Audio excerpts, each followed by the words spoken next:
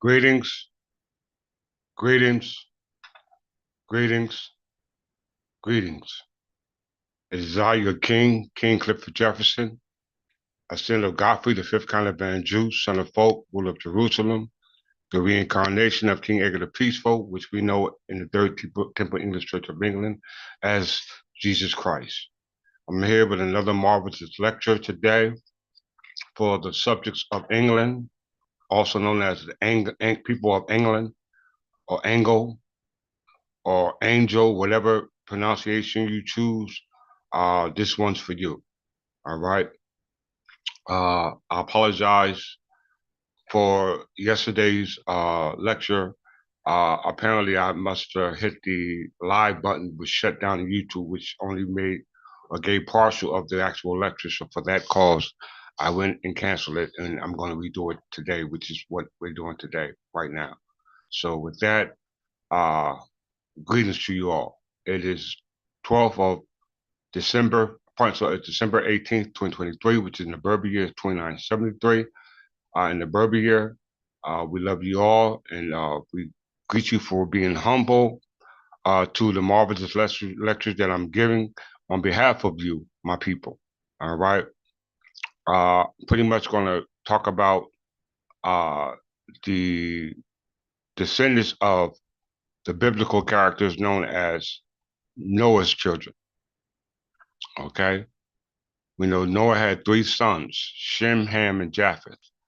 And majority of the people here in what we call North America, not to overlook the fact of those on the other continents of Europe and Africa, um, we here specifically are soon to descend from what we call Shem. All right. We know that the promise of the birthright was promised to Isaac, who changed his name to was promised to Isaac, son, which name was Jacob. All right.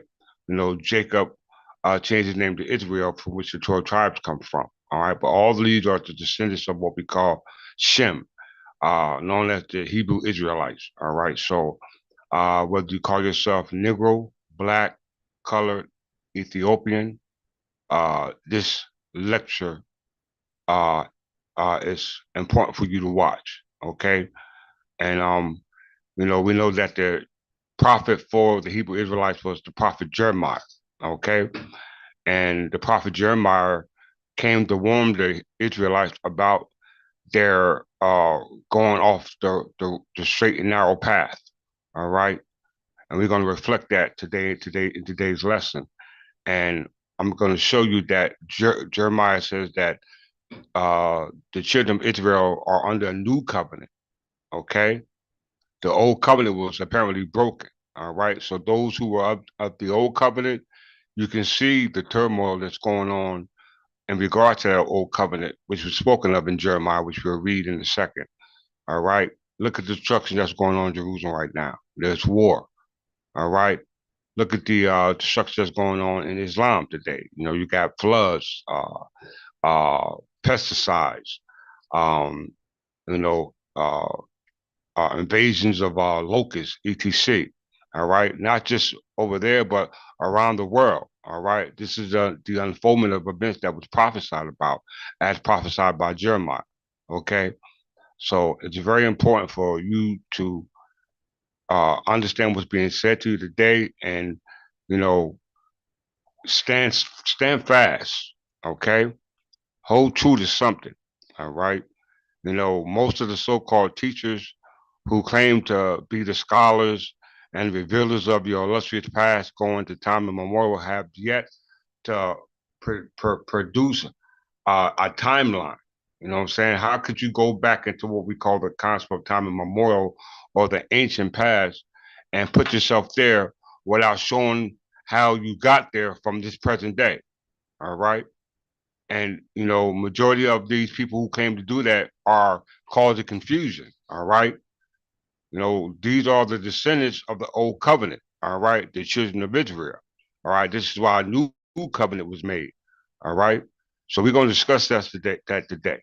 All right. But first we're going to go to Jeremiah 6, and we're going to read from 1 through 16, and then we're going to play a video, all right, from Signetter TV.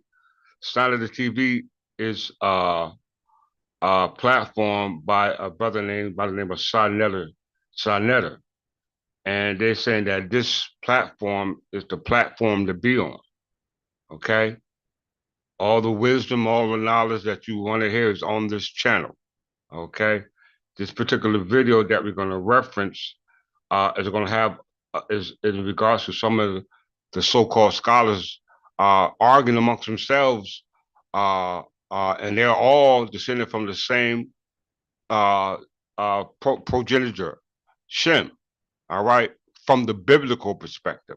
All right. Now realizing that that story was a fabrication of writings that originated from the doctors of the church. All right. Yes, from the doctors of the church on behalf of the uh, authoritative figures of the church, which were the popes at that particular time. All right. So we're going to discuss all that today and clear it up once and for all. All right. The parties that are involved is General Hashar from the Hebrew Israelites, Brother Garfield. Brother Garfield is an African, soon to be an African scholar. And his assistant is Brother Rabon, as well as Brother Jabari. He claims to be an Egyptian scholar, as well as a chief back in Africa. All right. And then Brother Reggie or Dr. Reggie. All right. He claimed to be a doctor, and he studies on a Dr. Ben Johag. I pronounced his name wrong, but he's going to say it in the video. All right. I don't want to say it, mess the name up. Okay. So without further ado, we're going to go to the scripture, and we're going to see the warning that apparently they missed. Okay.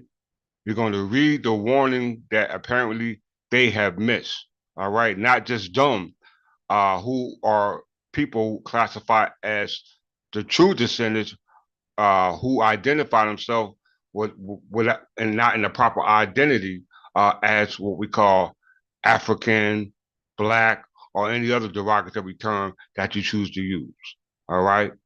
They have no type of record, nor scripture, no descendancy to prove it. All right. No national standards, no governmental law, no case law to support it. None whatsoever. It's just a belief. All right. It's just a belief. And we're going to hear and see it and read it for ourselves. So without further ado, let's get started.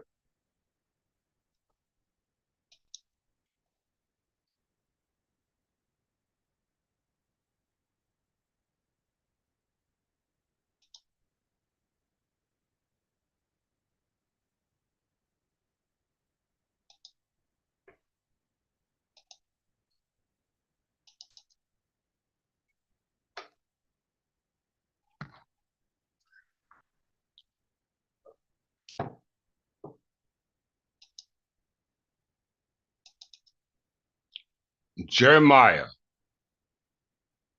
16. This is what the Lord says.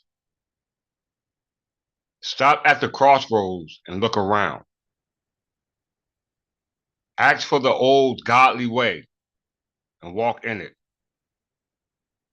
Travel its path, and you will find rest for your souls. But you reply, no, that's not the road we want.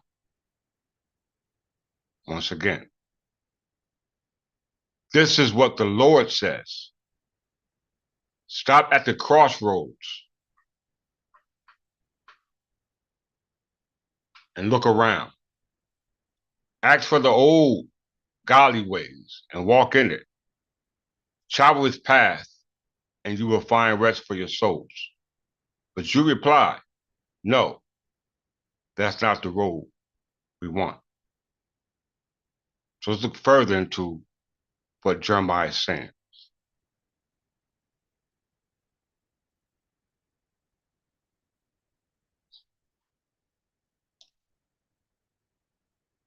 Let's start back from 1 and work our way back up.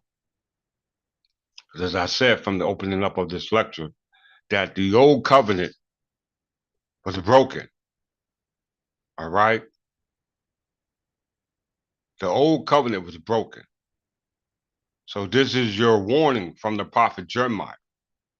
All right. Jerusalem. When you say Jerusalem, you know we go into the time when you make a proper timeline. This involves the time of what we call the Middle Ages. All right. All right, which is considered to us as time immemorial.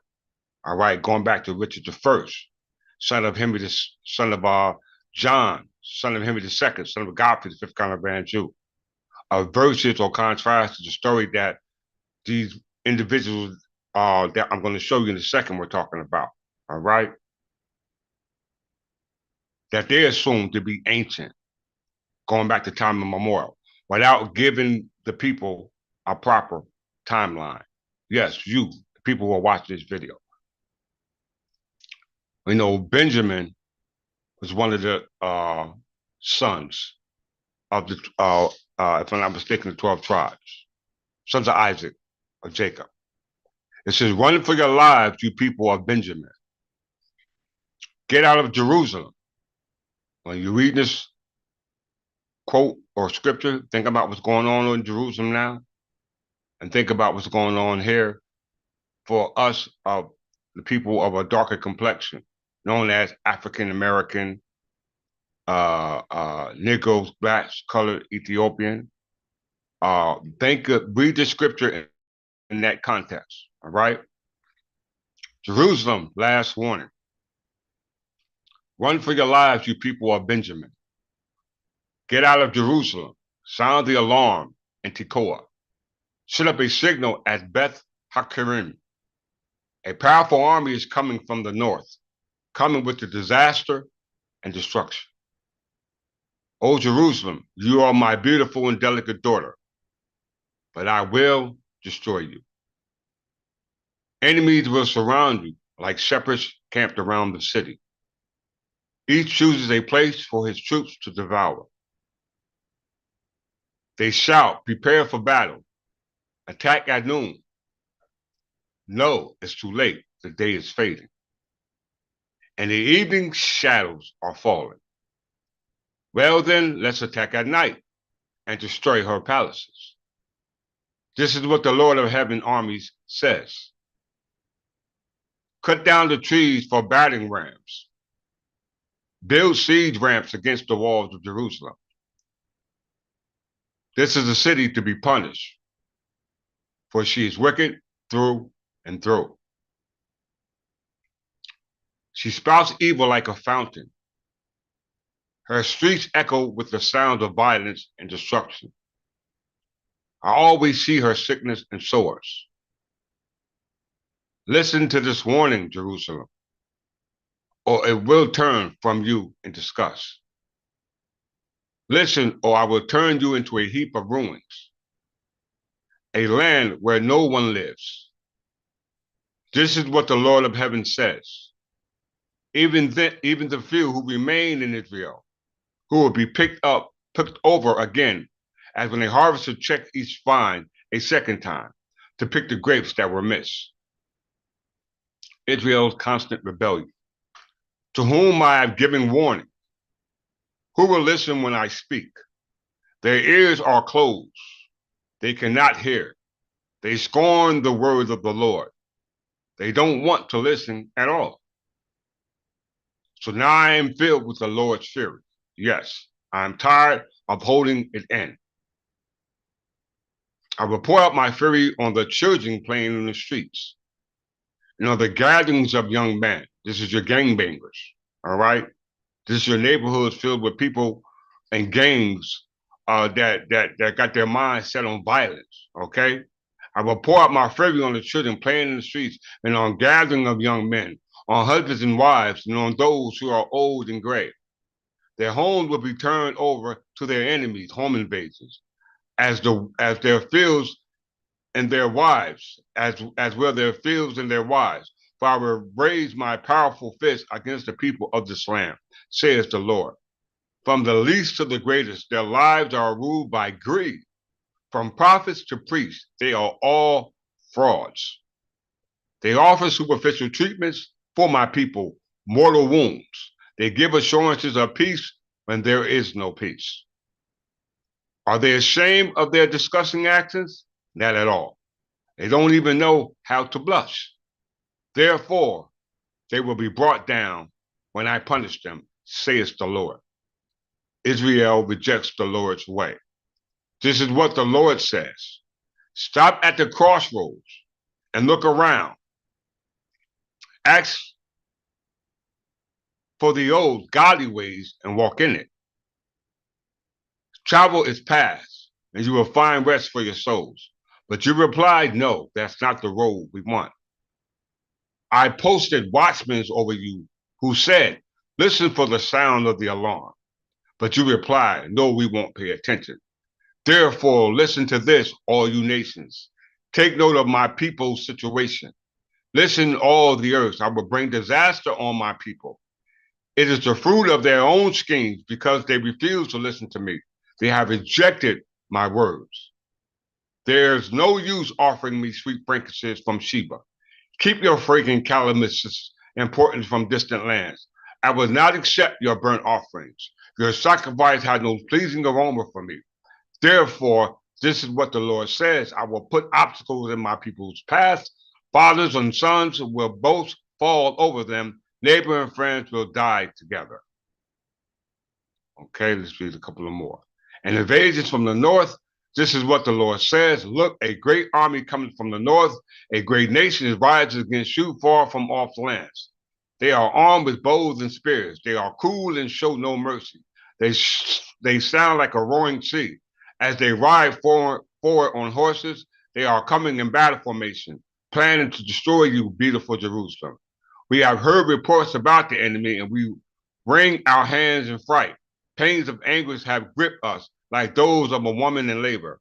Don't go out to the fields. Don't travel on the roads. The enemy's sword is everywhere and terrorize us at every turn. O my people, dress yourselves in burlap and sit amongst the ashes. Mourn and weep bitterly as for the loss of an only son, for suddenly destroying armies will be upon you. Jeremiah, I have made you a tester of metal, that you may determine the quality of my people. They are the worst kind of rebel, full of slander. They are hard as bronze and iron, and they lead others into corruption. The bellows fiercely fan the flames to burn out the corruptions, but it does not purify them, for the wicked remains. I will label them reject silver, for I, the Lord, am discarding them. Jeremiah 6:30. All right. So this is a warning for those on the old covenant, and this is a warning for those of the new covenant. This warning for the new covenant, because those of the old covenant are already violated the law. All right.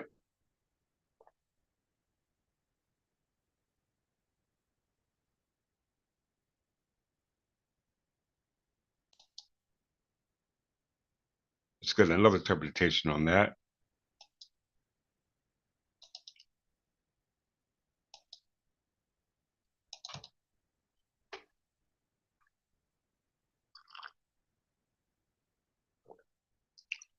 Sto superbius antigus. In English, I stand upon the old ways. I thought this proverb would be a good follow-up to the via antigua of yesterday's post. Depending on the context, this proverb can take slightly different forms. Sto means I stand, and stare means to stand. It didn't say walk, it didn't say move, it didn't say sit, it didn't say jump, it says stand. All right? Or the imperative state stand, second personal plural. This saying ultimately derived from the Hebrew Bible, but the actual biblical quotation is a bit different in form. Jeremiah 6:16, which we just read, reads, I'm going to try to say this right, states, superbius et vedete et interrogate de semitius intrigis quae sit via bana et ambulet and pardon self for pronounced that wrong. Stand upon the ways and look and inquire about the old paths as to which is the good way and walk in that way.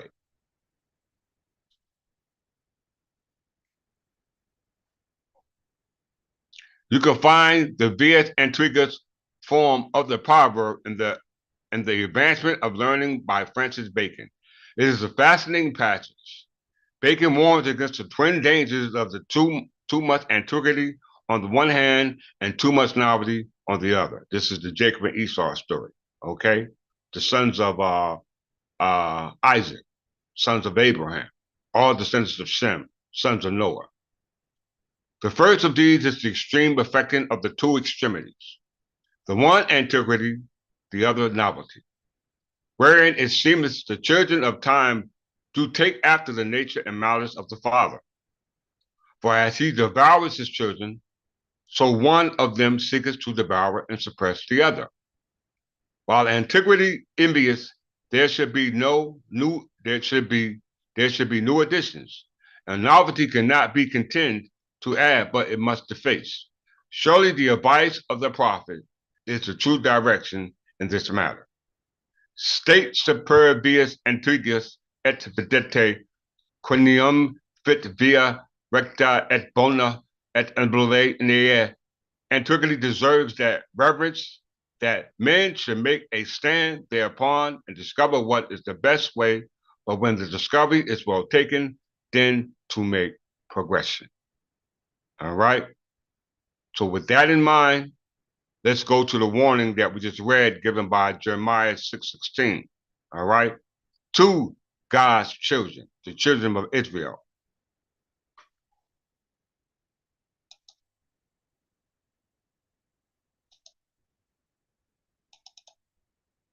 All right. We're going to, as you can see here, General Shaw going in on Garfield, Raborn, Jabari, and Reggie, jumping in and wash King James up.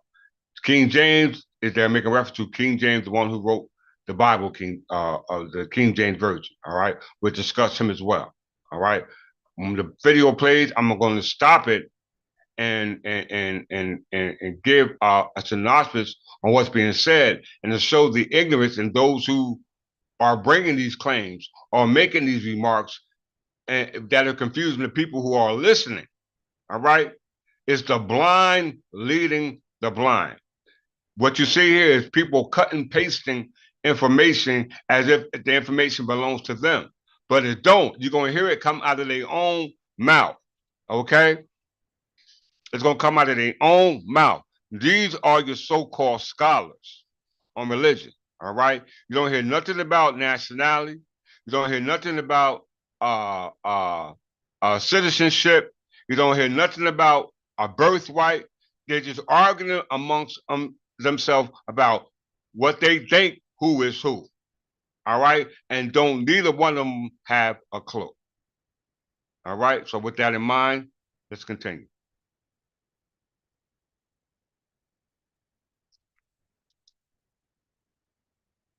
The cunning, right? The community. Y'all can talk all day. Y'all know I roll. All right? Let's move on to the next one. Note to the community who's watching, he's going to use a little bit of profanity, nothing outrageous, but and he's going to be yelling. All right, this is his way of arousing the crowd. No different than what you see in the Commonwealth of the UK today. All right, this is how they argue. This is how they debate. All right, this is the reason why our platform is different. All right, so let's get started. Give me 1 second.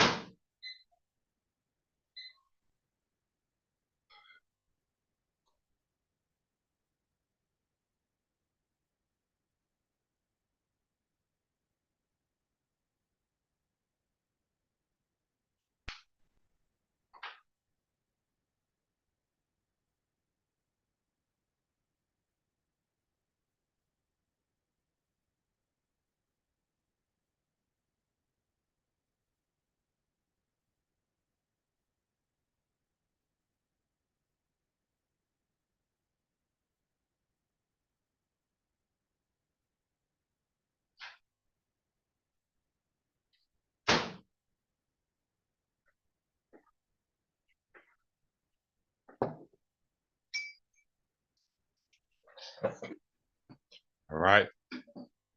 Everybody's claiming that they want proof.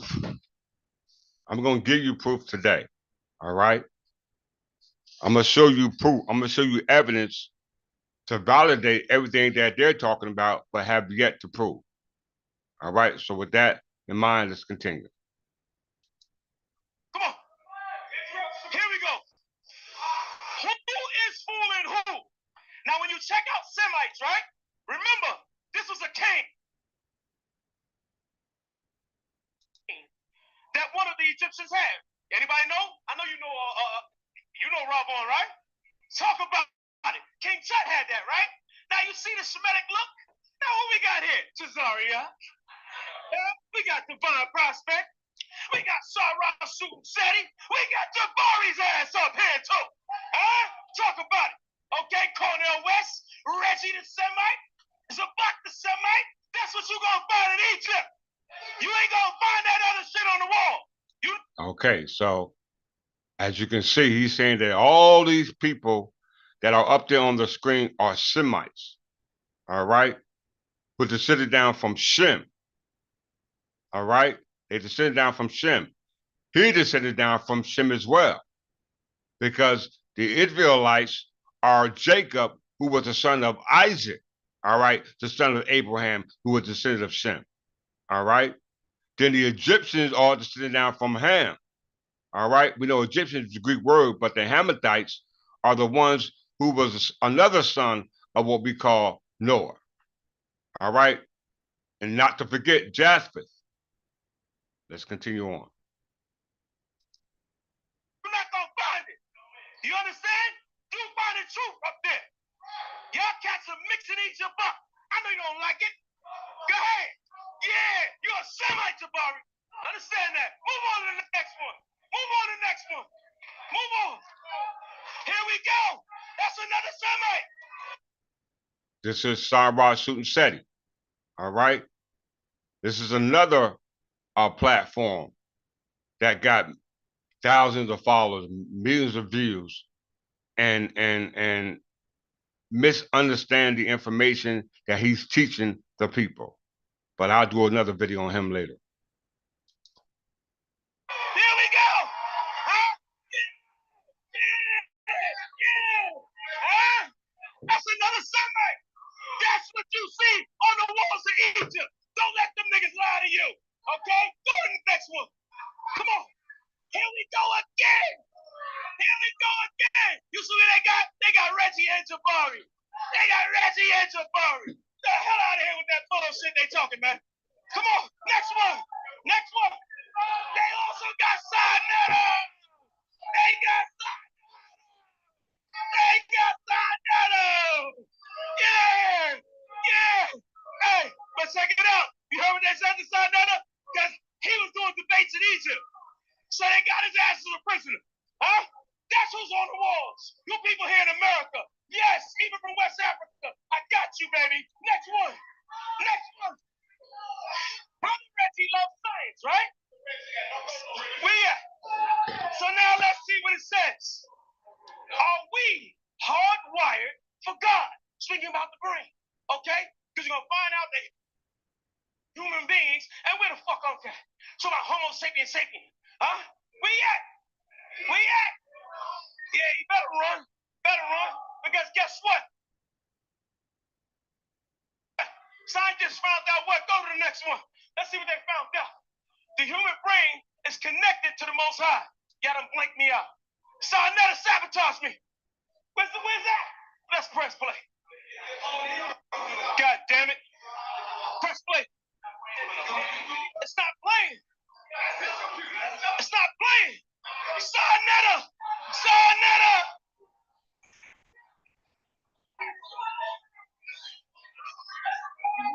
Y'all see what happened, right? Y'all see what happened? Sorry about that, y'all. I apologize for that. That was my fault.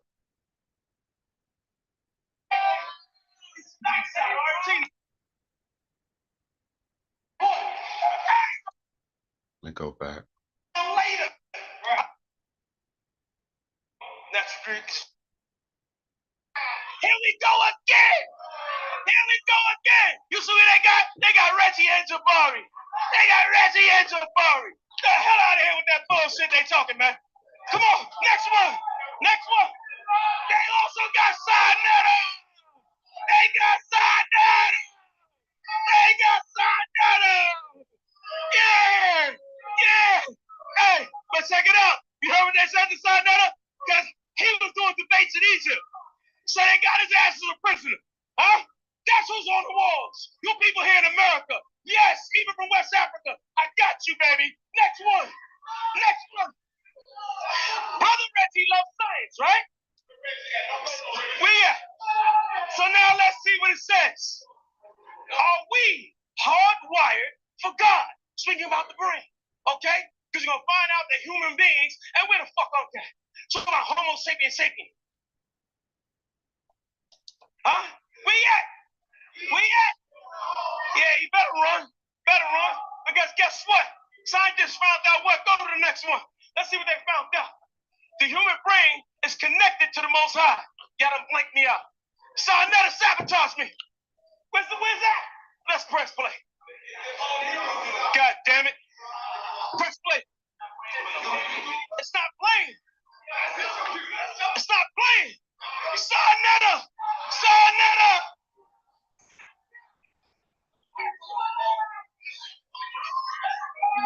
Y'all see what happened, right? Y'all see what happened? Turn on. Y'all see what happened, right? Yo, where's Zion at? I gotta back up. Sarnetta ain't getting me this time. I gotta fucking back up. I gotta fucking back up. You understand? I gotta fucking back up, man. I gotta fucking back up. You understand? God damn it. Let's see that play. Come on. Ain't gonna play? You lucky, man.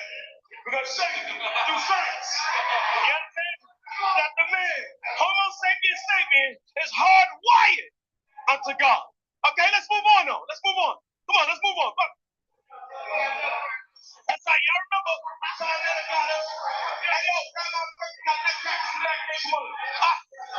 So now watch this. It says science did, right? It says humans predisposed to believe in God, right? And the afterlife. So it's telling you this is what they put down. Because the video is going to show that. But okay, so this is what? The source. Yeah, there's no source. What's the source? It's for you, Reggie. God damn it. University of Oxford. Okay. His source is the University of Oxford. All right. The University of Oxford goes back to, which is Oxford University, was a university created in the Middle Ages by Henry II. All right. Of the Plantagenet crown. All right. Confirming that humans are hardwired by God. He hasn't explained how these individuals are hardwired by God. He doesn't know. He only going based off what Oxford University says, which is the university created in the Middle Ages. So apparently they knew this stuff in the Middle Ages that they were able to create the university. All right.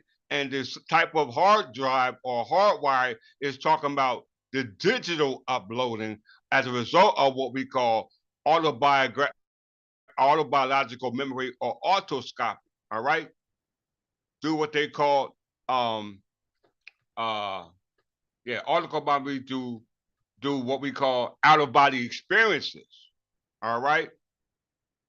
These are things that they can't explain, and then they off them out as being epilepsy, seizures, which are seizures or physical deficiencies that resulted from medical evaluations based off their synopsis. All right. He's also going to go into confirming it by what we call some form of process called MRIs or EEGs. All right. This is called digital uploading. All right. On their side of the equation, it's called digital uploading through what they call brain scan. All right. If you look up immortality, all right, it'll tell you that species are able to achieve biological immortality. Some species are biological immortality, and that's through what they call an immortalized cell. All right.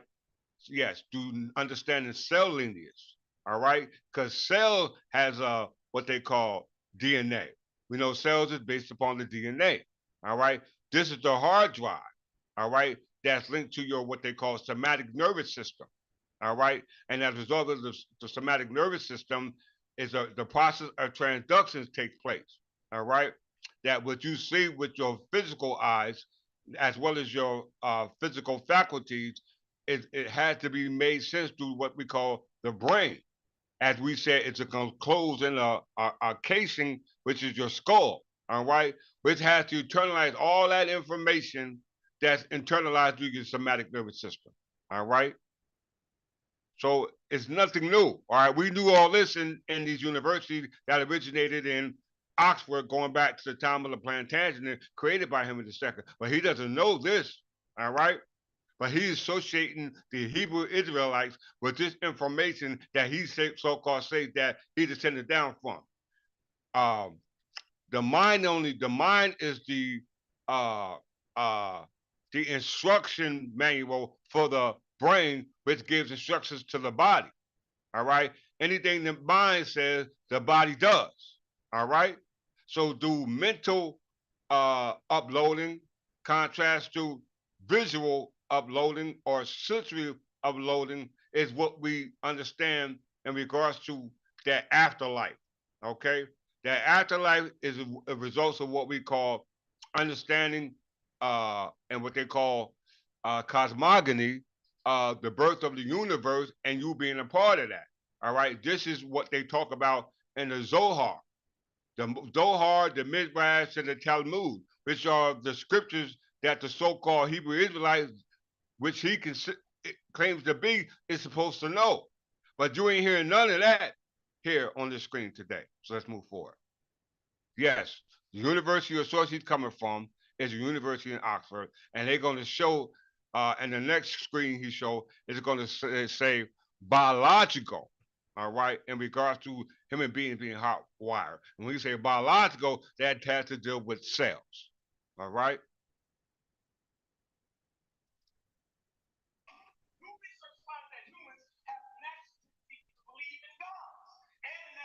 Research suggests that people across many different cultures instinctively believe that some part of their mind, soul, or spirit lives on after death. And studies demonstrate that people are natural dualists, finding it easy to conceive of the separation of the mind and the body. You understand? Okay, so what that means is this: we all say there's no God, right? Yeah, because Reggie, I see you trying to. We debated Jabari. Said it's science, man. That's the science there. You understand? That's the science right there. Goddamn it. So, come on, man. Let's move on, man. Let's move on. Forget this. Let's move on. Because that's stuff right there. But I want to move on. Yo, Hassan kills me when he be trying to do Reggie, man. He be trying to do Reggie. He kills me every time, man. Y'all gonna leave my brother Reg alone, bro. Hassan, that ain't gonna cut my tongue. Now, Sarnetta TV is like the Don King of boxing. He's the promoter. All right. He's the promoter to get the people to come in to view these platforms and donate their money as a gift for seeing the fight, which is already set. All right. These are not professionals. I'm going to prove it once and for all.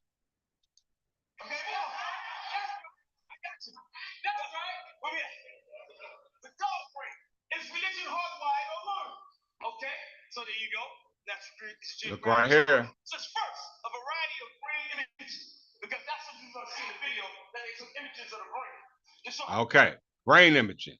Everybody look up biological immortality, and it bring up digital uploading or mental mind uploading. It give you two: digital uploading and mind uploading. He don't understand the mind uploading. He understands the digital uploading, because the mind uploading has to do with this part right here. There is a mounting evidence of a biological correlate to this phenomenon. He doesn't know anything about that, because this deals with biological immortality. Yes, understanding of cells. All right. He only understands it from mitochondrial DNA. We have to deal with eukaryotic cell. All right, the ability to be able to multiply. But before you had the ability to be able to multiply, there was unicellular cells that could not multiply, which was called prokaryocytes, and prokaryocytes are considered what they call extraterrestrial genes. All right, they were the first genes here on the planet that existed billions of years ago. You don't even go back that far based off your 6,000 year time frame of God's creation according to the Hebrew calendar, which I'll show you in a second. All right, let's continue. How the brain works, okay? To praise and believe in God, okay? So it says what? In monitoring techniques such as EEG, MRI, including functional MRI, PET, and SPECT, have compared data on brain activity and blood flow with specific spiritual practices. Some studies have identified specific brain areas that are consistently active or suppressed during the religious practice. That means through science, man, it's hardwired to worship God. So why is he not explaining this from the Midrash, Talmud, and the Zohar? Because those are his references. He don't even know about those references. He's using modern day science to qualify it, when he don't deal with modern day science because he's a religious teacher. All that nonsense you talk. The white man just learned already. How did he learn? You understand? Okay? All right, let's keep going. Second, capitalizing on a religious spiritual experience seen with hallucinogens agents A, LSD, ecstasy, and other drugs which act on the serotogenic system have made use to study metabolic changes.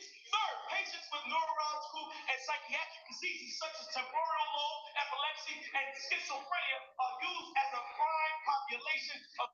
I just said that. All right, I already talked about that. Out-of-body experiences, which result from autoscopy and what we call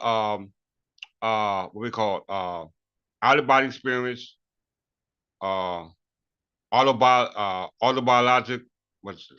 Out-of-body experience, autobiological memory, and autoscopy, which are three phrases that you can reference in reference to what he's talking about. All right, simple. Of spiritual experiences or alterations in religious beliefs. I'm not gonna read all this, man. I'm not gonna read all this because that's gonna be on tape, so y'all see. Let's keep going and get the sources. That's our source, okay? So now let's see. Establishing a proximity. Once again, his source is Oxford University. All right, Oxford University was created by Anglo-Saxon kings. All right, not by Hebrew Israelites. Y'all need to understand this. By Anglo-Saxon kings, and I'm going to show them that they have a better connection to God than these people do. Israel, Egypt, and the Gaza Strip is 152 miles long. Why is this important? Because you niggas saying, Israel is on the tectonic plates.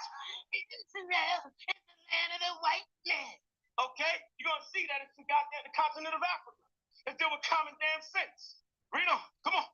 You hear me? Read on like I'm in the street. New York to Pennsylvania is 152 miles. Right. Why is this important? Because if you see Egypt to the Gaza Strip is 152 miles, it's showing you the close proximity in which they're in. It's a 1, 2, 3 thing. So it's in Africa. You understand? So you're going to understand that what? This is something that our people propagated long ago in that continent that you call Africa. Goddamn Garfield, Rob Bourne, Reggie, okay? Huh? He ain't talking about no type of territorial jurisdiction in regards to God's kingdom. He's talking about modern day terminology in regards to what they call plots and lots and what they call terminology to how to determine land that's divvy out. It's a land tenure. All right. So the distance and the gate just shows a conveyance of land that belong to a particular geographical governmental structure. All right. Which is nothing more than a result of what we call a prescription of sovereignty. The land don't belong to the government. The land don't belong to the people. that are situated there, because the land belongs to the one who was promised the land, and the promise as established in Jeremiah, okay, as well as the book of Jacob, all right, when Jacob fell asleep, all right, this is called Jacob Pillars or Jacob Ladder, the land that was going to be promised to him and his heirs and descendants by Abraham, but that covenant has been broken. All right, there's a new covenant. Jeremiah qualified. Let's continue on.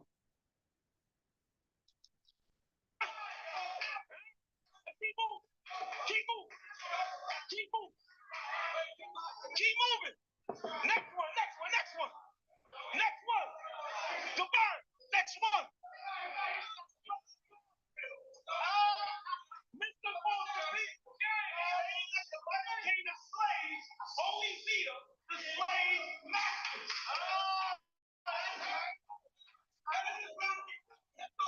You know why he clapping? You know what? Because he's embarrassed. Shut your ass up. Let's go. No more sense. He's embarrassed because he said that the slave master gave you the Bible. Y'all give the white man too much credit. Okay? Garfield, Rob Boyd, Safari. The white man too much credit. To the contrary, a collection of scriptures, papyrus, codices, and manuscripts were in Africa long before the Tekoa LPs came there. Understand that? Long before he got there, we was already there. We'll see. Okay, those records he's talking about goes back to the Augustinian religious societies, all right, founded by Augustine of Hippo, all right? And we know that the first doctrine of the church was Peter, all right? So he's the predecessor for all of them, and he existed in 1 AD, all right? All the other ones are sent down from Constantinople, all right? But it involves the teachings of the Church of what we call the Church of the Holy Sepulchre, all right? It goes back into the order of the Holy Sepulchre, which goes back to the times of those who conquered Jerusalem during the times of what we call the Crusades, which created these what we call codexes, all right? These papyrus that he's going to reference, which all came from the Middle Ages. All right? But he ain't talking about the Middle Ages. He's going to say the Middle Ages, but he don't practices the customs and traditions from time immemorial, i.e. time of the mind, because he himself going to say it was practiced as a custom before it came written down. This is what we call the common law. But we know the common law in the Middle Ages was created by who? Henry II. All right? Henry II, the son of Godfrey, the fifth count of Brennan, Jew. All right? Son of Folk, the ruler of Jerusalem. All right? These are facts. What he's telling you is a lie. Let's continue. Next one. Now I'm gonna tell you why these niggas is liars. You know why? Where's the source? The source is this. Where did the first manuscripts come from? Actually, when they're in America, I hear crickets. He said, where did the first manuscripts come from? Well, they're in America. He said he hear crickets. Why? Because people don't understand the origin of America. That's why you hear crickets. He don't have a clue of the origin of America, because if he did, he knew that the origin of America comes from the Middle Ages. And those manuscripts that he's using as a reference would have nothing to do with the Hebrew Israelites, as told in the Bible, which was written by King James, the book he followed. All right? The book he followed. The first de facto book that precedes King James is the book, the Bible by Wycliffe, who was in the courts of Henry VIII from the House of Tudors. I mean, pardon self, yeah, from the House of Tudors, who got their authority from coercion and Coduop and the conquest of the Lancaster branch, which is a cadet branch of the Plantagenet crown, which he has no knowledge of.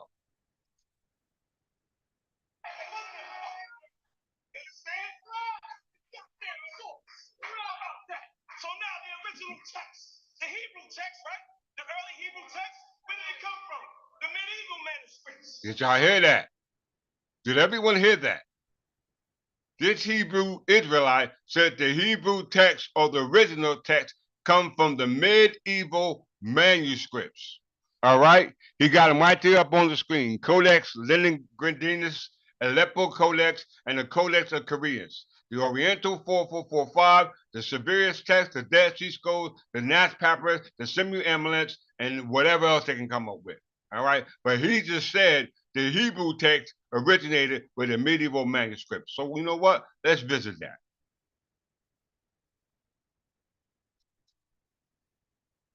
Before we come back to this video.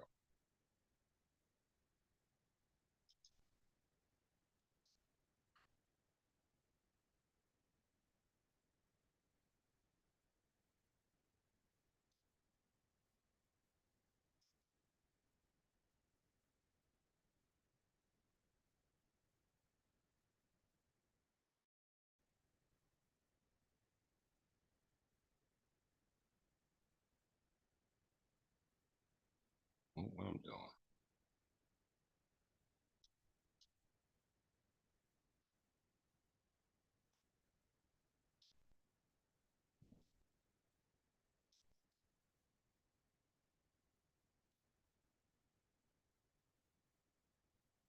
All right, everybody looking.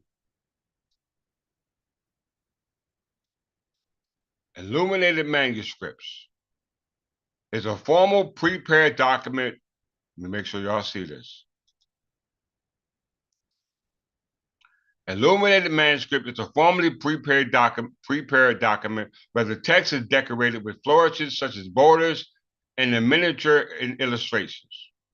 Often used in the Roman Catholic Church. When you say the Roman Catholic Church, you're talking about the Church of England. For prayers, liturgical services, and psalms. The practice continued to the secular text from the 13th century onward, typically included proclamations, enroll bills, laws, charges, inventories, and deeds. All right.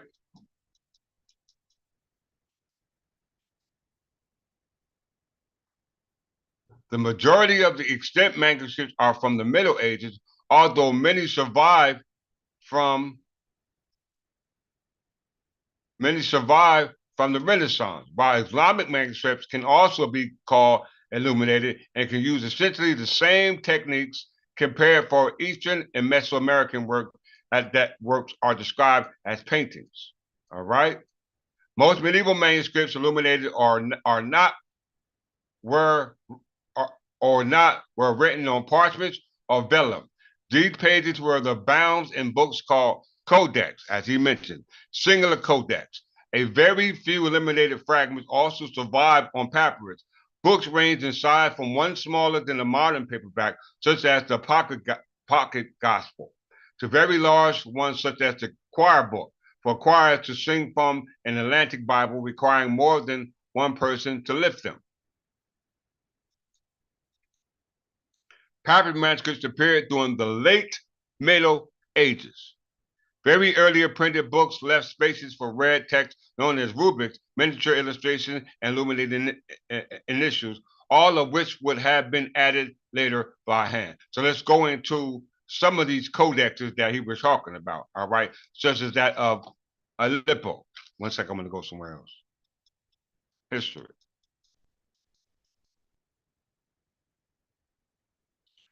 The art historians classify illuminated manuscripts into their historic periods and types, including but not limited to late antiquity, insular, Carolingian, Ottonian, Romanesque, Romans, I'm pronouncing wrong, forgive me, Romanesque, Gothic, and Renaissance manuscripts. All right. There are a few examples from later periods. Books that are heavily enriched and illuminated are sometimes known as display books. In church context or luxury manuscripts, especially if secular work. Remember, we talk about the canon seculars from the Roman Catholic Church, all headed by Augustine, the Augustinian Society, which are originated from Augustine of Hippo, which was a Libyan Berber from Africa. All right, Hippo Regis area. All right, these most likely to be the gospel books, such as the Lynn Frame Gospel, all right, and the Book of Kells. The Romance Square and the Gothic periods saw the creation of more large illuminated complete Bibles. The large surviving examples of these is the Codex Gigas in Sweden, and so massive that it takes 3 libraries to lift it. All right. All right, let's go here. Illuminated manuscripts. Let's look at the Aleppo Codex.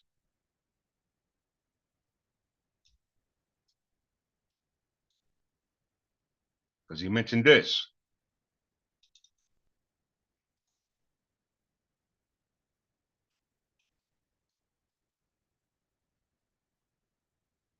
The Aleppo Codex, Romanized Crown of Aleppo, is a medieval bound manuscript of the Hebrew Bible.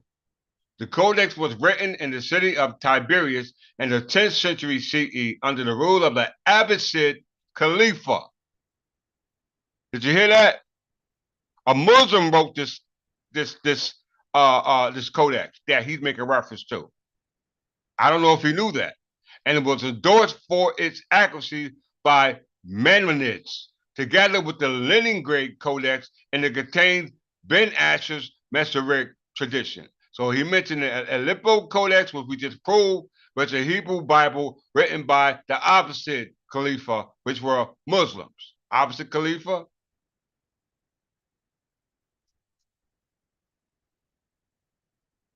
was the 3rd Khalifa to succeed the Islamic prophet Muhammad. It was founded by a dynasty descended from Muhammad's uncle Abbas ibn al-Muttalib, from whom the dynasty takes its name. You hear that? So you need to go back and do your research, Brother Hassan. All right? Now let's visit the Leningrad Codex, which he talked about.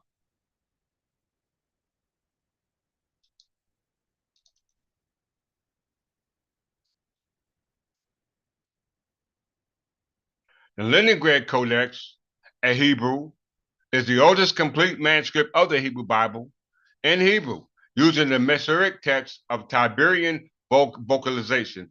According to its colophon, it was made in Cairo AD 1008. These are 1008. All right. Some have proposed that the Leningrad Codex was corrected against the Aleppo Codex. All right.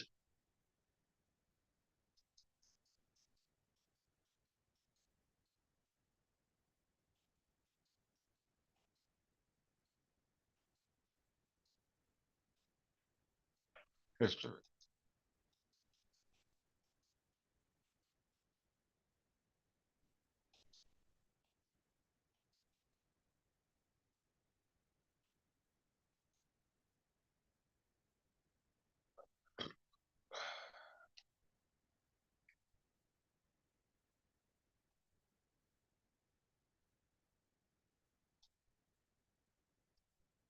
All right.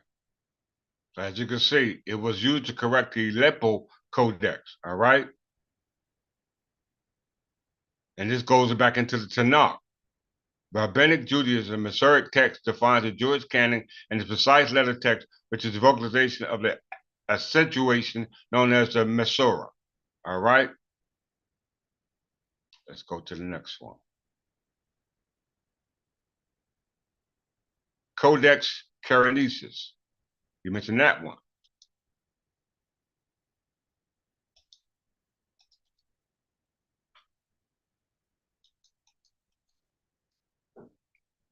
The Codex Carenesis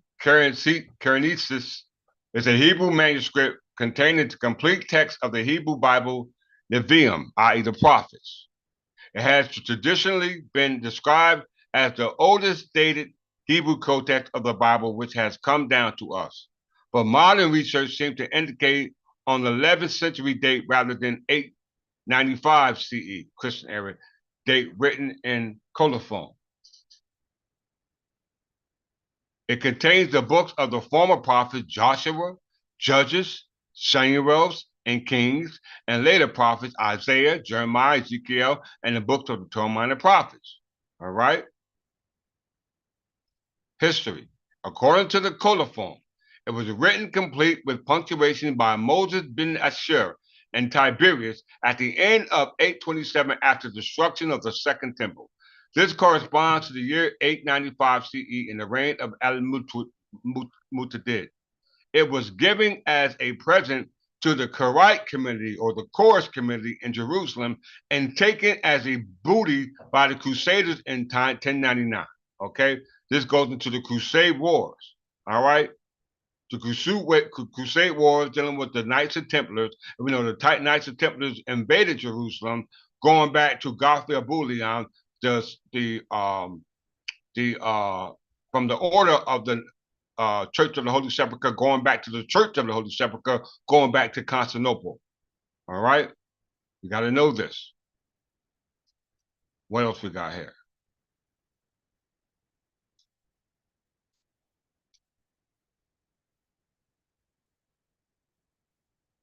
Let's deal with this.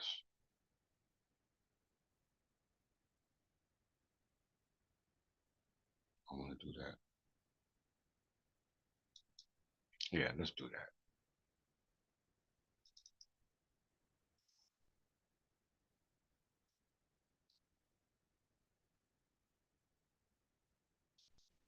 He said that the manuscripts for the Hebrew text originated in the Hebrew, from the Hebrew manuscripts. He said that. Brother Hashar said that. All right? I'm going to come back to this in a second when another brother speaks. He said, as we see here, list of English Bible translations. All right? Then you got the Old English prior to the Norman Conquest. All right? Then you got the Middle English biblical references that goes into what we call Wycliffe. And then you got the early modern English going to William Tyndale, modern Christians, King James Bible. Then you got the ones that was created after that, which were modern Christians and modern Jewish Bibles. All right. So you got Bibles that existed pre Norman Conquest, which had nothing to do with the biblical days in which you're making reference to, because this is the Bible in English. So you have to make reference to the Bible and the times of the English, because each and every one of you in that presentation are speaking English, but no one is making reference to English, and no one is showing the origin of their references in English or from English origin, except me. All right? So let's just get a look at this Bible. All right?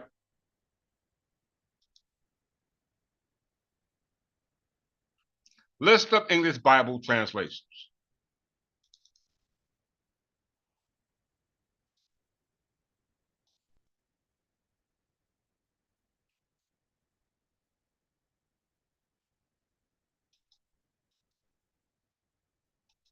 Okay. Early complete Bibles. As you can see, Elohim, all right? Elohim was from the Augustinians, all right? Going back to Constantinople.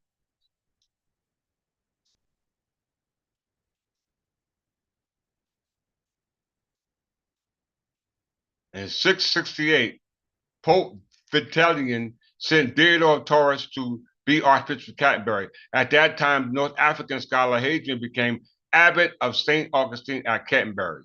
Alamir was one of his disciples, for he addressed him as the venerable preceptor of my rude childhood.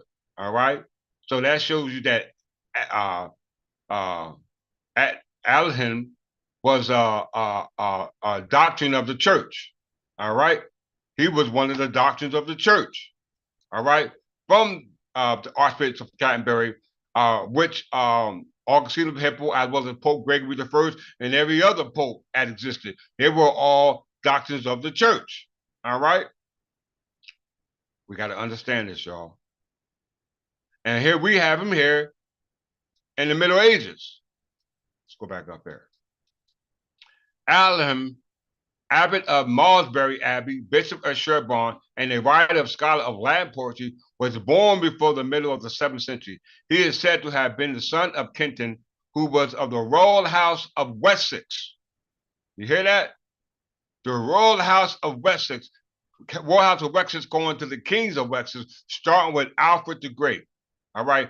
Everybody before that were descended down from the kingdom of Kent, going into the conversion of the Anglo-Saxon to Christianity by which was under the control of Ethelbert at that time, due to Archbishop of Canterbury under the authority of Pope Gregory I. All right, you must understand that. Wessex.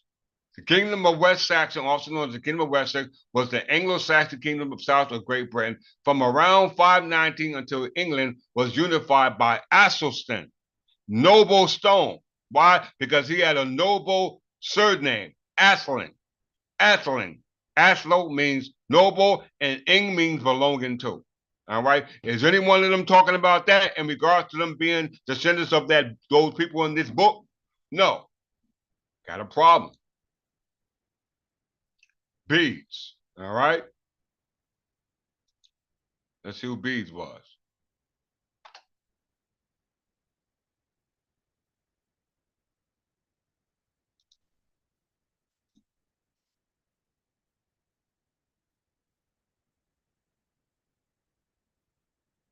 Oh, y'all better listen.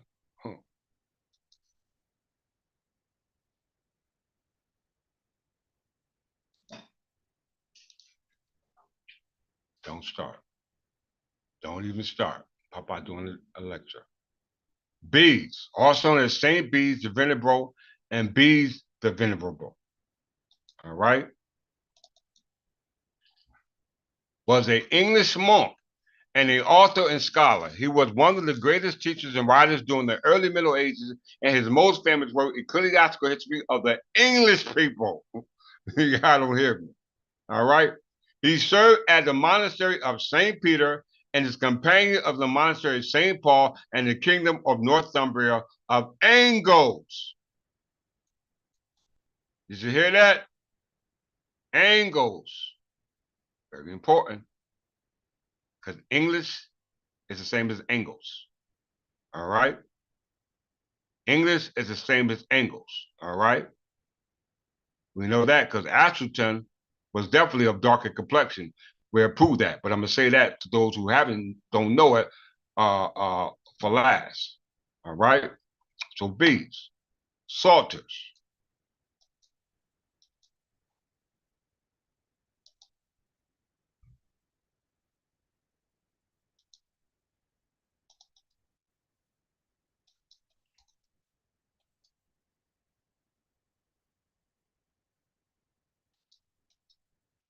Psalter is a volume containing the book of Psalms, often with other devotional material bound in it as well, such as the liturgical calendar and litany of the saints. All right, these are our martyrs and saints. All right.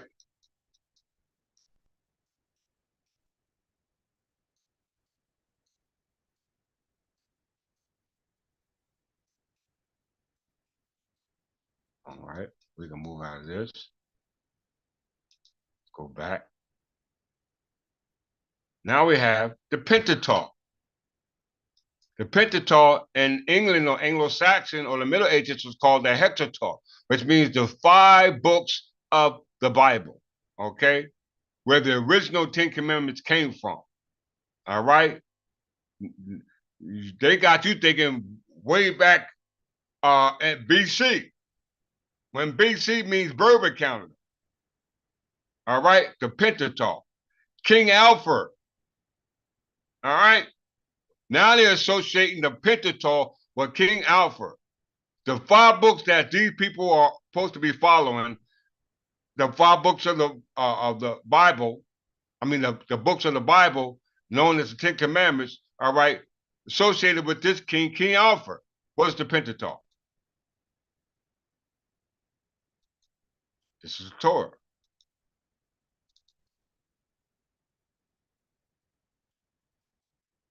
Which is also called the Hexateuch.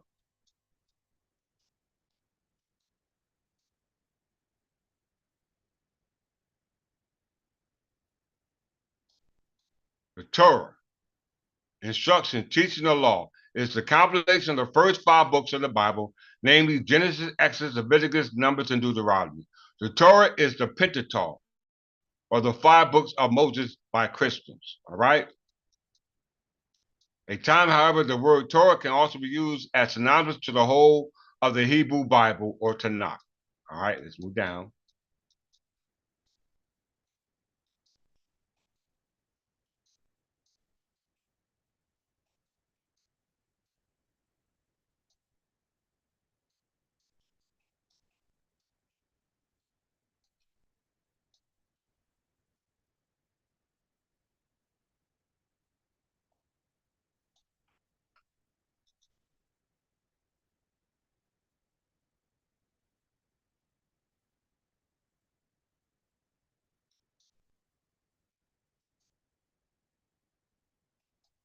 All right. We have Gospels of Matthew, Elphick of Isham. This is where the etymology.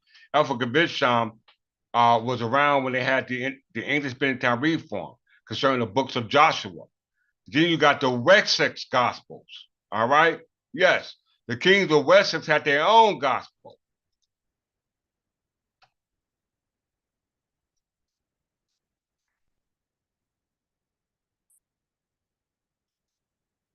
Is he telling you that? No. The Wessex Gospel, hold on 1 second, are a translation of the four Gospels of the Christian Bible into a West Saxon dialect of Old English, produced from approximately 990 AD. In England, this version is the first translation of all four Gospels into standalone Old English text. 7 manuscripts copied to survive, and transcribing was supervised by the monk Elphick of Isham. All right, understand what's going on, and in many others. All right, Godfrey of Chancery, William Tinsdale.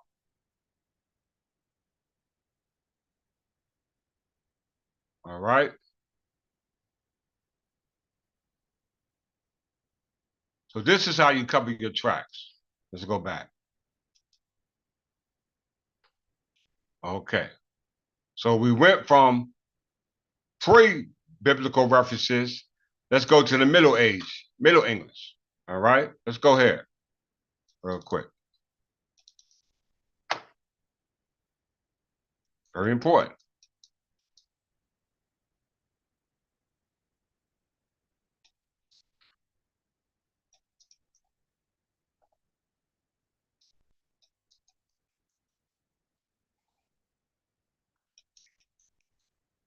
Everybody see this?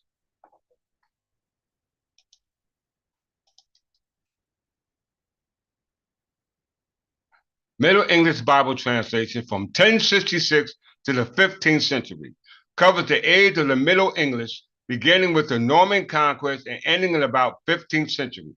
Aside from William Wycliffe Bible, this was not the fertile time for Bible translation.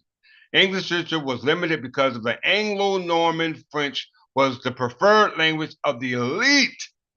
Did y'all hear what I'm saying? The Anglo-Norman French was the preferred language of the elite, and Latin was the preferred literal language in medieval Western Europe. All right? We must understand what's going on. That means this is the time of William the Conqueror, all right, who invaded English, all right?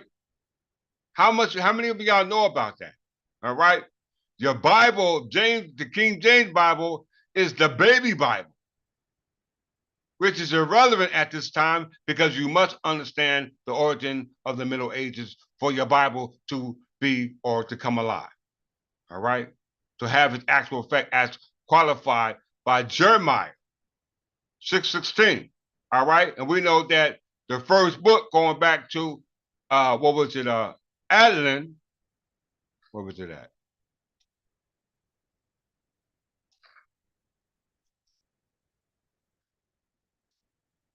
Goes back to what they said,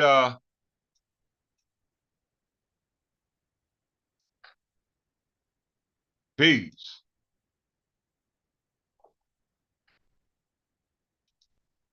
These are pre-early books before the King James Bible. Goes back to the Angles. Forget the depiction what you see there. That's irrelevant. As you can see in the video, Brother Hashar was showing people as Negro, Black, Colored, Ethiopian, and claiming to be Semitic people just as a result of them looking alike, but still have not addressed the true factual grounds of what's the problem or the issue that we are having today. All right, as regards to being a part of a nation.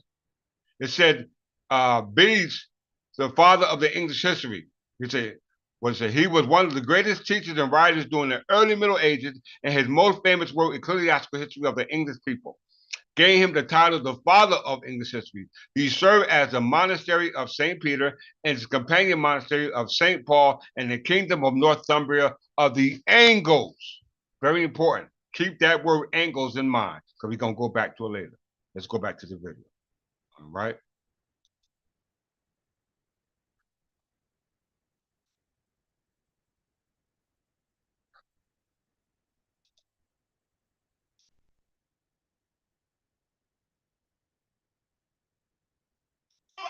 The Codex Leningradius, the Knox Papyrus, the Elito Codex, the Dead Sea Scrolls, the Codex Caneus, and the Now, he ain't gonna mention nothing about the medieval manuscripts, the Codex Leningradius, the Aleppo Codex, or the Codes of Cornelius. He's gonna go back to the Dead Sea Scrolls, the Nash Papyrus, which is some stuff that was created by the Roman Catholic Church going back to Constantinople. To throw the people off, because all that's subject to, you need a calendar to support your story. All right? The Hebrew calendar didn't come around till 1 AD, and at the time of 1 AD, God is just creating the world. 3761. We'll prove it in a second. All right. Let him ramble off for a little while. What the Oriental 44, 45 PM, right? Now, where's this all at? It's not in America. So how did you get a white man that much credit? How did you get a white? See, now, guess what? Guess what the book that just did? Now, look what he did. He said, show me West Africa. I'm showing you before West Africa, nigga. Now watch this. Ancient translations, right, or recessions. That gave them Septuagint. The only one they got right was Shaka. Okay, since the Sumerian Pentateuch, the whole manuscripts, and that whole thing, Syrian shit up, and the Targums. Who were the Targums? That was oral tradition. That was oral tradition. I repeat that. Oral tradition. That means it was written down later. Huh? Right. So all these niggas need to stick a thumb up their ass for lying. The Silver Scroll, number 62327. He only said that just to qualify that they didn't have no records to support it. Because now he's trying to say that's where the common law comes in, which was what was being practiced or the culture or the way of life for them before it got written down, which is a lie, because the origin of common law, as we know, and when law said, starts in the Middle Ages. All right, so that's a lie. It's that circa 600 BCE, okay? Hit among Israel. These are scrolls that were there. Understand that. Go to the next one. Come on. The National Papyrus. That's Deuteronomy 6 and 4, circa 150 BCE. Where did the white man come in? The white man was here.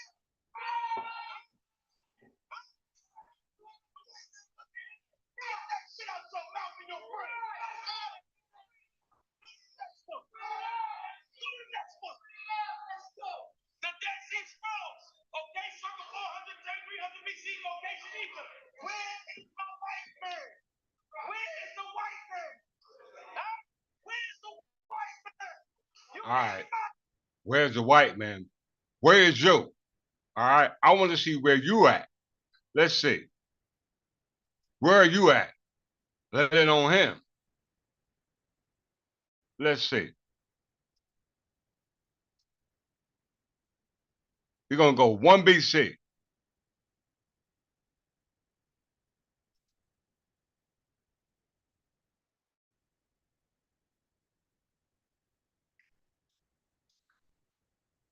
Everybody should be familiar with the calendar. All right. 1 BC. Since he making reference to illuminated manuscripts going back to BC. All right. We know the Gregorian calendar didn't come into existence until 1582.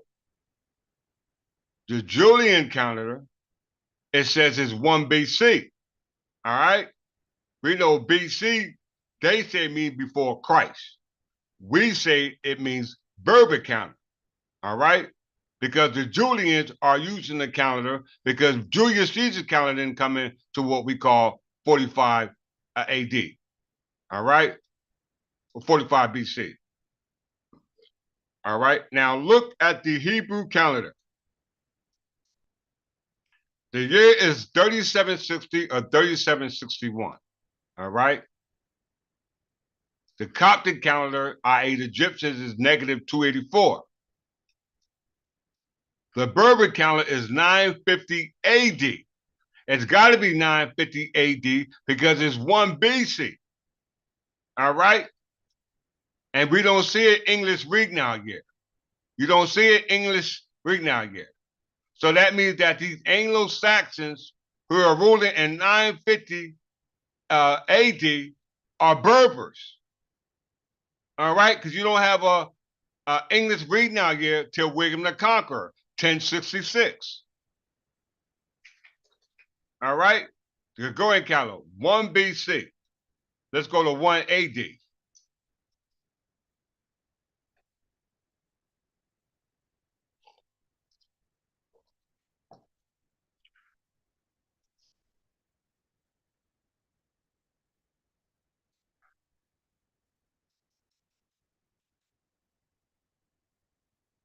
The year of our Lord. So when the Lord was speaking, he was here. He was present.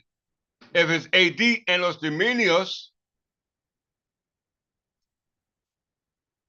the Berber year in AD is 951. And BC is 950. Okay?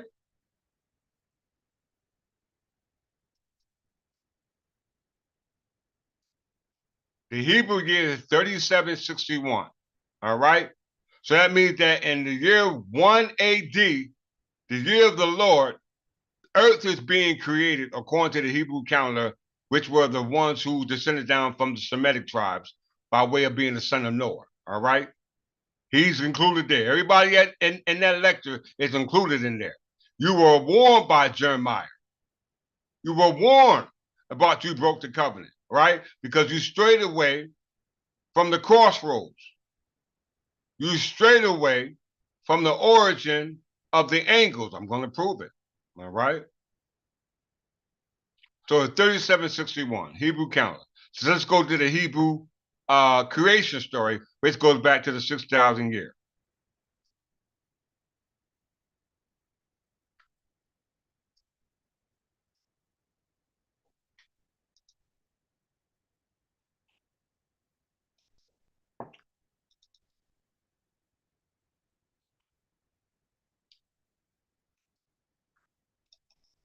According to the classical Jewish sources, the Hebrew year 6000 marks the latest time for the initiation of the Messianic age, the year of the return of their Savior, Jesus Christ.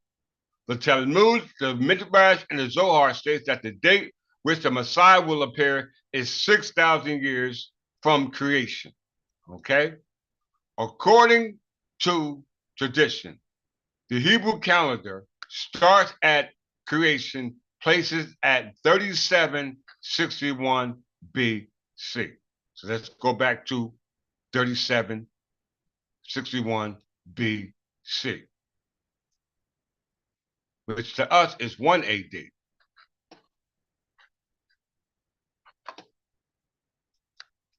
We're in 1 AD. Let's go to 1 BC.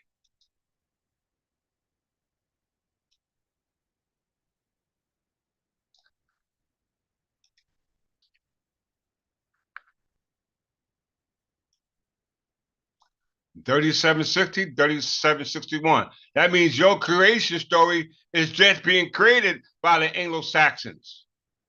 All right? So that means the Anglo-Saxon must have been God and the angels who were the messengers of God, relaying these messages to man. All right? These are facts. You can't disprove that, this no matter how you try. Your creation starts in 3761. Let's go back to creation. So if that's the case, that means that God is speaking to you right now. That means I am God to you. But like Jeremiah said, you choosing the other way.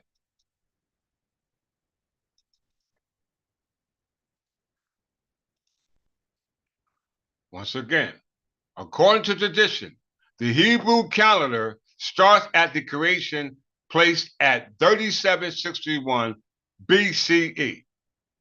All right? It ain't 3761 AD, is it? No. Not in your calendar, and our calendar is 2973. All right? Which is almost times, it's going backwards for us based off our calendar. All right? According to tradition, the Hebrew calendar started at the time of creation, placed it at 3761 BCE. The current 2023-2024 Hebrew year is 5784. By this calculation, this ends the 6,000 years for which the Messiah will return. So that means the Messiah will return in what year? 2023, because the year is 5784. All right, let's prove that.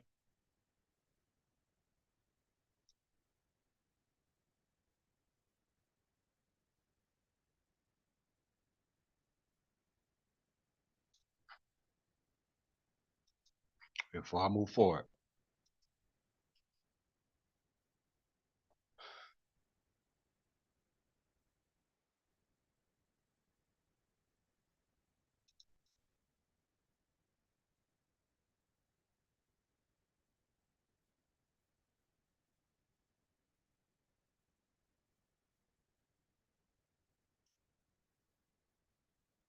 'Come on.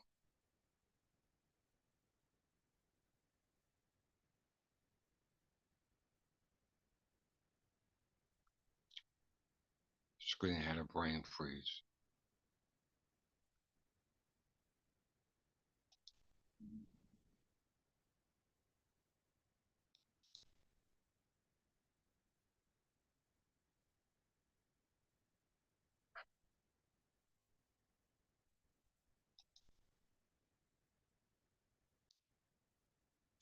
(2023).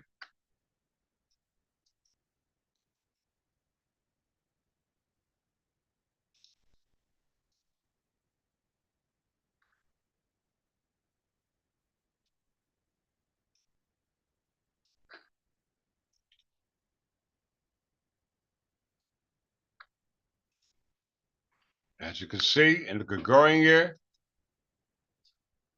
2023. All right. The Berber year, as we always say, is 2973. The British Regnal year is Charles III, which is ruling now. All right. The British Regnal year didn't start till 1707. All right. Yes. Prior to 1706, it was the English Regnal year, which started in 1066 with William the Conqueror. In 1065, there was no English Regnal year. There was only the Berber calendar. Okay. It goes back to time immemorial. All right. The Berbers goes back to time immemorial. And we know Berber is an English name. As we can see, what is the Hebrew calendar? 5783, 5784. As it said, in the ending of the 6,000 year of creation, the year will be 5784. That means next year will be the ending of your creation story and the qualifying here of your Messiah's return.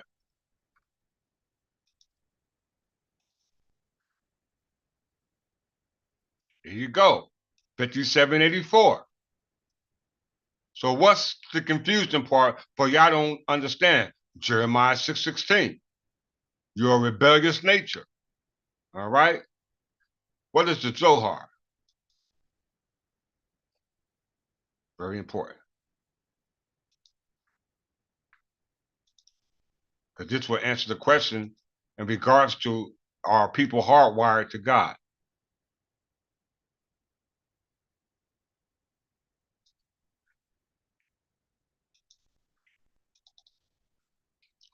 The Zohar is a foundational work of Kabbalistic literature. It is the grounds of books including commentary on the mystical aspects of the Torah, the 5 books of Moses, the scriptural interpretation, as well as material on mysticism, mythical cosmogony, and mythical psychology. All right? The Zohar contains discussions of the nature of God, the origin and structure of the universe, the nature of the soul, redemption, the relationship of ego to darkness, and the true self or the true light of God. He wasn't lying. Why? Because it's based off cosmogony. What is cosmogony?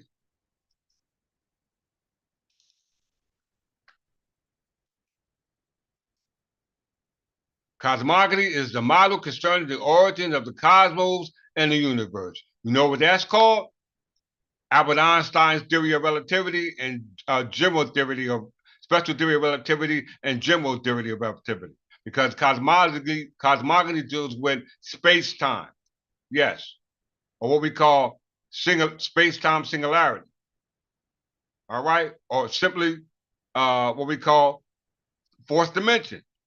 Moving to the fourth dimension. I already talked about that. I'm not going to talk about that now. All right. So although Hebrew Israelites, you should understand what your books that were given to you because it concerns you and God's creation if you know God.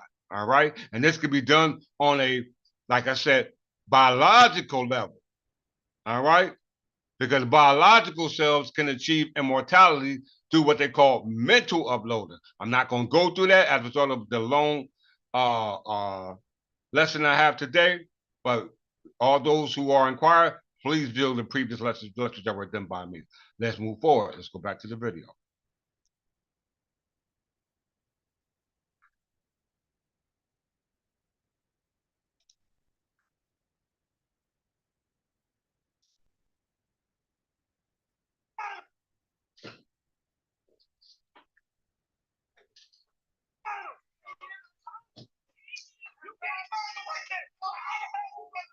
The white man gave y'all the book, but you gave up the slave ship. Get the shit out of here.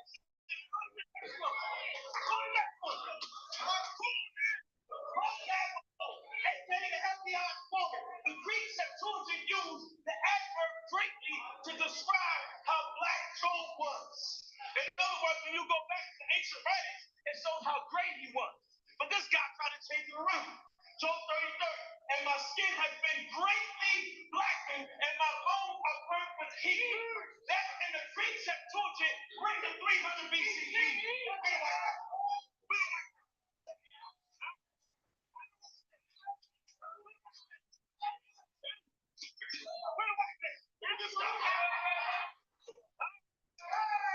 One caveman document, yes. Okay? Clearly, they didn't write the Bible. Anybody believe that? It's wicked. You got that demon. Oh! I'm gonna call it, nigga. Go ahead. Ask for the New Testament. All you talking about, Now he made a boo-boo here because he's got doctors of the church that are Coptic clergy, canon clergy. All right. Apparently he don't know that, right? And brother, I don't think if it's not Jabari, it's brother, what's his name? Brother Garfield is going to call him out on it. All right, but that's not what I want to get across. But it just shows you that this guy, Brother Hashar or General Hashar, is just cutting and pasting things together to qualify his story that never even existed in regards to the time in mind that he's making reference to of where he descended down from. Okay, let's get on with this. man, put Jesus in there. Let's see. Bring it out.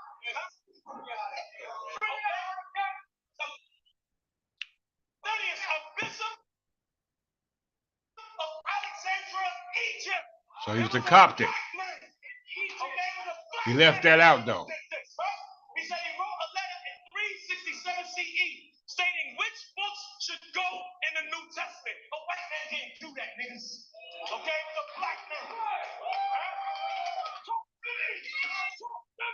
yelling and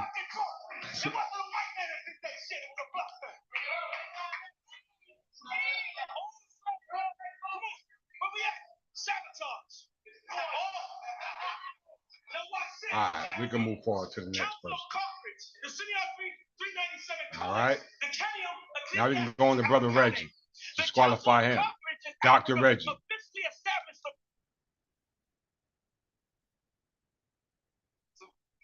Of the Hebrew Israelites. Denial phrases.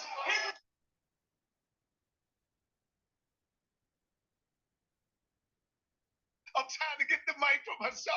They all coming holding me back now, Hassan. Now.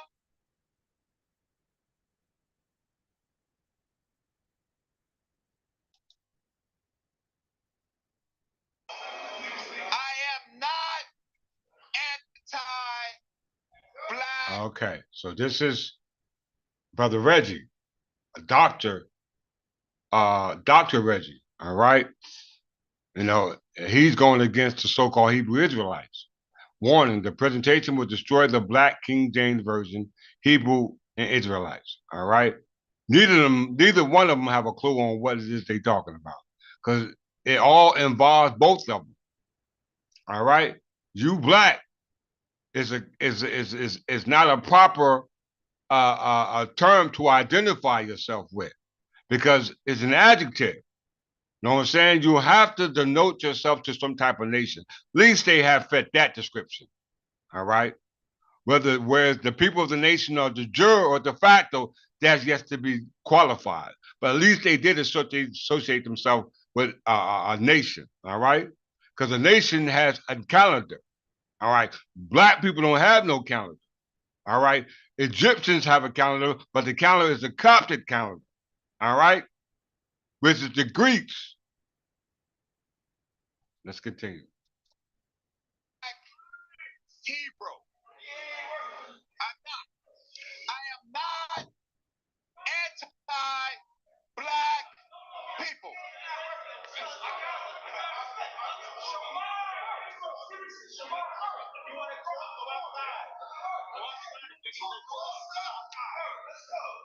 There are a lot of people here and online that want to know the truth. We want to know the truth. That's why we came here. I am not going to disrespect anybody personally. All we're here to do is to deliver information, and if the information is correct. See, that's how you could tell Reggie's a real scholar. He don't never come in with ad homs. He coming in with information. He letting you know right now all that funny stuff out the window. Here's the real scholarship. Then it's correct. If it could be rebutted, it could be, it should, and could be rebutted. My warning. If you're going to be upset about what I'm going to say, and I know many of you spent your life. He said he's a real scholar. Oh, come on. I'm sorry.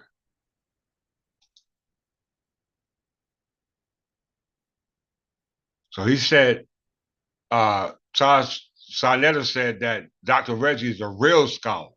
All right. Let's see how much of a scholar he is. All right. Even though he's not yelling and hollering, he's no scholar.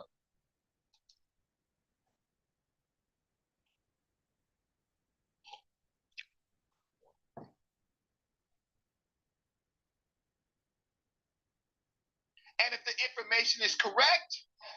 See, that's how you could tell Reggie's a real scholar. He don't never come in with ad homs. He coming in with information. He letting you know right now all that funny stuff out the window.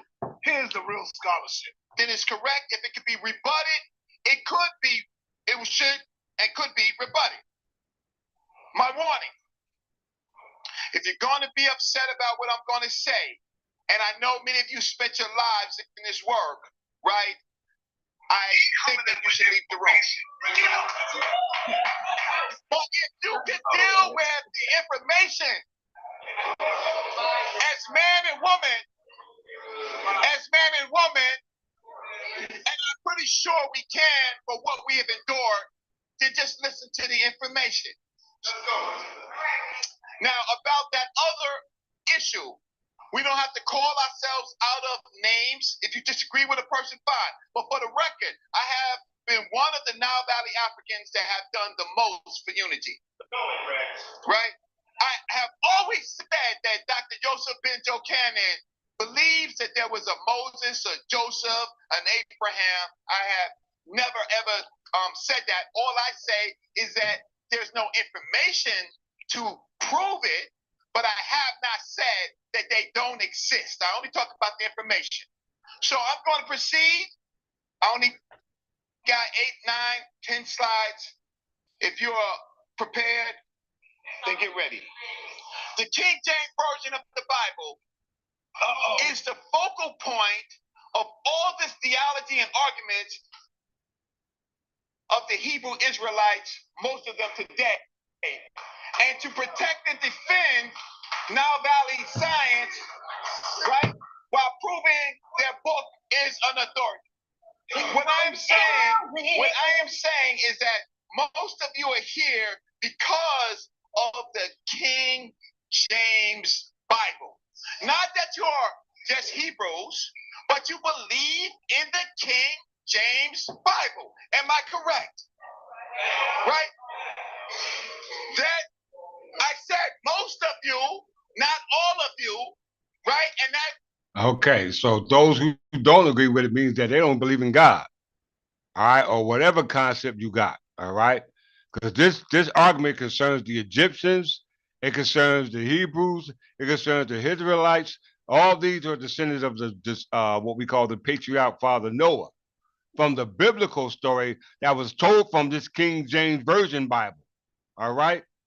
He covers everything, but no one has stood on the fact that this guy was the king of England. This man was sitting on the throne of England that was ruling North America. All right? This man took the place of what's called Lord prior to this spook that they were created and put in that book and backdated going all the way back to the doctors of the church. All right? Which he's associated with. Let's get it.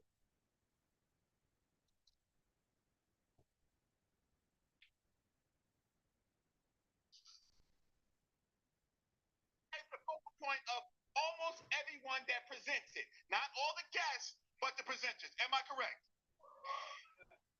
What if we knew that all of the translators of the King James Bible were Europeans?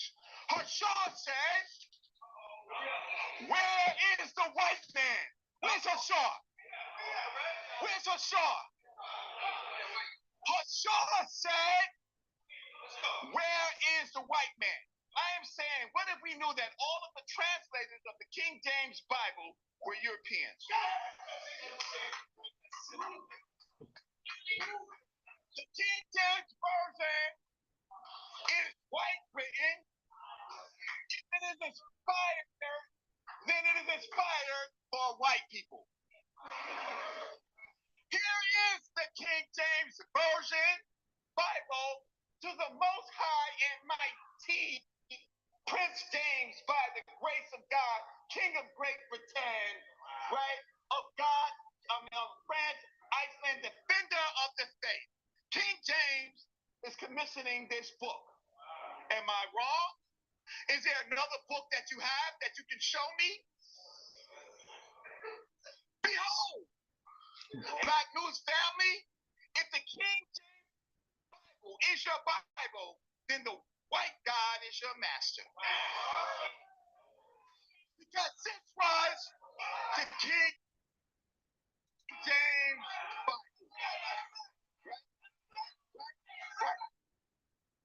Reggie taking their ass to the root. He going into the root of it. Goddamn, Reggie. Goddamn. Reggie taking them into the root.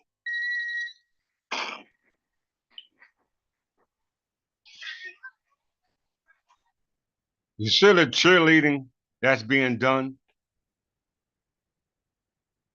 We had a football game right now. None of them have a clue what's going on in regards to what Reggie's talking about, that King James was a white man. King James' nationality was Scottish. His characteristics is questionable, but his nationality was Scottish because he was a Scottish king who had Scottish heirs and successors. Hell, Dred Scott's name was Scott. All right? Dred Scott had the surname Scott because the word Scotland comes from the land of the Scots. All right? The land of the Scots.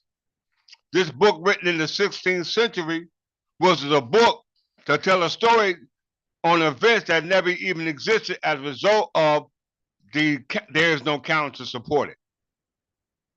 All right?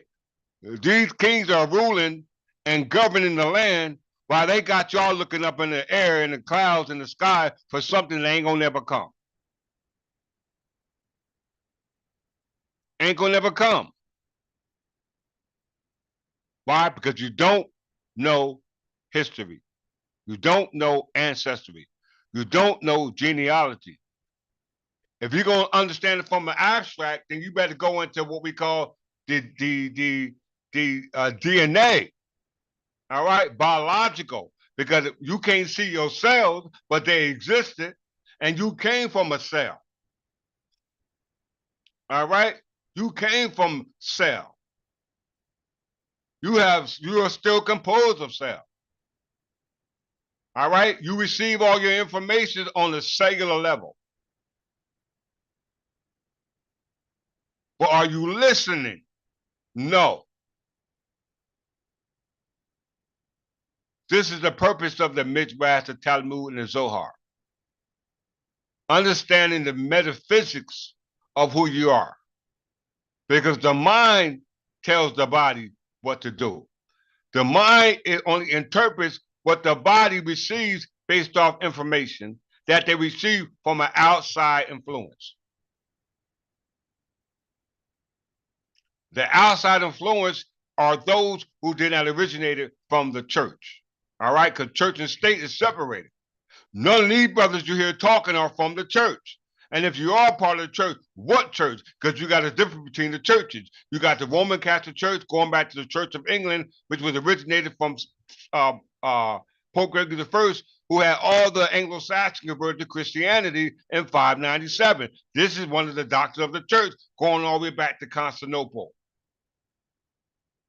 All right, let's finish up with him. It was printed in London by Robert Barker, printers for King James I, who commissioned the Bible's translation at Hampton Court in 1604. Now, all you Bible thumpers out there, Amira McCarthy, is still in the building. Brother Gideon, don't believe Reggie. Go and look it up. He just gave you the source. Go and look it up, man. Don't be so quick to say, nah, he lying. Go and look it up. You don't know what to look for. None of them know what to look for. And you show me the African. Now, King James.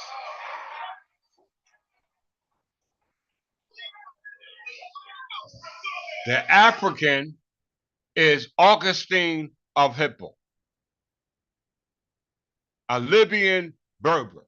Yes, Augustine of Hippo, a Libyan Berber. That's who created the Bible that you see today. All right, that's just a translation of what was created, going back to him, founded by the church father. This is the reason why you had the English Benedictine reform, because the English church is not the Church of England. You must understand that. Let him finish up. See how emotional the Hebrews get? Reggie dragging them. See how emotional them Hebrews are? That's them drinks, bro. That's them drinks.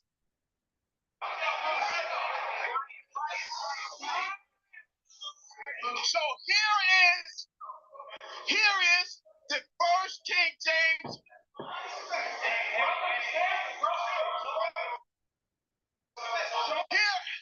Here is, I'll be finished in a few. Here is the first King James Version Bible that is printed. Here it goes. If you have another source with African people, you show black people. Because you know what? It's black people that are watching.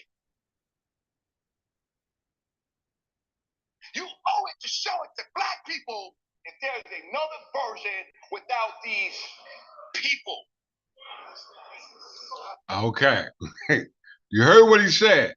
It's the obligation to show that the people who wrote this book were dark-skinned people. I'm not only going to show you that they were dark-skinned people, but the saints who these people who wrote this book to sit it down from were dark-skinned people. All right? I'm going to show you that, all right, based off the coats of arms of the saint who influenced those people of what they call Scotland, because King James was a Scottish man. I am an English man. So who are the people in this platform? Who are you? Because you sure can't be black. Because I'm going to show you a Scottish black. All right? I'm going to show you a Scottish black man. I'm going to show you a Scottish patriot saint for the Scottish black man. All right? That originated from Scotland, the land which is supposed to go back to the people or who they call the Hebrew Israelites. All right? By way of what they call the Stone of Scone, which was carried over from Egypt from Queen Skoda. Do anybody know about that history? No.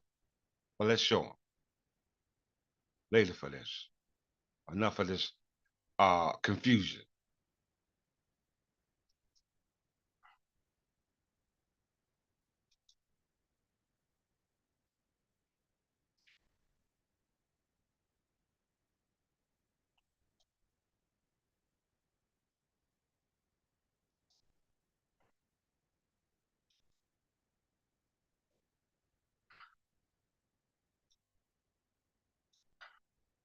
Okay.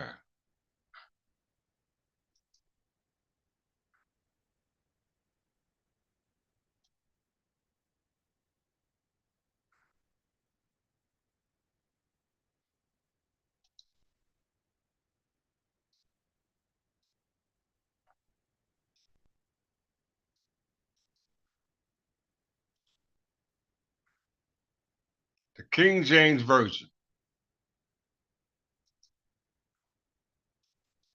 That's where it gets good, y'all.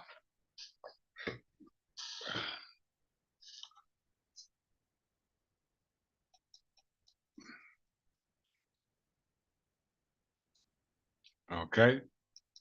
Same picture he had.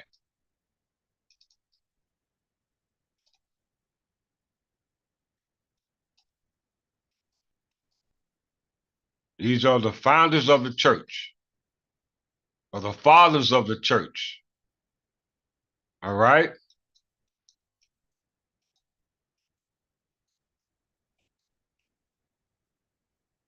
Bible containing the Old Testament and the New. Annius Dominio. Did you hear that? Annius Dominio. So this is 1 BC. 1 BC to 1 AD. And 1011 is the time of the Anglo-Saxons. Did you hear that? King James ain't even around at this time. Let's get to it.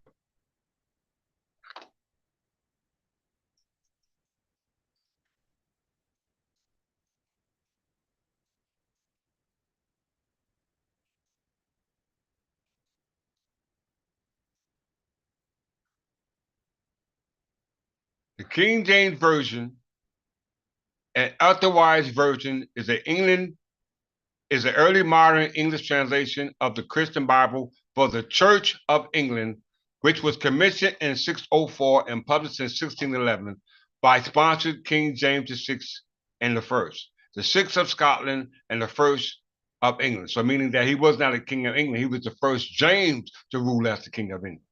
All right. The 80 books of the King James Version include 39 books of the Old Testament and 14 books of the Apocrypha and 27 books of the New Testament. All right. First of all, let's clear this up. This book only serves for those who are members of who? The Church of England. So what is the Church of England?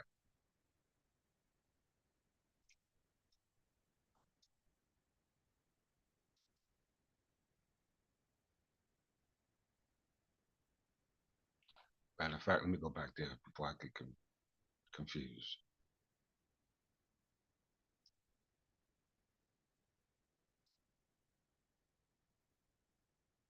Oh, yeah.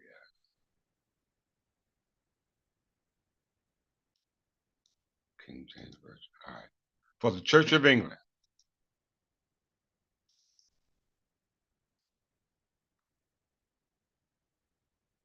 Everybody see it.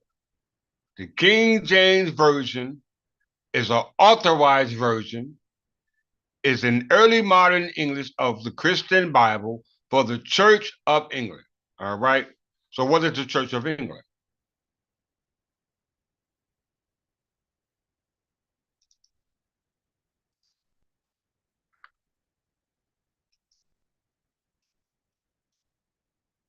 The Church of England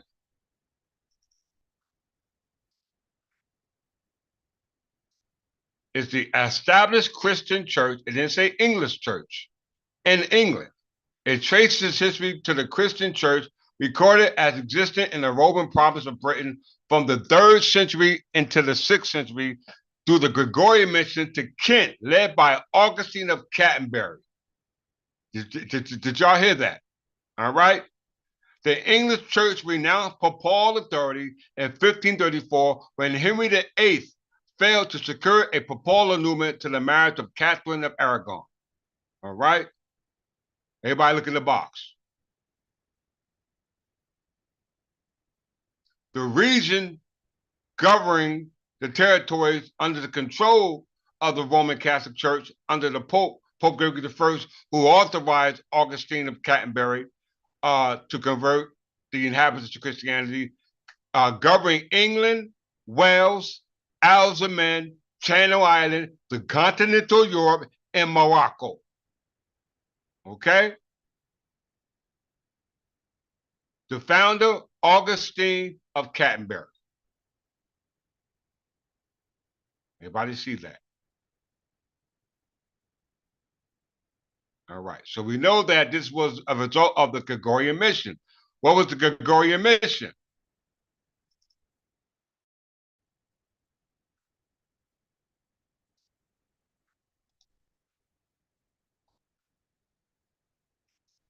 The Gregorian mission or the Augustinian mission, did you hear that? Was a Christian mission sent by Pope Gregory the Great in 596 to convert Britain's Anglo-Saxons. The mission was headed by Augustine of Canterbury by the time of the death of the last missionaries in 653. The mission had established Christianity among the southern Anglo-Saxons, along with Irish and Frankish missions. It converted Anglo-Saxons in other parts of Britain, as well as the influence of the Hiberno-Scottish mission to continental Europe. Under the authority of one of the founders of the Doctors of the Church, Pope Gregory the Great. So let's visit him.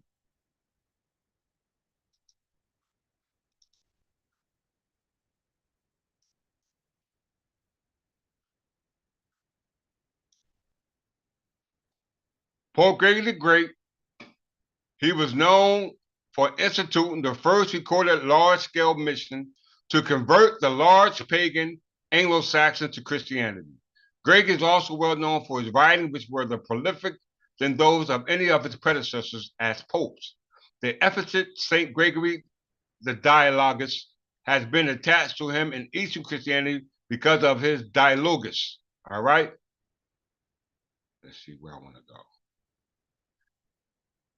Right here.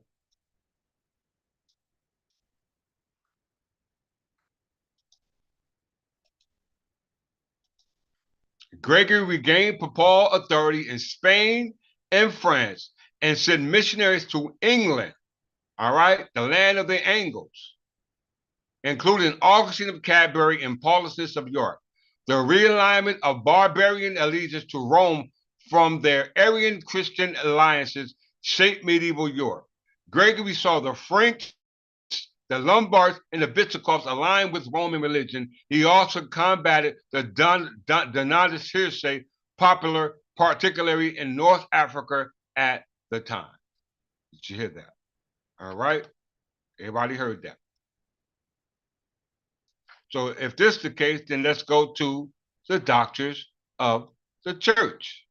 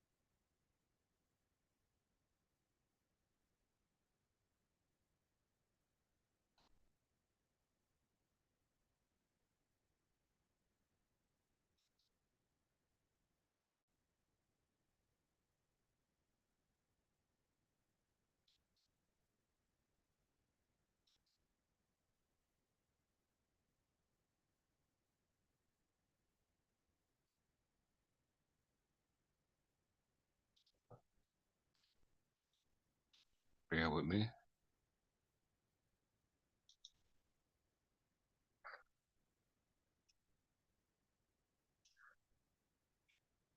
All right, where am I?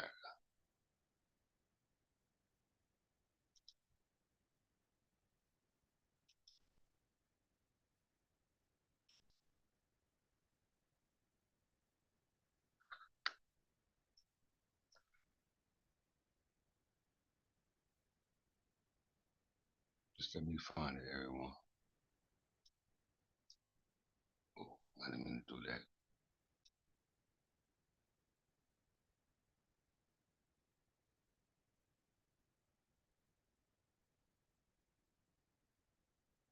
First bishop, first council.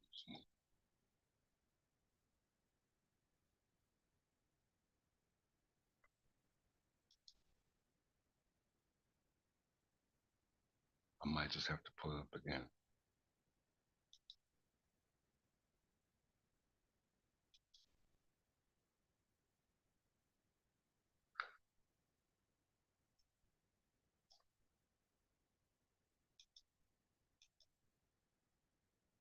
Yeah, I gotta pull it up. All right. Mr. Popes.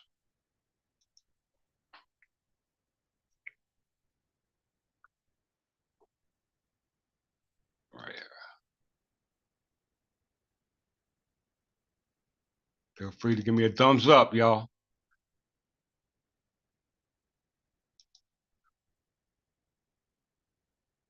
Oh, come on, screen.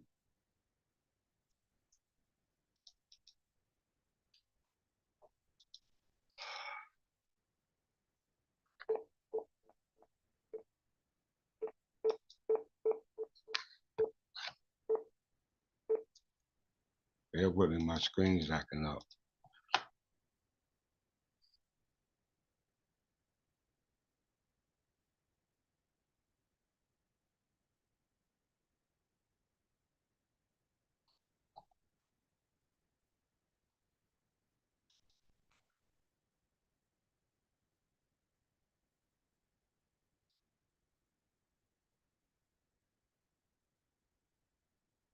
Bear with me.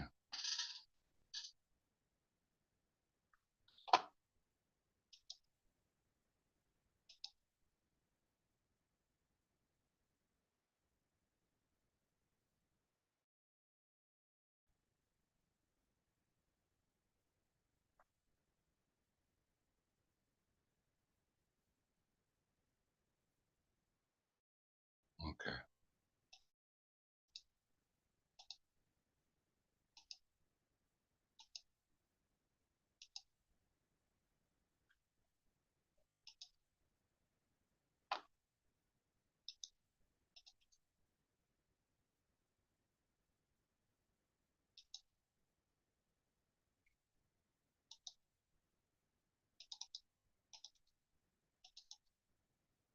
Okay. Just the popes.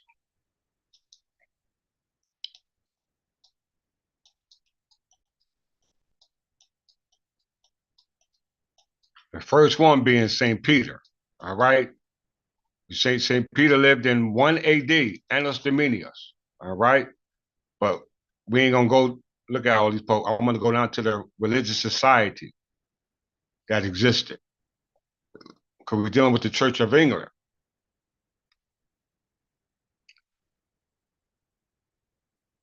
And the Church of England was created for the Augustinian branch of religious society.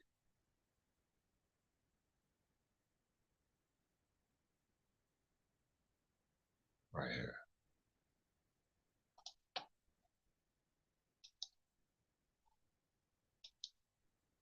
As you can see here.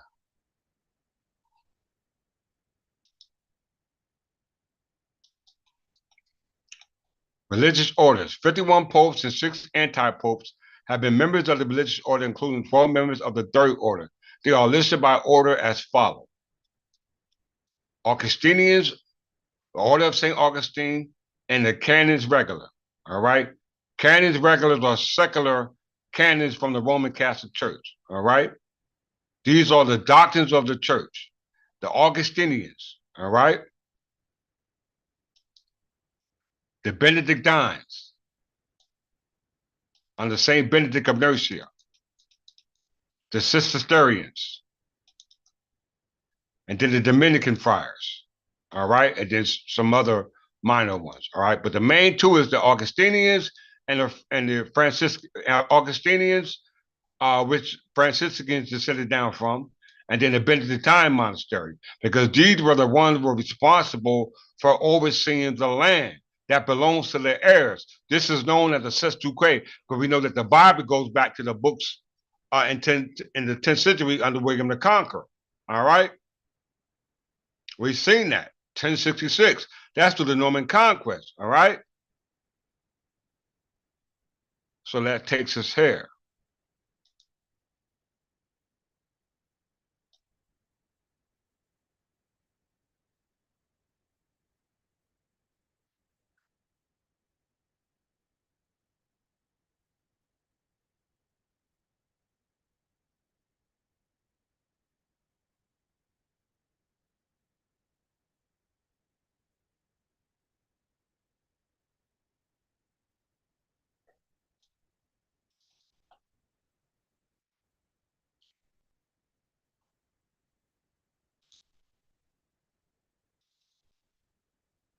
Okay, most of this information I already taught, but just revisitation of it to qualify it.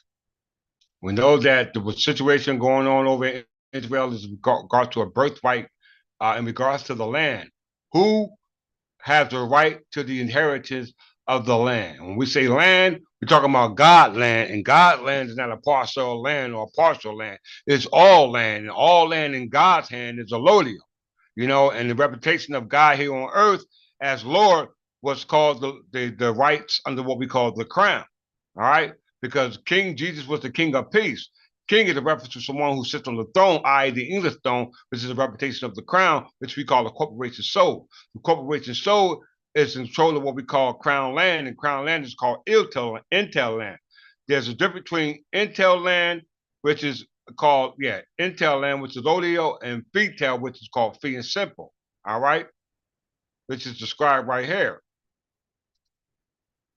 If there's no heirs, then that means that it automatically reverts back by remandering back to the crown. All right, that's the concept of the crown. Remanderment. A reversion is the property of law is a future interest that is retained by the grantor, i.e., the owner, after the conveyance of an estate of a lesser quantum that he has. Once the lesser estate comes to an end, i.e., the expires, i.e., statute of mortmain, dead pledge, the property automatically reverts back to the grantor. This is what they call statute of mortmain. Anybody ever heard of that? This is by Edward I. Edward I was the king who was governing the Scottish kings who were sitting on the English throne. All right? At the time that Bible was read. All right? The only way that land could be transferred if it was an heir is by way of what we call intel. entail is sometimes under what we call the male line, fee tail. In English common law, fee tail or entail is telealized in Scottish law. All right. So Scottish law borrowed the term entail or fee tail from English law, which is a form of trust established by a deed or settlement that restricts the sale or inheritance of a estate and real property and prevents the property from being sold, devised by will, or otherwise alienated by the tenant in possession through what we call prescription of sovereignty. Somebody claimed to be sovereign and they're not, which automatically denotes what we call an easement, which is not a non-possessory use on property that they don't own. All right. Then you got transfer to anyone. It's fee and simple. In English law, fee and simple or fee simple absolute or fee indefeasible or life estates is in estate and land a form of freehold. That's where you get your term freeholder from, of ownership.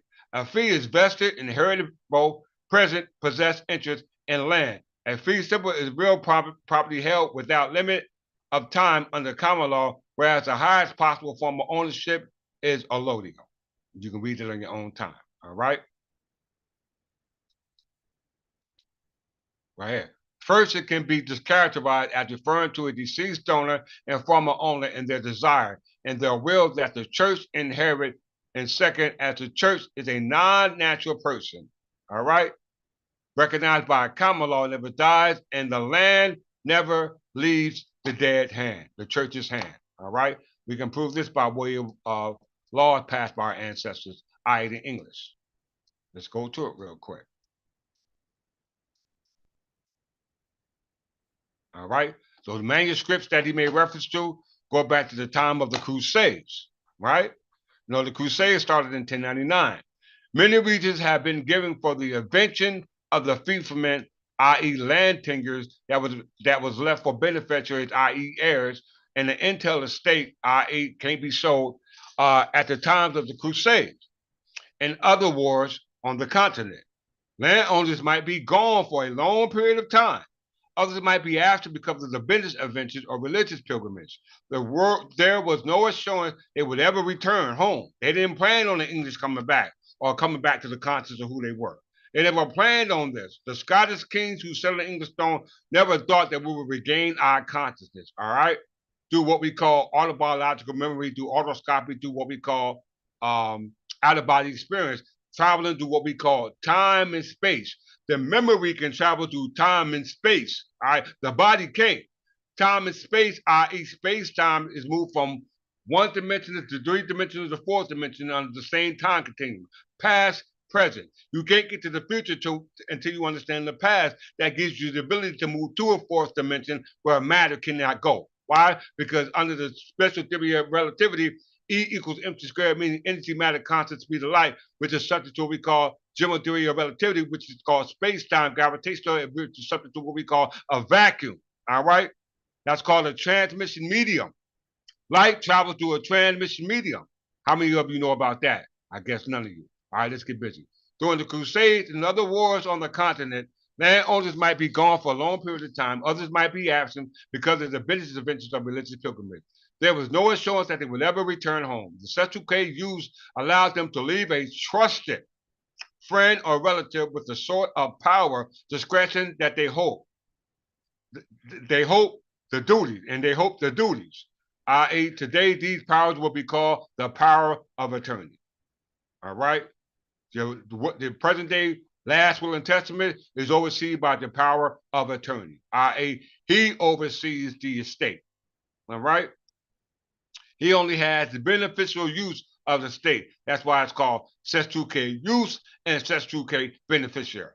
Religious orders such as the Franciscans, which was started by St. Francis I, and we know he establishes what we call the Order of the Church of the Holy Sepulchre, which the Church of the Holy Sepulchre is descended down, going all the way back to Constantine. Am I right? Then the Cistercians and the Benedictines and other Mendicant orders took vow of poverty, yet retained the use donated property. Setuke use allows them to benefit off the land without legally owning it, i.e., prescription of use. Besides the obvious limitations placed on the trust, i.e., the fiefment, by the statutes of mortmain, the statutes of uses, and the statutes of wills, its legality was shaped indirectly by the provisions within the Magna Carta and Queen Imperatrix. Statute of Mortemain was the statute passed by Edward I and Queen of Pretoris in lieu of the Statute of Uses and Statute of Wills created by Henry VIII. All right, which created the trust when the English Reformation, when he broke away from the Roman Catholic Church, which was established by the Church of England, going back to Pope Gregory I and St. Augustine of Canterbury, who had all the Anglo-Saxons converted to Christianity. Therefore, their estate became escheated. Why? Because they were interstate. When interstate meaning there are no heirs. If there ain't no English people, then that means no heir. But yet you got the English language, you got the English law, you got the English custom, you got the English tradition, going all the way back to what we call time immemorial that the court recognized. All right, let's get busy. Okay. The Benedictine monastery contrasts the Franciscan and the Cistercian. We know that the Franciscans under Saint Francis I, right, established what we call the order of what we call the Holy Sepulchre.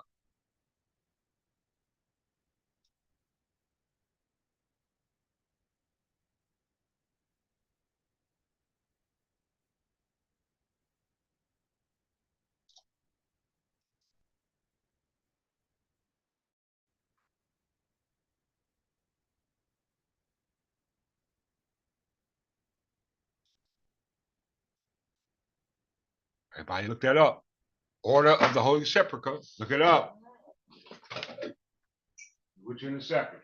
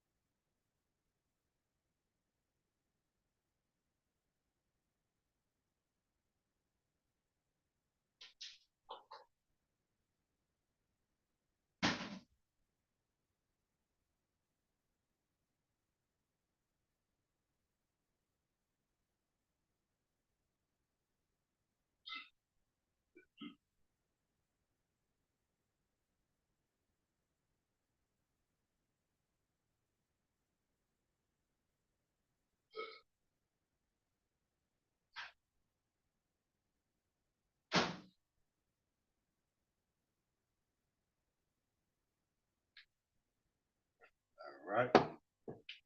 All right. The history of the Order of the Church of the Holy Sepulchre. All right, where the origin of the Bible comes from. All right, we know that the Bible, what we just looking at,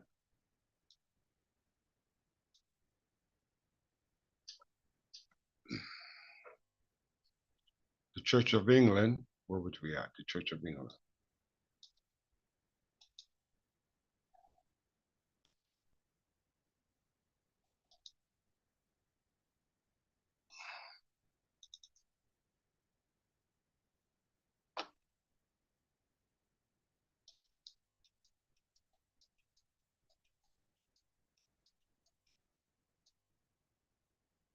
All right, so we know the Church of England goes back to the conversion of the Anglo-Saxons to Christianity by Augustine of Canterbury under the authority of Pope Gregory I, who was one of the doctrines of the church and one of the popes going all the way back to St. Peter.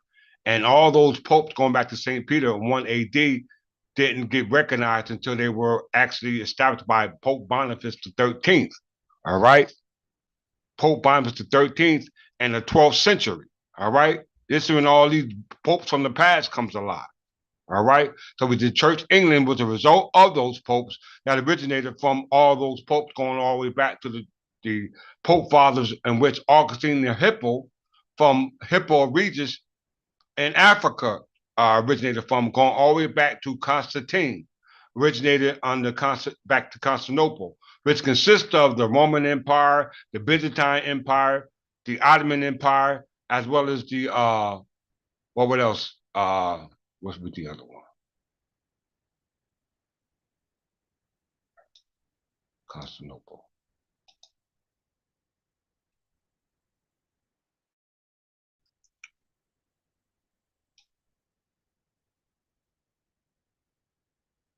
Roman Empire, Byzantine Empire, Latin Empire, and the Ottoman Empire. All were a part of what we call Constantinople. Okay? All right. So the Order of the Holy Sepulchre, very important.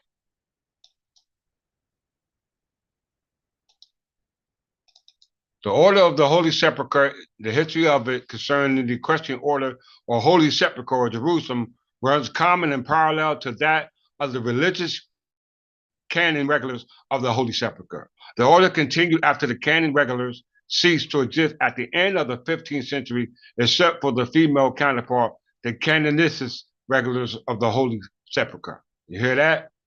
So they were a part of the Church of the Holy Sepulchre. What is the Church of the Holy Sepulchre?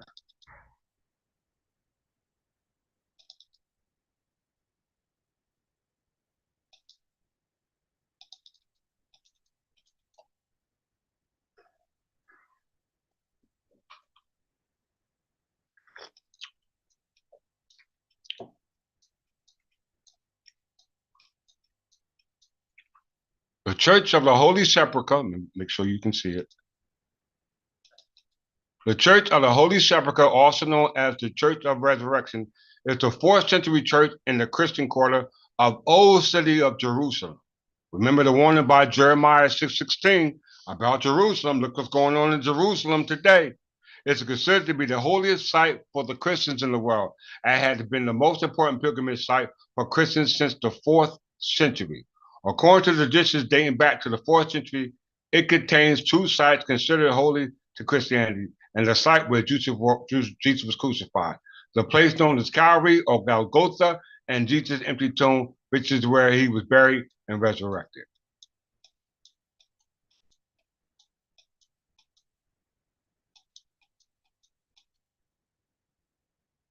Constantine and Hellenic context for the 1st century. After seeing a vision of a cross in the sky in 312, Constantine the Great began to favor Christianity, signed in the Edict of Milan, legalizing the religion, and sent his mother Helena to Jerusalem to look for Christ's tomb. With the help of Bishop Caesarea, Eusebius, and Bishop of Jerusalem, Macarius, 3 crosses were found near a tomb.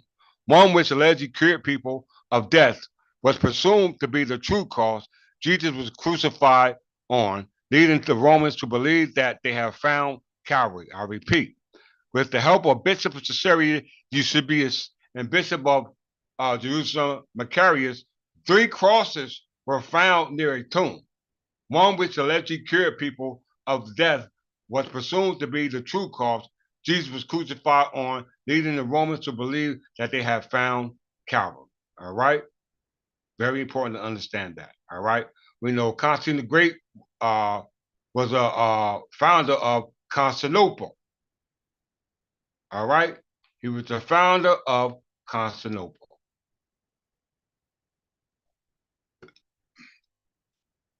Constantinople.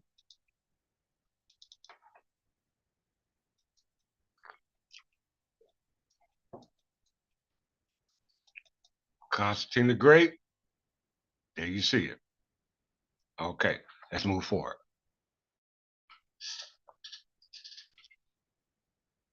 The Order of the Holy Sepulchre, which was a part of the Church of the Holy Sepulchre, going back to Constantine the Great, all right? Going back all the way back to the Council of Nicaea, all right? Goes all the way up to the times of what we call the Crusades, all right? The time of the Crusades, under the authority of the King of Jerusalem, all right? As you can see here, the Church of the Holy Sepulchre, 1855.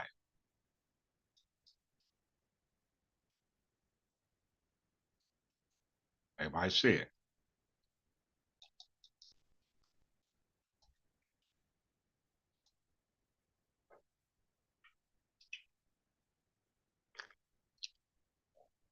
Pilgrimage to the Holy Land was common.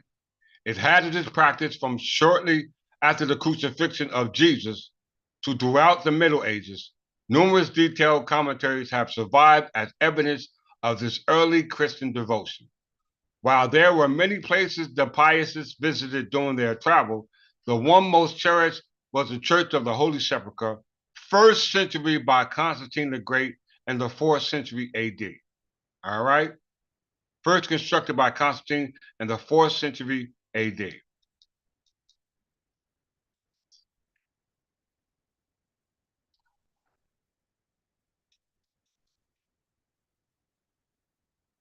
Everybody can see. Person on the right is Garcia Bullion. The Order of the Holy Sepulchre traces its roots to circa 1099, the time of the Crusade, under the Frankish knight Garcia Bullion, leader of the First Crusade, first ruler of the Kingdom of Jerusalem. Once again, the first assumed historical ruler of the Kingdom of Jerusalem was Garcia Bullion, and he himself didn't take the title of king.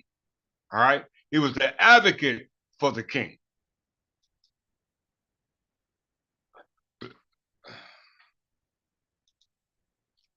Do any of them know this information? No, none of them do.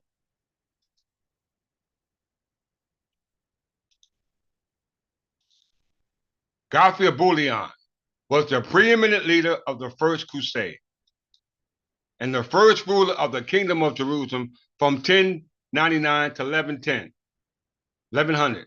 Although he avoided the title of king, preferring that of a prince, an advocatus sancti sepulchri, or advocate of the Holy Sepulchre.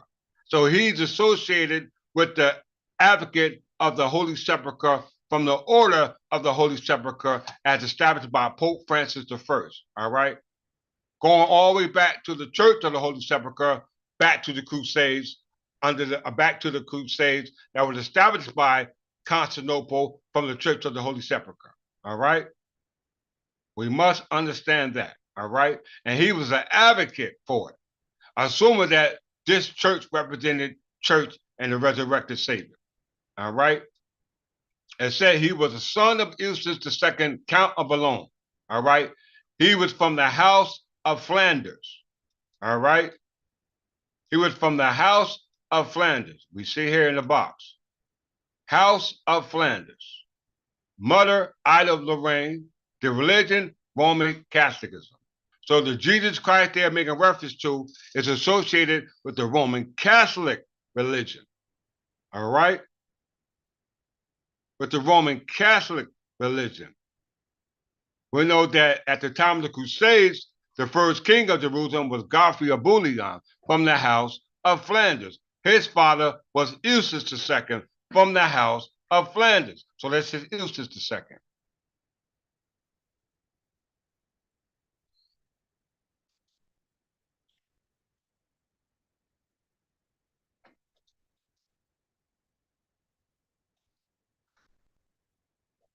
This might be the best lesson I ever did. Eustace II, with a loan, also known as Eustace Oscanunce, Eustace with the long mustaches, was Count of Boulogne from 1049 to 1087. He fought on the Norman side at the Battle of Hastings, and afterwards receiving large grants of land, forming an honor in England.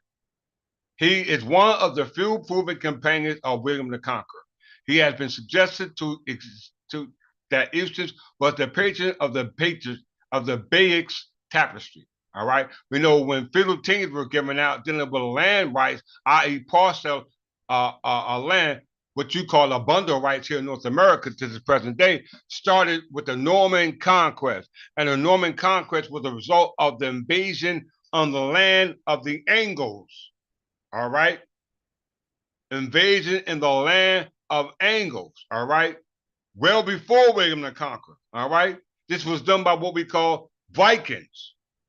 And yes, the kingdom of Scotland's, or the kings of Scotland, were those Vikings as well. All right. Who look like us, I might add. I'm going to show you.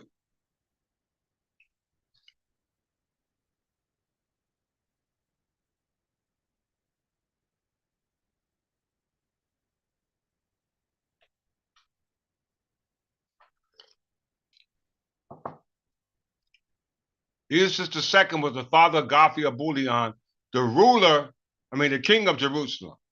When Godfrey of Bouillon passed it on to Baldwin I of Jerusalem, to Baldwin II of Jerusalem, who were all descendants from what we call the House of Flanders. Okay? The House of Flanders all descended down from the Flanders house, which started with, if I'm not mistaken, let's see. Charles de Gaulle, okay? The House of Flanders started with Charles de Gaulle, okay? And the Kingdom of Jerusalem that you see over in Jerusalem today was under the authority of the House of the Kings, what you call the House of Flanders, through the first king, Godfrey of Bouillon, who was the son of Eustace II, all right? And the two sons that succeeded him was Baldwin I and Baldwin II. You must understand that. All right? Let's read a little bit more on Eustace II. Eustace visited England in 1051 and was received with honor at the court of Edward the Confessor and his former brother-in-law. When you get into the movie Kingdom of Heaven, if you watch that movie, all right, the castle that was built called Folk's Castle, even the castle of Evelyn was built by Folk V. Even but was built by Folk V. All right. This is Eustace visit to England in 1051 was received with honor at the court of Edward the Confessor. Edward the Confessor was the son of Ethelred the Unready, if I'm not mistaken.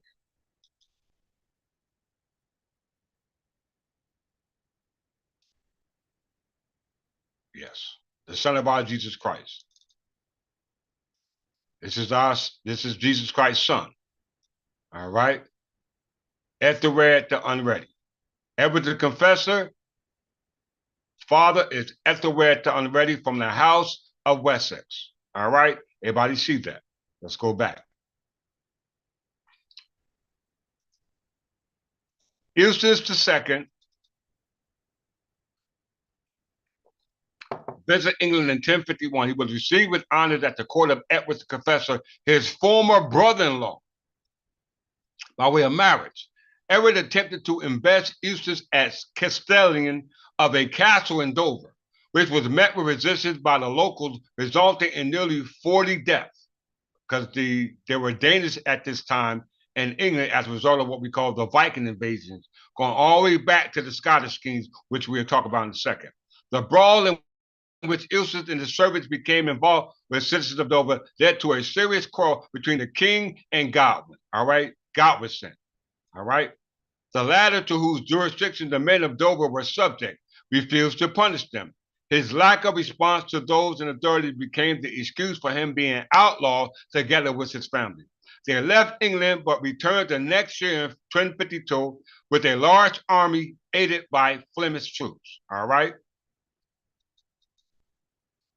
Battle of Hastings. This event eventually caused a shift in Eustace's political allegiance, for he then became an important participant in the Norman conquest of England in 1066. He fought at the Hastings, although sources varying regarding the details of his contact during the battle. All right. So Eustace II from the House of Flanders fought on the side of William the Conqueror when William the Conqueror invaded England in what we call the Norman Conquest. So if Eustace II was from the House of Flanders, Godfrey of Bouillon was the House of Flanders, Baldwin I was from the House of Flanders, Baldwin II was from the House of Flanders, who were all kings of Jerusalem, then they all descended down from William the Conqueror. Why?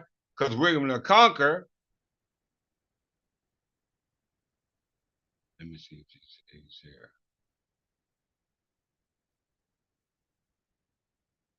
I have to go there. Oh, William the Conqueror.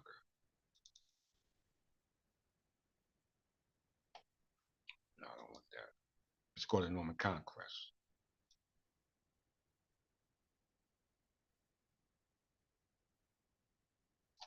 The Norman Conquest. Because we're talking about the land inherited. All right. Prior to the Norman Conquest, the land was under the control of those who represented God. All right.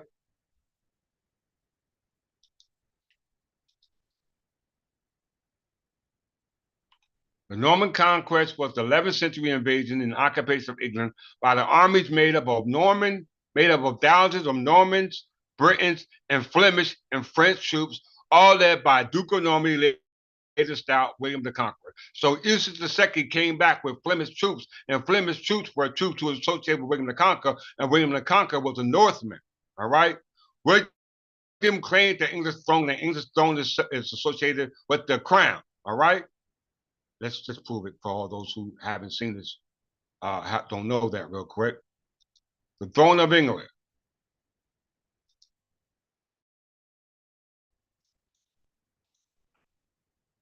The throne of England, the throne of England, or the throne of the monarch of England. The throne of England also refers to the metamorphically to the office of the monarch, i.e., corporation soul. A monarchy itself, the term throne of Great Britain has been used in reference to the sovereign throne in the House of Lords, from which the monarch gives his or her speech of the state opening of Parliament. Whether it's de facto or de jure, the office is still there. All right. In history, the origin of the English throne is one of the oldest continuing hereditary monarchy in the world, meaning it's entail, in much the same sense as the crown. Throne of England became an abstract metonymic concept that represents the legal authority for the existence of the government. It involves naturally as the separation of the literal throne and property of the nation state from the person and personal property of the monarch. This is called the crown. Let's revisit this, since we're talking about it.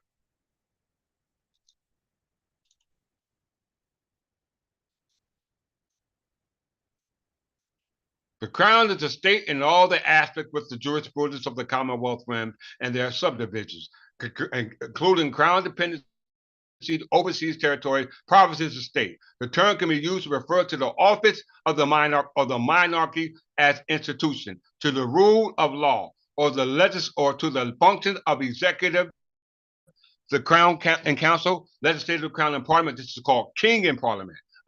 This is what the colonies surrendered to the Articles of Confederation.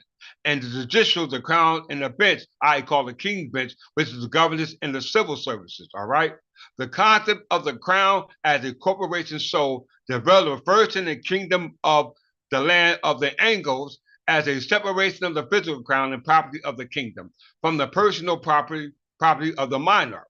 It spread through English and later British colonization, and now rooted in a legal lexicon of all 15 Commonwealth realms. There are various dependencies of the state free association, which with them. It is not to be confused with any physical crown that you see over there with that's being used by the United Kingdom in this present day. The term is also found in various expressions such as crown land. What is crown land?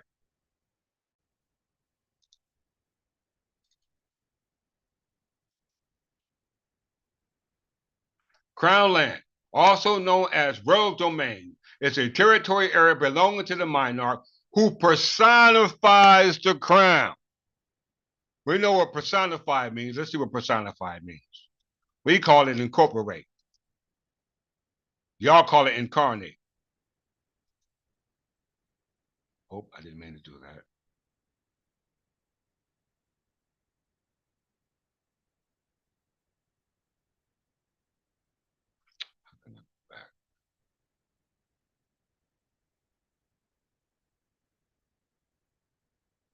Okay.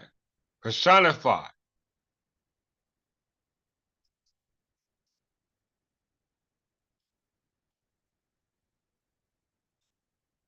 Personify.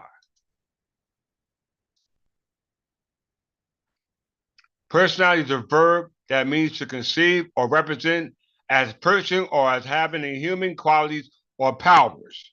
You hear that?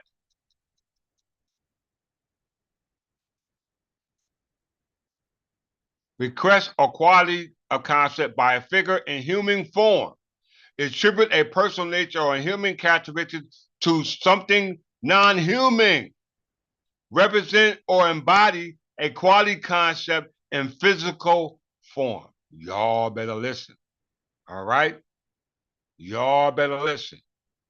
So crown land, spelled crown land, also known as royal domain, is a territory area belonging to the monarch who personifies the crown.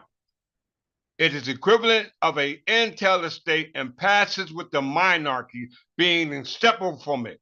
Today, in Commonwealth realms, crown land is considered what we call public domain, which falls in what we call the public trust doctrine, which we'll talk about if I have time today.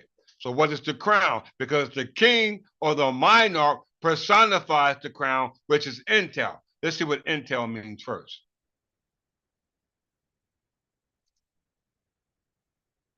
In English common law, freetail or entail is a form of trust established by a deed or settlement that restricts the sale of inheritance of the estate and real property and prevents the property from being sold, divided, willed, or otherwise alienated by a tenant in possession. All right.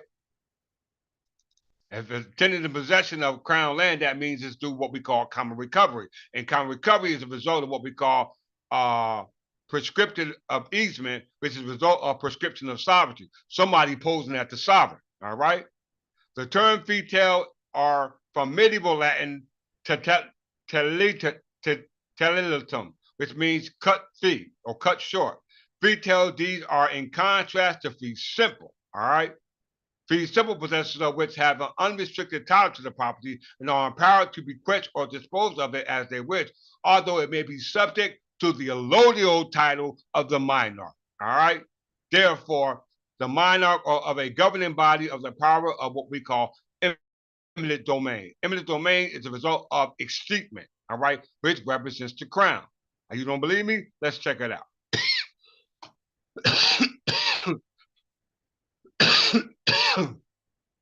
The crown.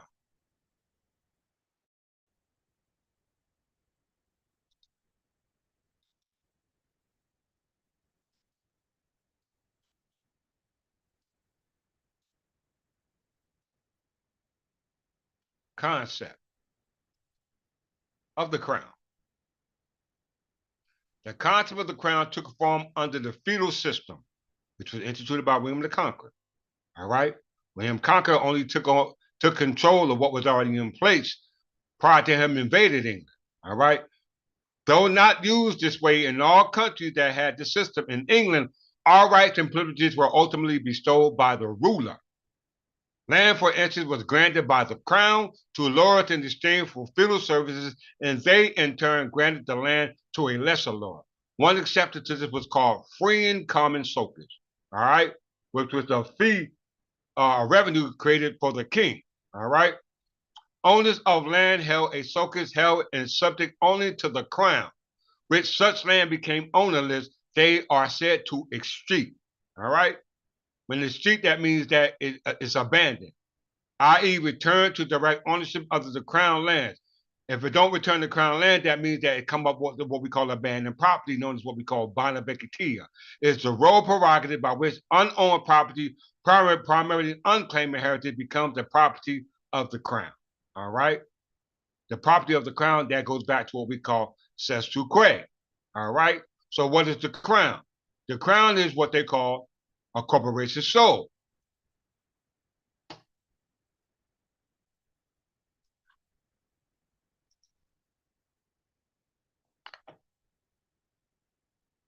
The crown.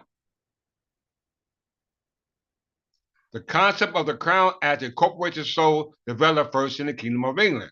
So what is a corporation soul?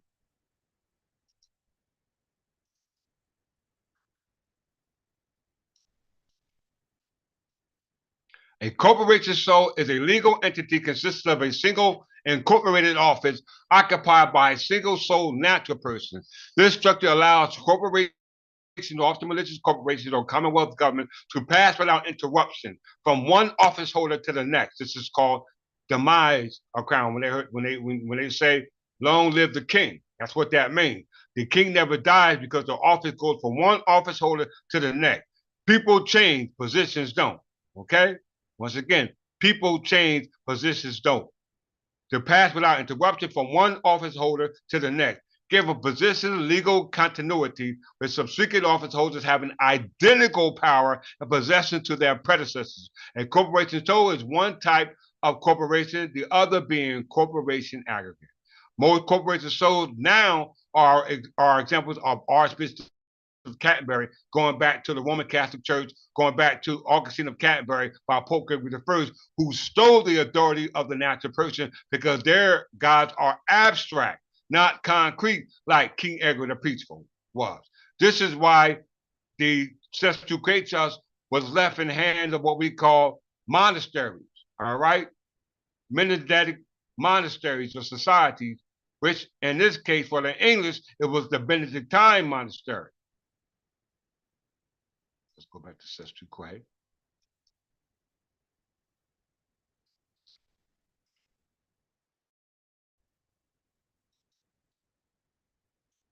All right. The power of attorney. Power of attorney use the process of common recovery, which is changing entail estates to what they call fee and simple.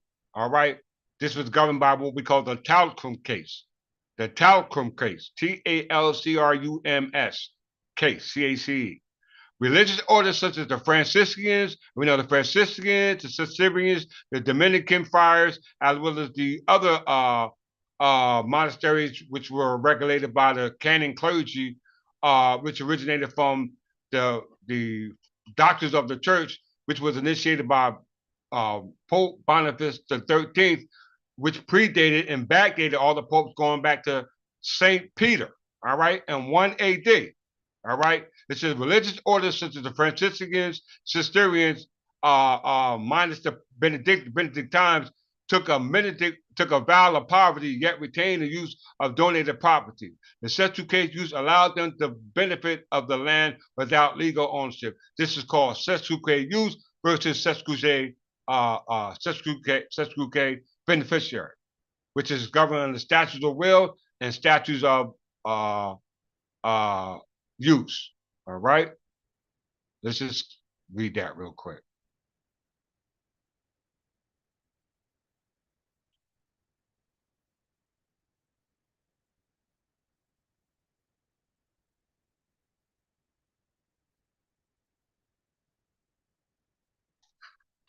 Statute of uses.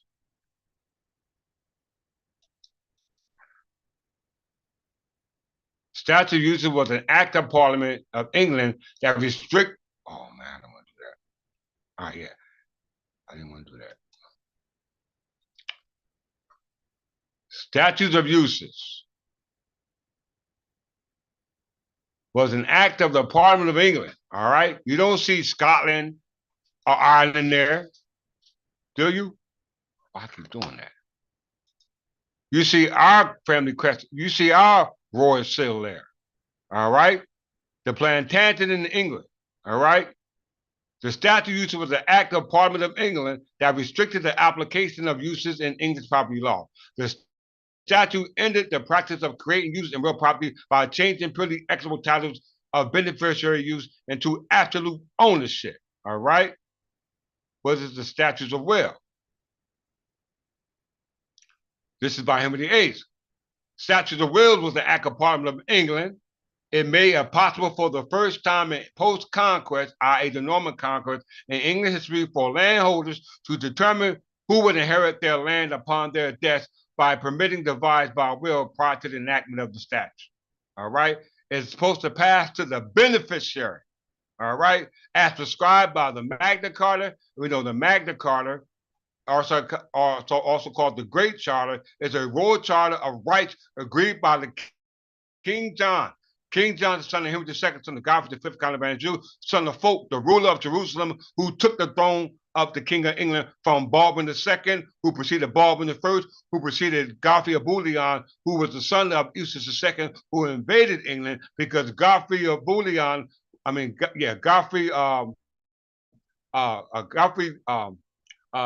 what's it called? I'm talking fast part itself. Godfrey V, Count of Anjou, son of Fulk, ruler of Jerusalem, was the ruler of France.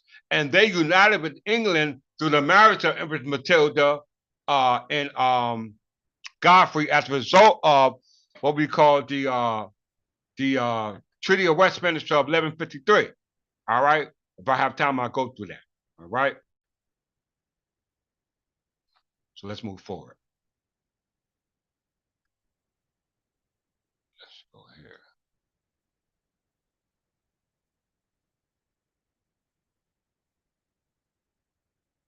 So we know that the Sestuke was based off a trust, an intel trust for heirs. All right? For heirs. That takes us to those who were protected of that trust, known as the monasteries. All right? In this case, we talk about the Benedictine monastery, which was founded by Saint Benedict of Nursia. All right? So let's visit the English Benedictine monastery that took place in the Middle Ages. All right? Because there was a lot of monasteries at that time who were Benedictine, but some of them were associated with those that were affiliated with those going back to the Franciscan orders. All right? As a result of the mixing, this is why the English Reformation was done in the first place, based off the Anglo-Saxon Berber calendar going back to 1 AD, which is in the Berber year 950, 951. All right? Let's get to it.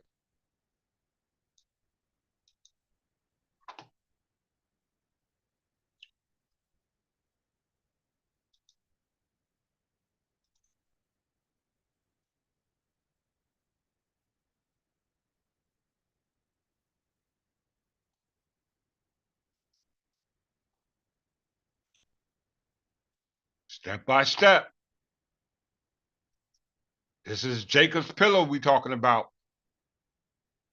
Right? Angels going up and down the steps. All right?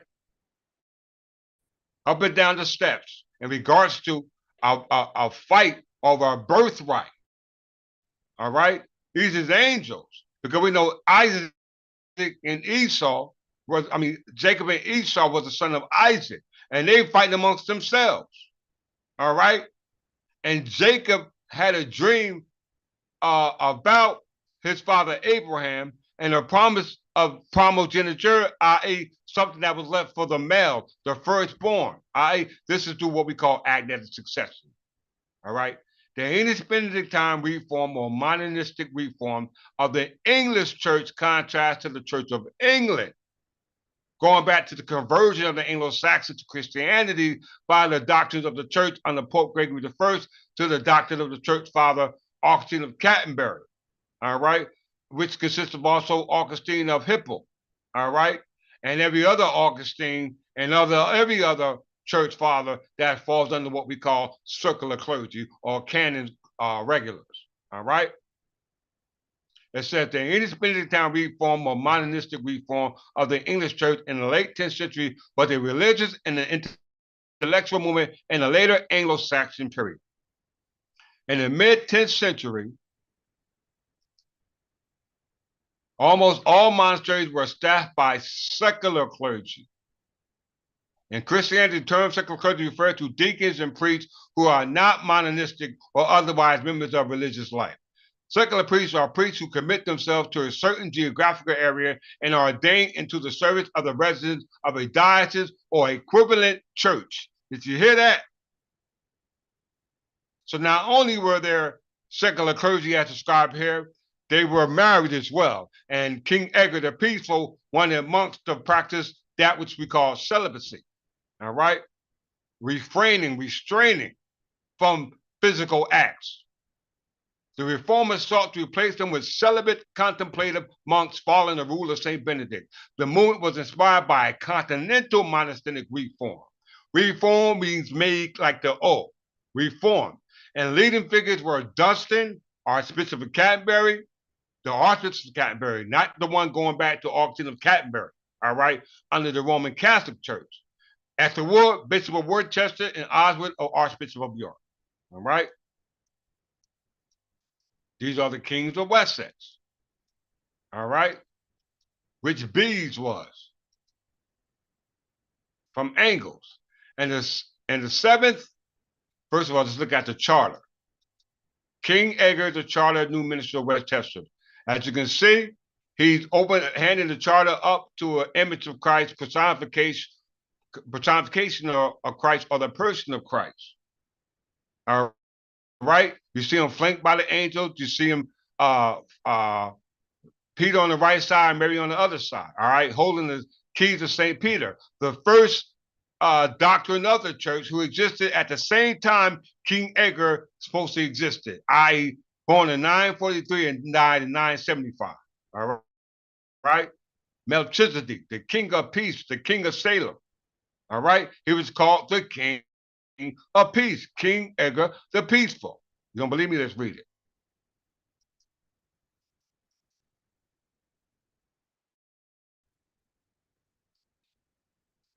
In the 7th, 8th century, most monasteries were Benedictine, but in the 9th century, learning and monistic declined severely.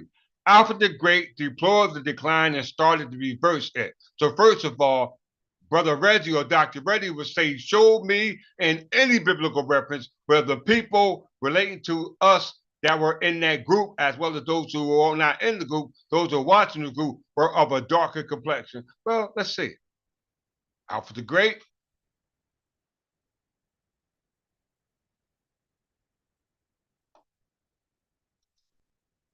which means wise elf.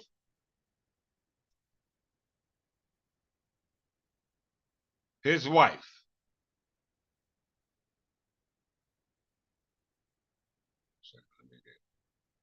Spouse. Hear that? His wife, Elswith. Everybody see that? Alfred the Great, King of Wessex. His wife was no longer other than Elswith. Boom! If you want to make sound effects. We don't conduct ourselves like that here, so forgive me for that. But as you can see it, all right? This is King Alfred the Great, wise elf. Elswith and Elswitha was the queen consort of England and wife of King Alfred the Great. She was among one of the most powerful nobles, Aslan, woman in early medieval England during the time of Vikings, as she did rule over all England and with Alfred. She was the mother of King Edward the Elder, who preceded his father on the Anglo-Saxon throne, i.e. the crown. Her father was a Mercian noble, Ethelred Musel, Ealdorman of Guinea, which is thought to be of Old Mercia tribunal group. All right, let's go back.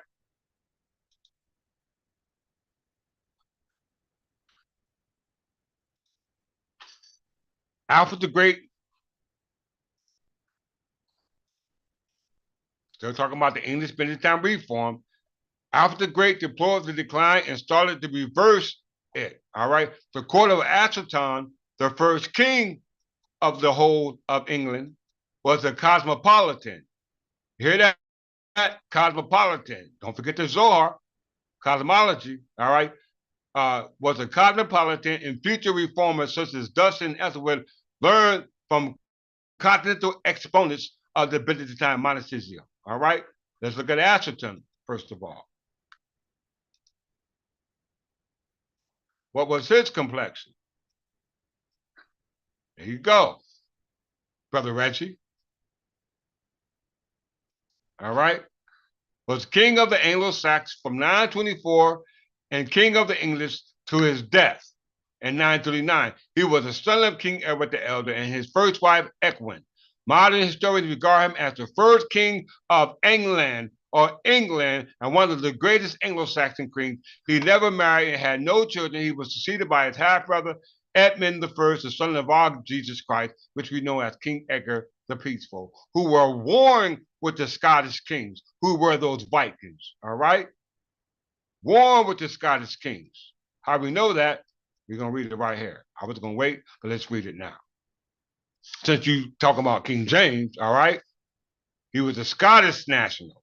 When Everett died in July 1924, Atherton, we're not going to get off the subject of the English Benedictine Reform. We're reading about Atherton first, who was a part of the English Benedictine Reform in regards to this trust, the land that was allodial, that was under the control and authority of the crown, which was personified by the king, i.e. the monarch. When Everett died in July 924, Atherton accepted by Mercian as the king. His half-brother Efward may have been recognized as king of Wessex, but died within 3 weeks of their father's death. Atherton encountered resistance in Wessex for several months and was not crowned until September 925. In 927, he conquered the last remaining Viking kingdoms, York, making him the first Anglo ruler of the whole of England. In 934, he invaded Scotland. He invaded Scotland and forced Constantine II to submit to him. Atherton's rule was resented by the Scots and Vikings. So that means the kings of Scots, i.e. King James and his descendants, were allied in allegiance with the Vikings who invaded England. All right? That's why England was being taken back from them by way of what we call Atherton, and it's going to be done again by Edward the First when we get to the time, or when we get to what we call the Scottish independence. Atherton defeated them at the Battle of Brunanburh, a victory that gave him a great prestige both in the British Isles and on the continent. After his death in 939, the Vikings seized back control of York and was not finally reconquered until 954. So what is this Battle of Brunanburh?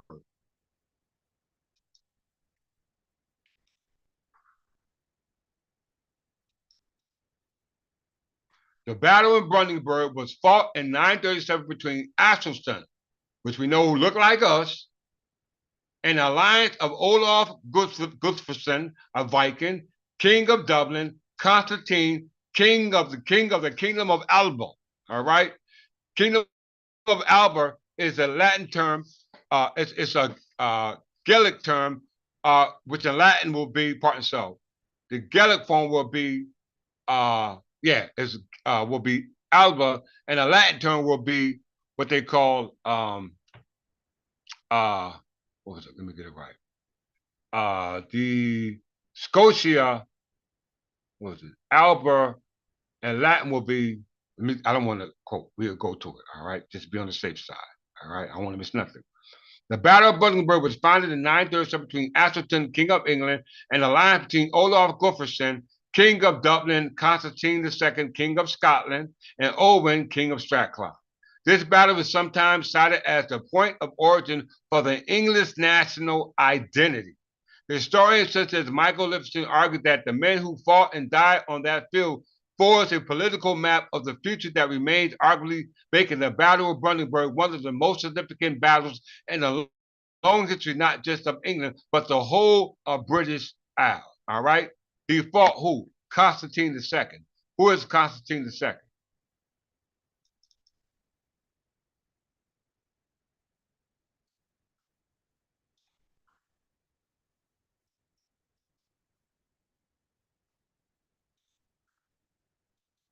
Constantine II, born later than 879, was an early king of Scotland. known then by Gaelic name Alba. Okay, the Gaelic name Alba in Latin is Scoda. Scoda. All right, that's where the word Scots come from. So, and born in later was the early king of Scotland. Scot in Latin means Scot, and in Gaelic would be Alba, the land of Alba, or the kingdom of Alba, a name which appears in Constantine's lifetime, was situated in modern day northern Scotland. Did you hear that, y'all? Did you hear that? He was from the kingdom of Alba. All right, the kingdom of Alba. All right. The battle of Brandenburg was fought between the English, i.e. the Angles, between the Scottish, who allied themselves with the Northmen, i.e. the Vikings, who invaded England, going back to the time of William the Conqueror. All right? You got to know this history.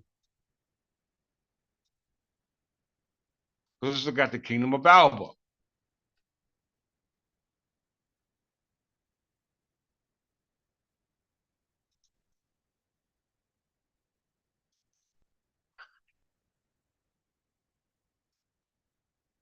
We ain't going to never get it nowhere else like this.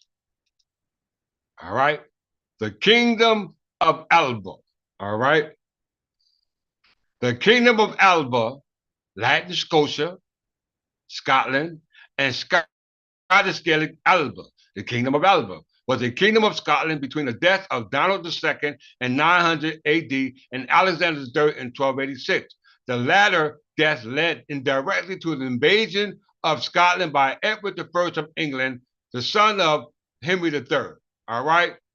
In 1296, in the First War of the Scottish Independence. All right? The First War of the Scottish Independence. Edward I was the son of Henry III of the Plantagenet crown. The one who passed the statutes of going back to the Sesquiquet. He the one passed those statutes so that all the land will remain intel and protected by the Prescription Act of 1832. All right, the Kingdom of Alba. All right, going back to the kings of Scotland, which include King James and all his heirs and successors. All right, going back to Edward I when he conquered them in the First Scottish Independent War. Let's visit this right quick.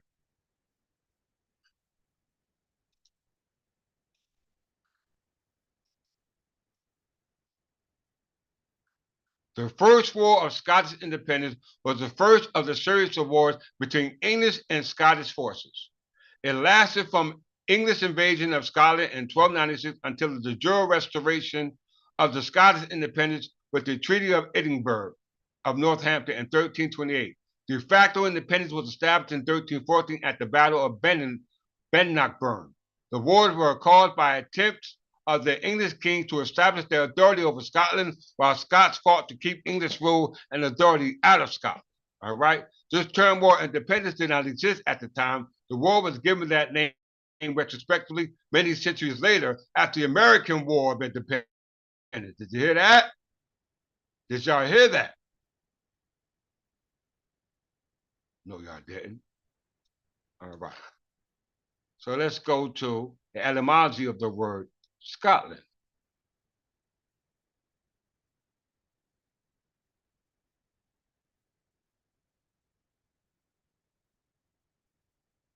I think I got it.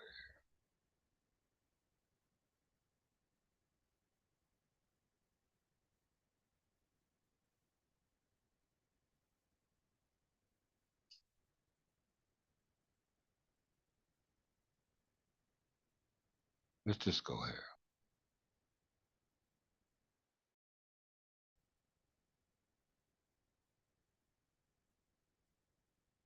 Family tree of the Scottish. That's where I wanted to go.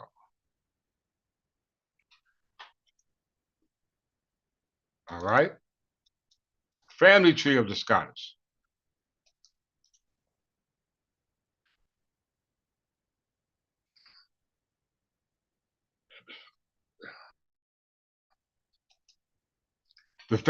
This is a family tree for the kings of Scotland since the unification under the House of Alpine. In 834, the personal union with England in 1603 under James VI of Scotland. It includes also the house of Dunkeld, Balliol, Bruce, and Stuart. All right.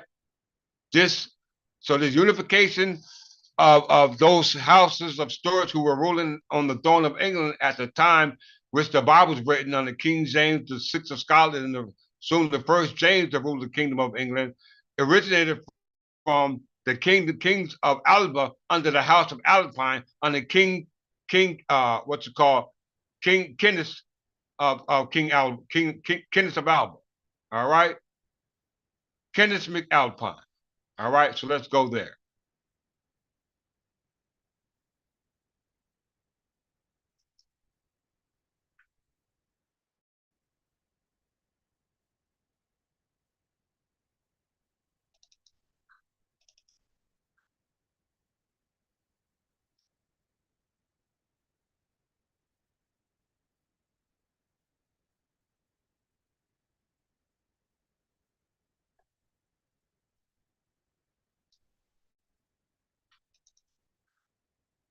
Kenneth McAlpine, Scottish king, Kingdom of Alba.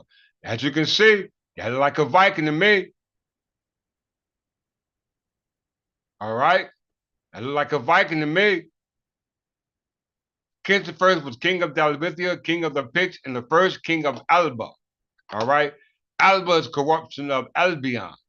All right, once again, Alba, the Gaelic form of the Latin term Scot, is a corruption of what we call Albion, because they are Scottish are trying to fit themselves into the history concerning the 12 tribes. All right, which is the history where the Scots get their history from. All right, inherited the throne of Daridia from his father Alpine Mac Istok, founder of the Alpine dynasty. Kenneth first conquered the kingdom of Picts in 843 and began a campaign to seize all of the land of Scotia, and is simulated the Picts, for which he was posthumously nicknamed Alfred the Conqueror. Just no different than William the Conqueror. He fought the Britons of the kingdom of Strathclyde and the invading Vikings from Scandinavia, Fortiviat, because the capital of his kingdom, and Kenneth relocated relics, including the Stone of Scone from an abandoned abbey of Ionia to his new domain. This is called Stone Abbey. All right. The Stone of Scone was found in Stone Abbey. For first, let's get an idea of Queen Skoda.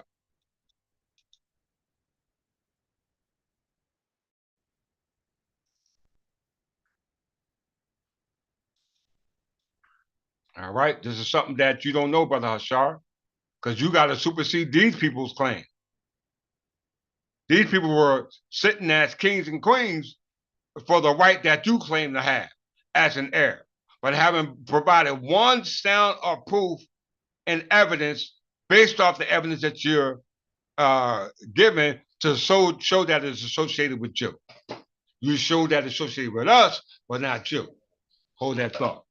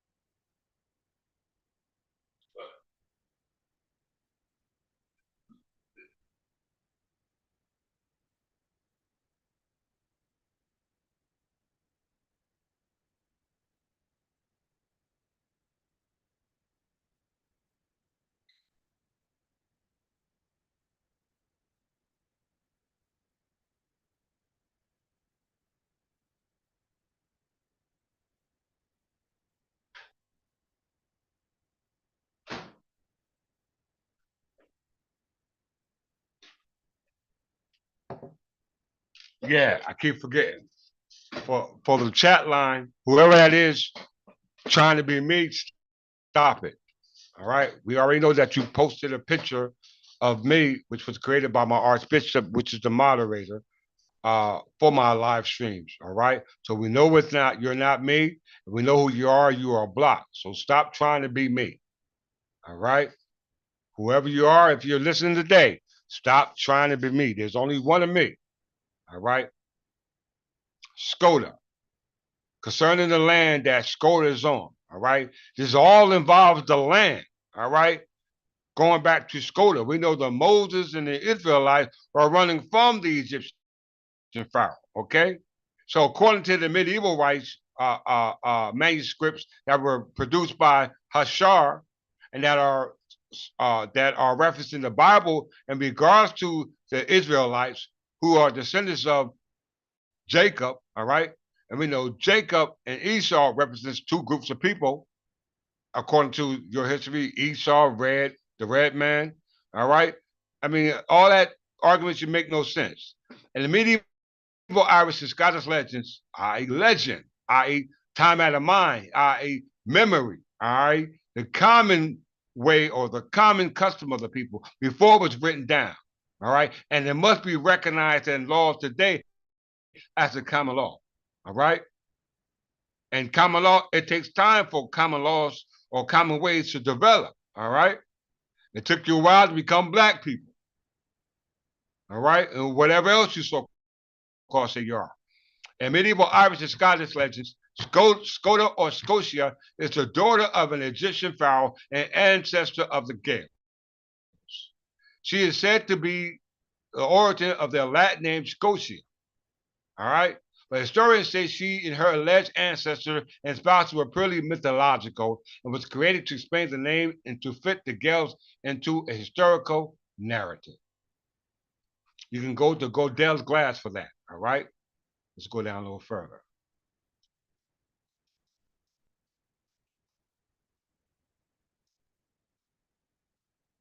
Skoda and the Stone of Scone. Barger Bissett is credited with being the first to connect the Stone of Scone with Skoda foundation legend in 1301, work Procesus, putting forward an argument that Scotland, not Ireland, was where the original Skoda homeland lay. All right, so they're forgetting all about Jerusalem, Africa. They over in the British Isles. All right, Bissett wanted to legitimize a Scottish as opposed to English ascension to the throne when Alexander III of Scotland died in 1286. At his coronation in 1249, Alexander himself heard his royal genealogy recited generations back to Queen Skoda. All right? Bissett attempted to legitimize a Scottish ascension by highlighting Skoda's importance as the transporter of the stone of scone from ancient Egypt during the exodus of Moses to Scotland. In 1296, the stone was captured by Edward I of England and taken to Westminster Abbey. In 1323, Robert the Bruce used Bissett's legend connecting Skoda to the stone and attempted to return the Scone Abbey to Scone Abbey in Scotland. All right, Scone Abbey is where it was under the control of the canon clergy or seculars going back to Augustine of Hippo. All right. All right. So let's see who is this Bissett, Barger Bissett, to attest this fraud.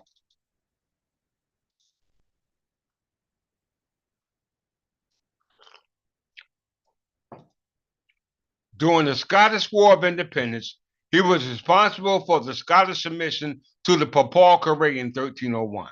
Along with his colleagues William Ferré and William Eaglesham, he prepared the Scottish case for sovereignty in the face of English claims and aggression by drawing upon and modifying the existing literature dealing with the foundation myth of the Scottish people, as well as those of the other inhabitants who will later be called Great Britain. All right? And with a lawyer's eye, appraising the historical treaties between the two nations, such as the Treaty of Philosophy of 1174 and 1189. And 1189 goes back to what we call time immemorial. He was deprived of his partnership by King Edward I. So what is the Treaty of Philosophy?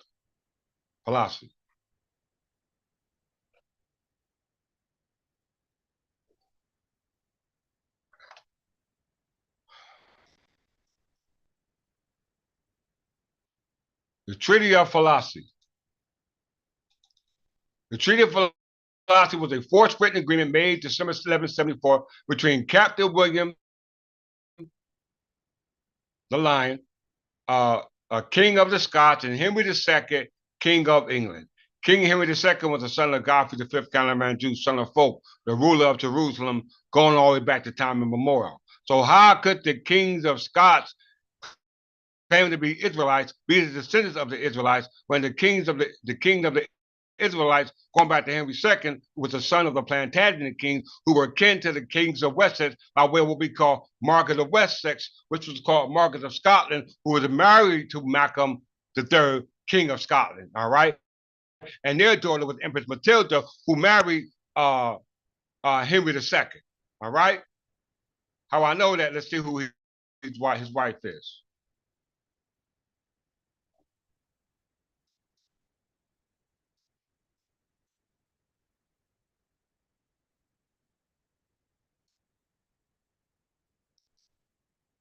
Mother, Empress Matilda.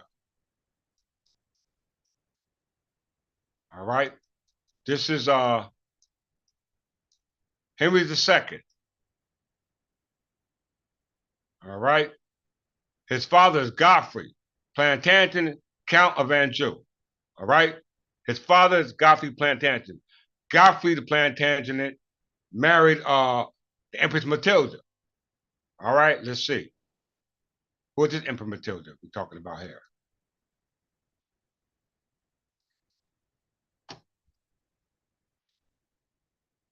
She was called Matilda or Maud. Empress Matilda, also known as, make sure you see that. Empress Matilda, also known as Empress Maud, was one of the claimants to the English throne during the Civil War known as the Anarchy. All right? The Anarchy. Who was her spouse? Henry V, a Holy Roman Empire, and Godfrey V, Count of Anjou, the father of Henry II and the son of Fulk V, the ruler of Jerusalem. All right? All right, a legitimate ruler of Jerusalem. All right? And Empress Matilda, mother was Matilda of Scotland. All right? Matilda of Scotland married Henry I of England, the son of William the Conqueror, who invaded England through the Norman invasion called the Norman Conquest. Who was Matilda of Scotland? She's called Matilda of Wessex, whose husband was Malcolm III.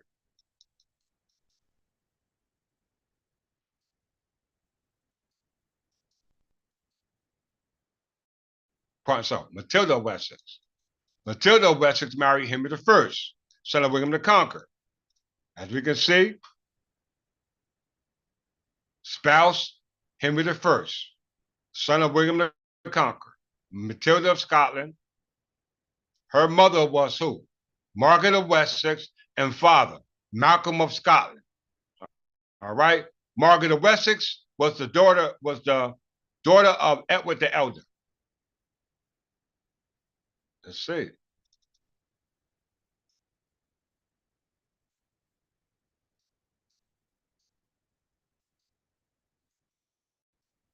Father, Edward the Elder, son of Edmund the Ironside, the son of Ethelred the Unready, the son of King Edgar the Peaceful.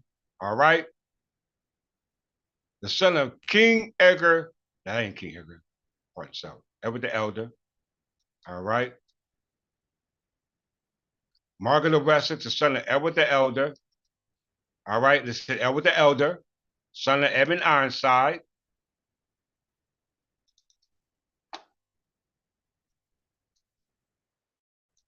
I know my history.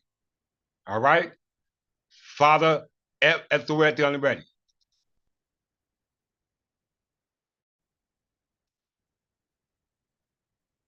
As we can see, Ethelred the Unready. Father, Jesus Christ. King Edgar the Peaceful.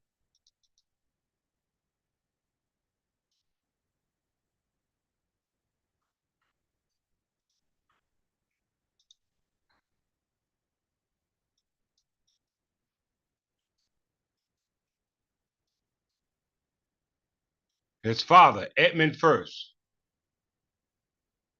Edgar the Peaceful, that's his name. Ethelred the Unready means ill prepared. All right. His father was Edgar of English. All right. Look at where I'm going with this. Edgar the Peaceful. His father was Edmund the First.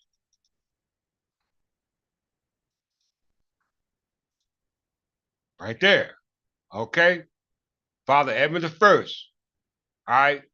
Edmund, the father, the first, was the son of Edward was a brother of Ethelred, Edward the Exiler, the father of Margaret of Wessex, which was the Margaret of Scotland, who was the mother of Matilda, Empress Matilda, who married Godfrey V, Count of Anjou, the son of Fulk, the ruler of Jerusalem. The reason why he married him because Henry's only son, William Adeline, died in the anarchy, and he was supposed to marry Godfrey's father, Fulk V, daughter Margaret of Matilda Anjou. All right, but that didn't happen because Adeline died in the anarchy. All right, Edmund I was the son of who? Ethelred the Unready.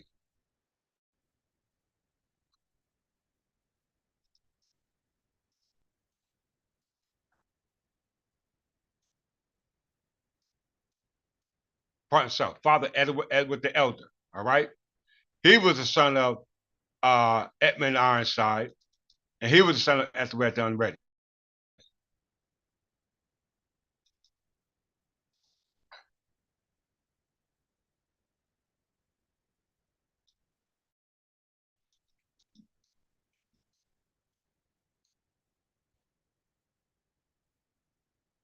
All right. Part himself, yeah. Edward the Elder, Edward the Exile, part himself. Edward the Elder. The other one was Edward the Elder, Edward the Exile. All right. Edward the Elder was the son of who? Alfred the Great. All right. And his successor was Atherton. All right. So let's go back to what? Let's go back to the English Independent Time reform.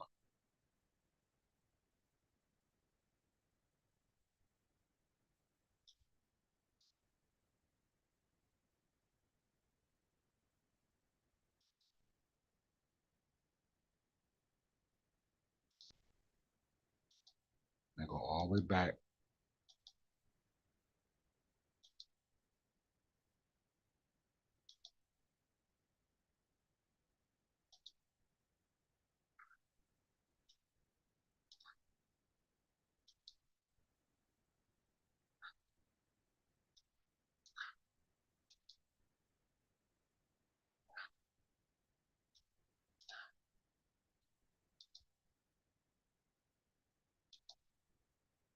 Okay, the Battle of Brandenburg.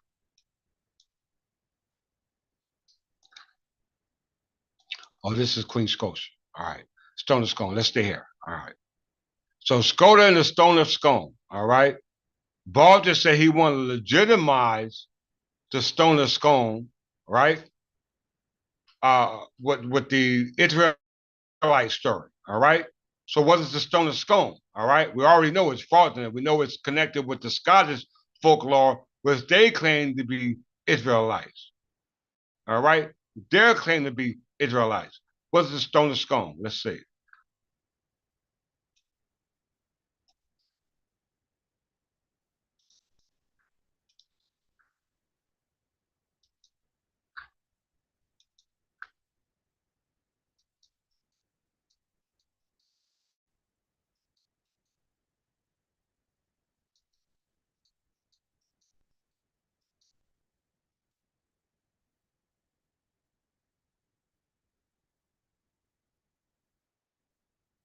The Stone of Scone, also known as the Stone of Destiny, is the oblong block of red sandstone that was used originally in the coronation of the monarchs of Scotland.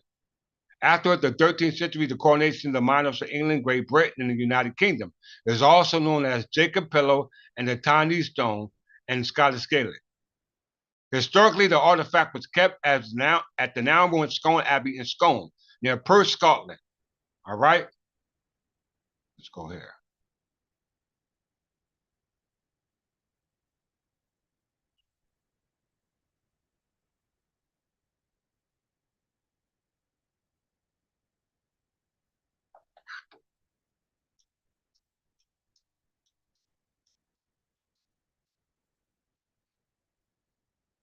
All right, right here. In 1328, the Treaty of Northampton between the Kingdom of Scotland and the Kingdom of England, England agreed to return the captive stone to Scotland. Rioting crowds prevented it from being removed from Westminster Abbey. The stone remained in England for another 6th century when King James VI of Scotland assumed the English stone as James I of England. He was crowned at Westminster Abbey on the stone. For the next century, the Stuart kings and queens of Scotland once again sat on the stone, but at their coronation as king and queen of and in England. All right, not Scotland, but of England. All right, let's go back.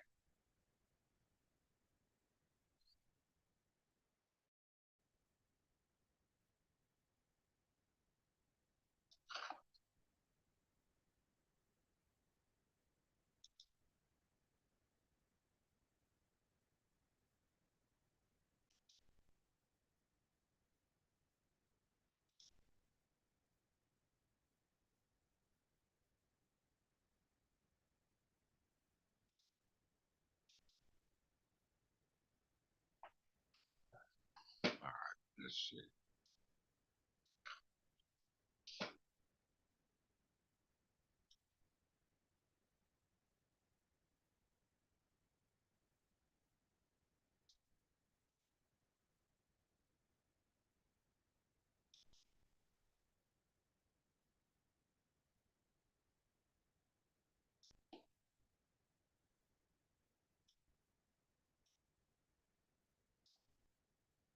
Let me pull this up.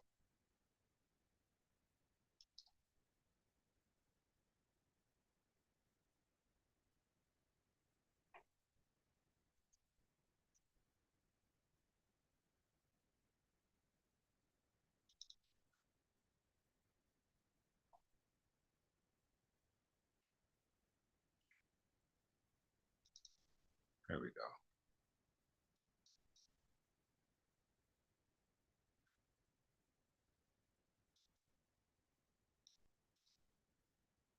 One second.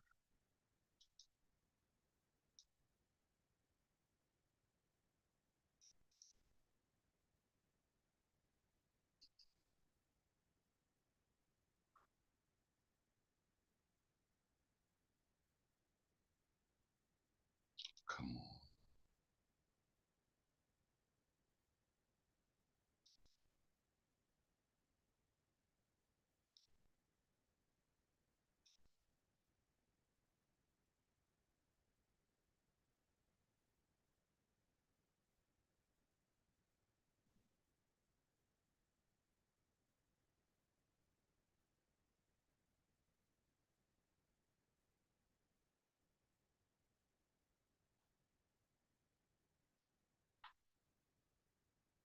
Bear with me.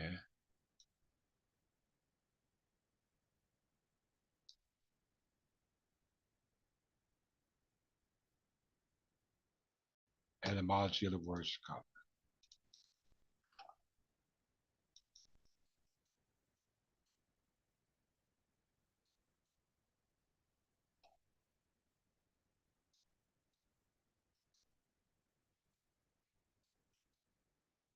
Is this where I want to go?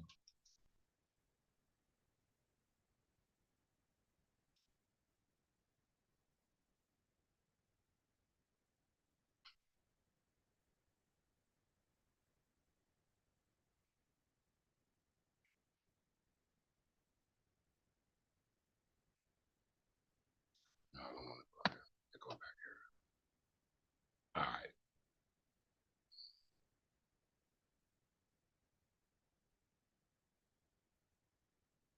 Back to the stone of Scone.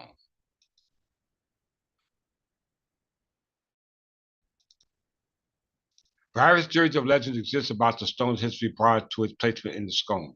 Or stories concerning Fergus, son of Erard, the first king of the Scots, and Scotland, who transported the stone from Ireland to Argyll, where he was crowned on it was recorded. Blah, blah, blah, blah. The Island of Destiny is one of the traditional names of Ireland.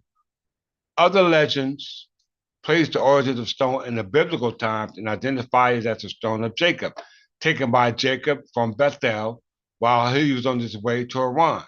Genesis 28, 10:22, this same story of Jacob was then supposedly taken to the ancient Ireland by the prophet Jeremiah. Now we read Jeremiah 6:16, and Jeremiah is warning the Israelites about Jerusalem's destruction. All right? Jerusalem's destruction.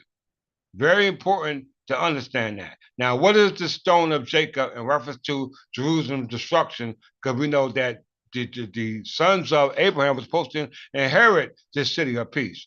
What is the stone of Jacob? Let's see.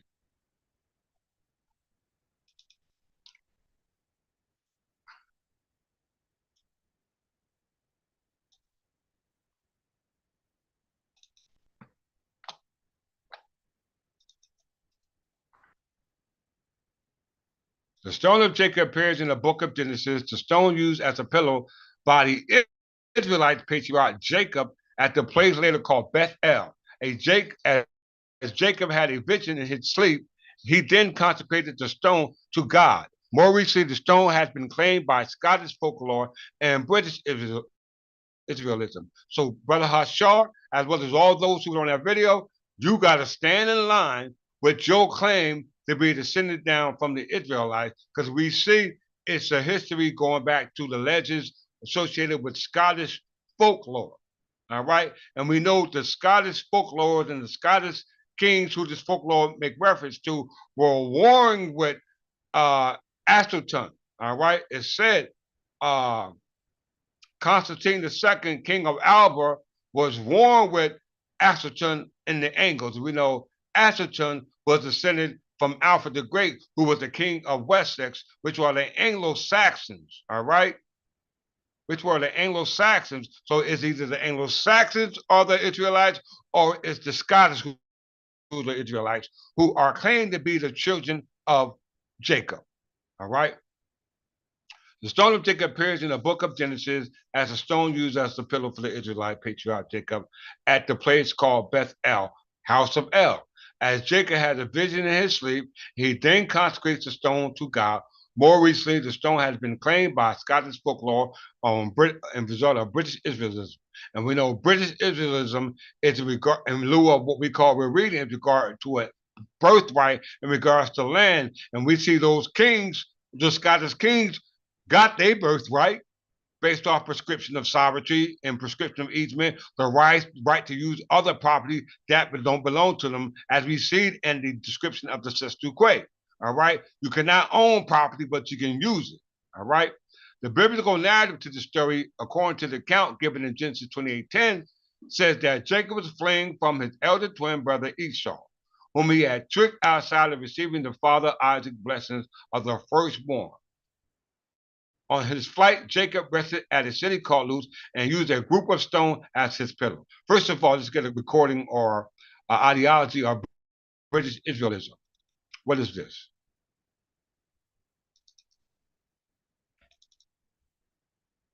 Because Brother Hashar and all those who claim to be Israelites, you're going to have a hell of a claim to prove. British Israelism is called Anglo-Israelism, which is a lie. It's not the same. All right, there's a difference between British Israelism and Anglo-Israelism. British Israelism is the British nationalists, contrast to English nationalists, pseudo-archaeological and pseudo-historical and pseudo-religious findings. Belief that the people of Great Britain, we know Great Britain didn't come to the Treaty of Union of 1707. Prior to that, it was separate parliaments, all right? Belief that the people of Great Britain are genetically, racially, and linguistically the direct descendants of the 10 lost tribes of Israel, all right? Which is being practiced here under the British Empire well known in the United States today in the 21st century. All right? Y'all got a lot of work to do. All right? Now let's deal with this narrative that Jacob is having a dream about, that he has no control over. You have control over your dream that's done by way of thought. All right, through autobiological memory, known as autoscopy, by way of what they call out of body experience, which we call daydreaming, moving from space and time through remembering the past and bringing the past into the present, closing that gap in space and time. All right, where the body don't even have to go under the special theory of relativity, E equals mc squared, energy, matter, constant, speed of light. All right, this is what Jacob is trying to do. All right, make this vision a reality. It says here, and Jacob went out to Beersheba and went towards Haran. And he lighted up a certain place and tarried there all night, secluded, I might add, because the sun was set, and he took the stone at that place and put them for his pillow and laid down at that place to sleep. And his dream, and behold, a ladder, i.e., Jacob's ladder, set upon the earth, and the top of it reached to the heavens. And behold, the angels of God ascended and descended on it. And behold, the Lord stood above it and said, I am the Lord God of Abraham, thy father, and the God of Isaac. The land whereof thou liest, to thee will I give it, and to thy seed. Well, he's talking about a birthright that Jacob's going to receive, not in the abstract or the spook world, but when he woke up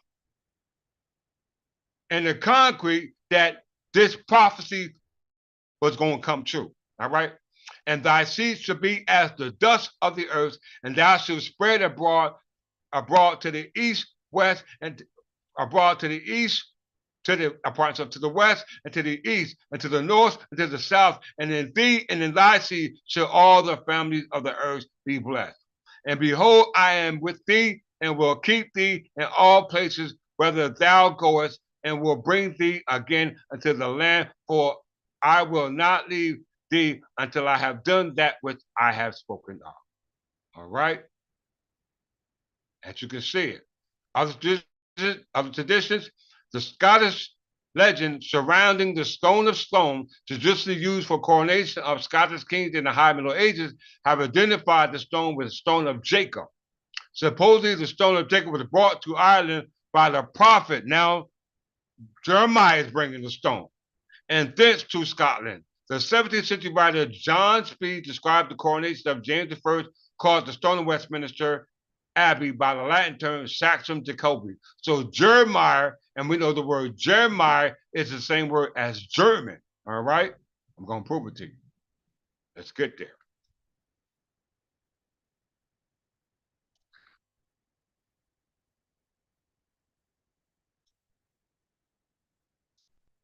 Jeremiah.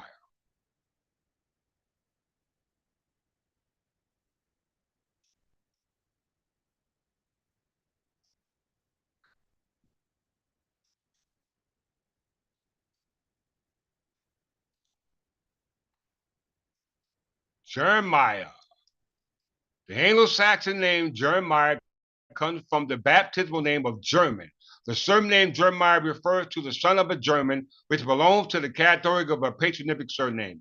Old English patronymic were formed by adding a variety of suffixes to personal names, which changed over time from place to place. For example, the Normans' conquest, Sunu or Sune, which meant son, were the most common patronymic suffixes. All right? There you see it, Jeremiah. It's the same as the same word, German. All right? Let's move forward.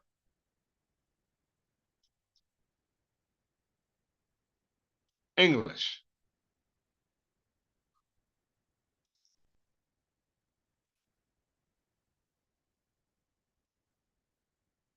English. The name English comes from, let me make sure y'all see this. These are my references. The name English comes from the Old English word English, originally used to describe the angles as a distinct from the Saxons. Did you hear that? Did y'all hear that? It also appears in a Latinized form, Anglicus. Anglicus. Anglicus, pardon myself, I pronounced it wrong. And the Scottish English borderland, it is thought that the name was used to refer to an Englishman or an English speaker as opposed to a Gaelic speaker. Did you hear that? All right. So the Kingdom of Alba, where Gaelic comes from, all right, disqualifies those who call themselves Scotland. This is the Latin form for those people who claim to be originators of that land. The Old Scottish form of English form applied to the descendants of Englishmen settled in Scotland, especially of prisoners taken by Malcolm III from the northern counties in 1070. And we know Malcolm III of Scotland was married to Margaret of Wessex, who was the daughter of Edward the Exile.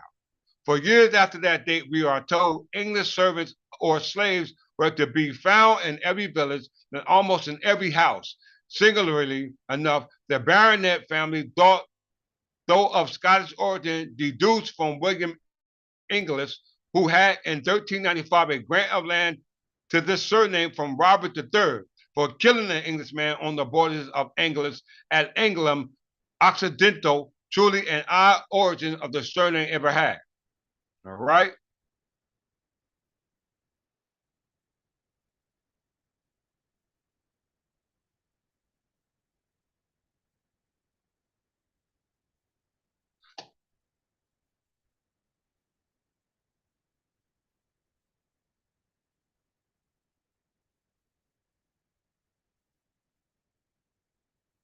So it showed you there was a difference between the English, which is not relative to Saxon or Gaelic. All right. Very important. All right. Very important.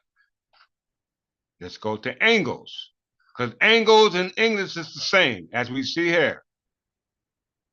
Used to describe the angles as distinct from the Saxons. All right. So let's go to angles. Oh, y'all don't hear me.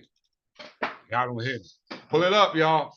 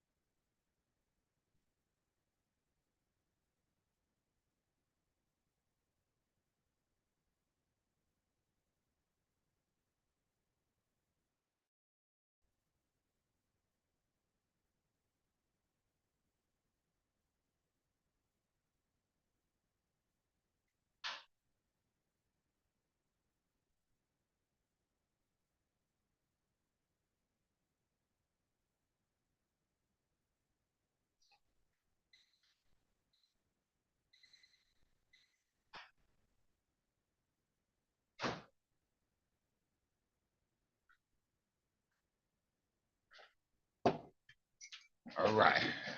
Angles.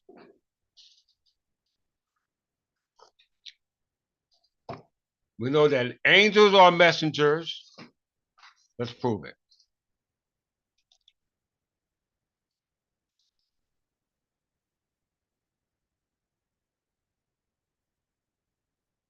Angels.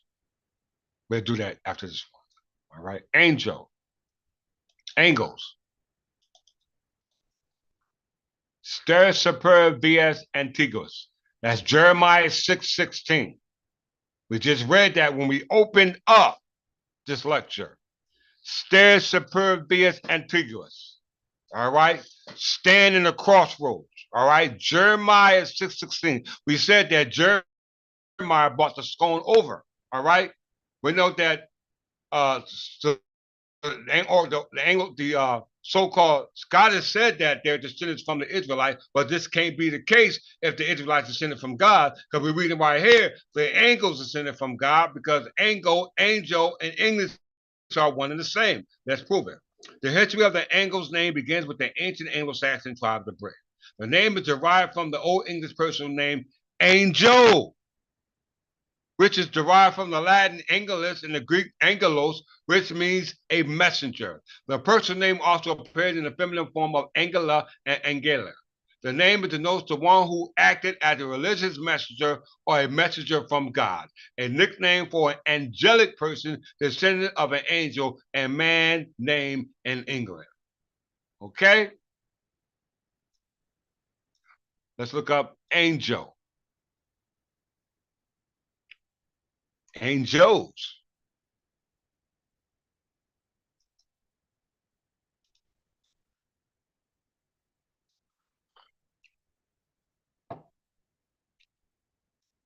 Angels.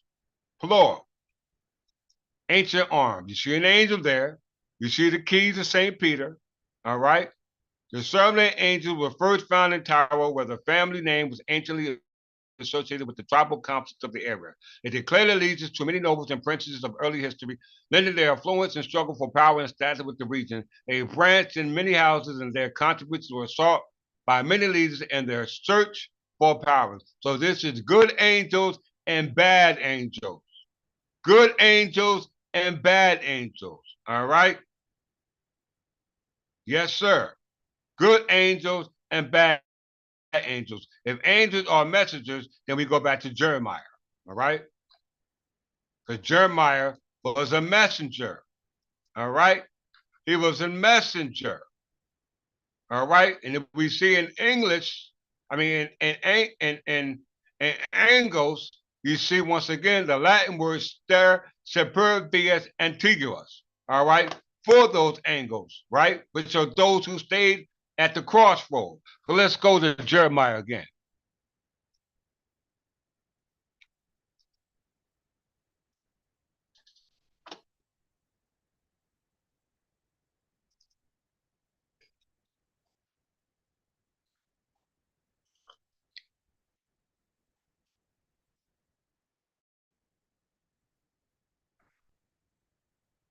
Sto stare superbius antiguus. All right?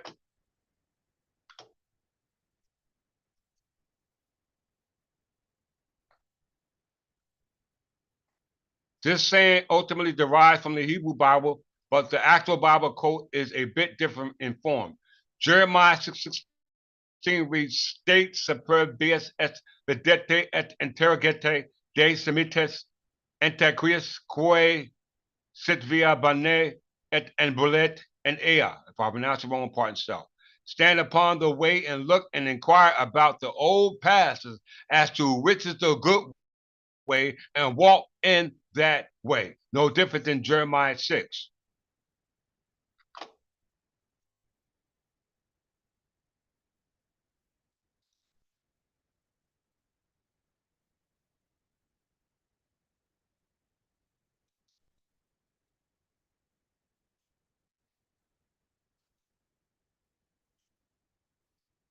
Jeremiah 16.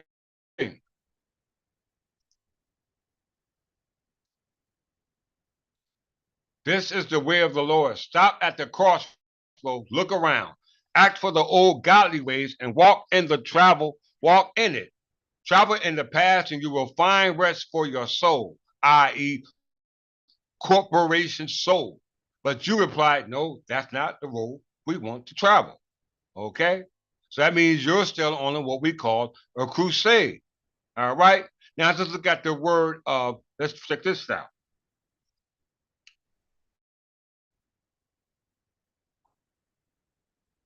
Everybody know who Archbishop Andrew is, right?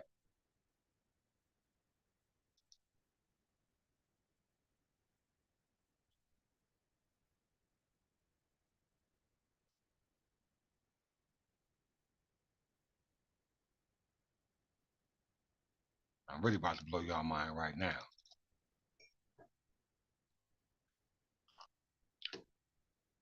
St. Andrew the Apostle. Remember Jacob's dream. Angels going up and down, right? Angels going up and down. You got good angels and bad angels, all right?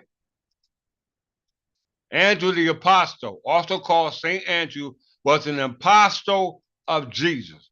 He is the brother of Simon Peter and the son of Jonah. He is referred to in the Eastern Orthodox Church tradition as the first call. All right. His name Andrew, meaning manly brave, from the Greek transit. Andrea means manhood. Valia, like other Greek names, appears to have been common among the Jews and other Hellenized people since the 2nd and 3rd century. No Hebrew or Arabic name is recorded for him.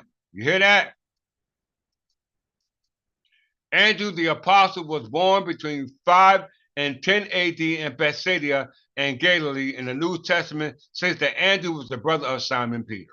All right, we already got that. He was a patronage saint of Scotland. Did y'all hear me?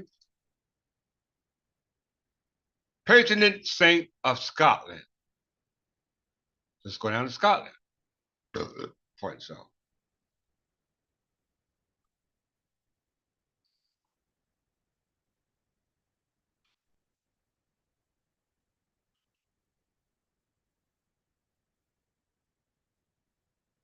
Scotland.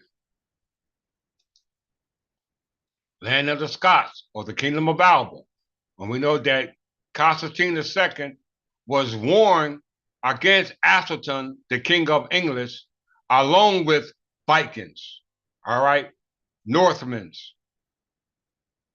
Several legends claim that the relics of St. Andrew were brought by divine guidance of the Roman Catholic Church, going all the way back to Constantinople, founded by Constantine I in the 3rd century, under the Gregorian calendar, which is the Roman calendar, which is not the same as the Berber calendar. At that time, the 3rd century goes back to the time of and the Berber calendar will be the time of Henry VIII. All right? Yes.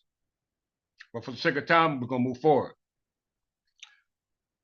Scotland legends claim that the relic of Andrew were brought by divine guidance from Constantinople to places where the more modern Scottish town of St. Andrew stands today. The oldest surviving manuscript are two. One is among the manuscripts collected by John Baptist Colbert and Will to Louis XIV of France. All right?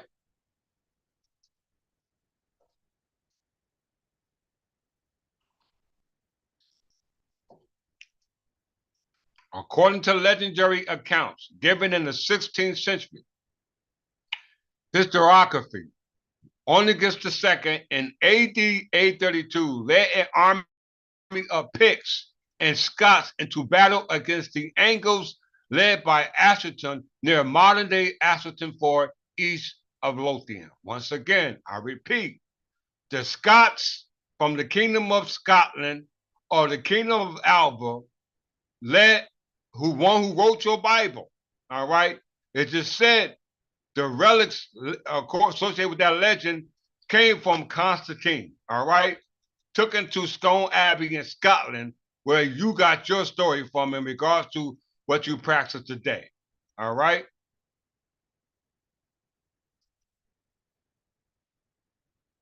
And in that legend, as recorded by Scotland, it says that Woningus led an army of Picts and Scots into battle against the Angles led by Atheltan. All right. So who is the Angles once again?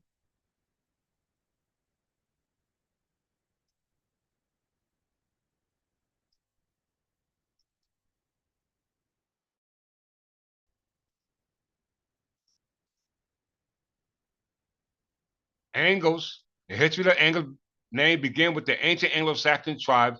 The name is derived from an Old English person named Angel, which is derived from the Latin Angelus, which means messenger. All right. A name associated with messenger of God. So if that's the case, and we go back to Andrew, the apostle, he's warned with the angels.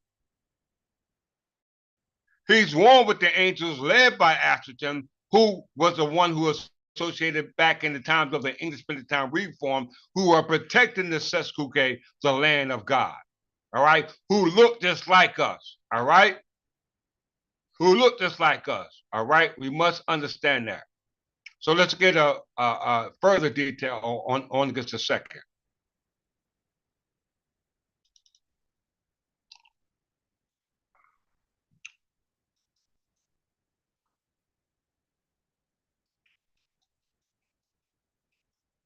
Onegis was king of the Picts from 820 until 834 in Scottish historiography. He is associated with the veneration of St. Andrew, the patron saint of Scotland, although that has not been proven. All right? It has not been proven. I ain't just sitting up here custom painting something and putting it up on the screen to show you. I'm showing you the source, what they say about these claims. All right? So Onegis can't even clarify the origin of St. Drew if it's true or false. All right? He can't even validate it. All right? And they claim that this one is a patron saint of Jesus Christ. And I'm telling you, he's not, because those patron saints of Jesus were those ones who was down with King Edgar the Peaceful. And King Edgar the Peaceful is descended from Astleton. All right? Noble Stone. From Angles, the messengers of God. All right? We must understand what is going on. Where do I want to go to now? Okay. So St. Andrew, the so-called person who walked with Jesus, is this person in the illuminated manuscripts, all right? Or mentioned manuscripts as mentioned earlier, medieval manuscripts, all right? But let's see how they got them displayed in the St. Andrew's coat of arms and the St. Andrew's Museum. Let's get a good look at them.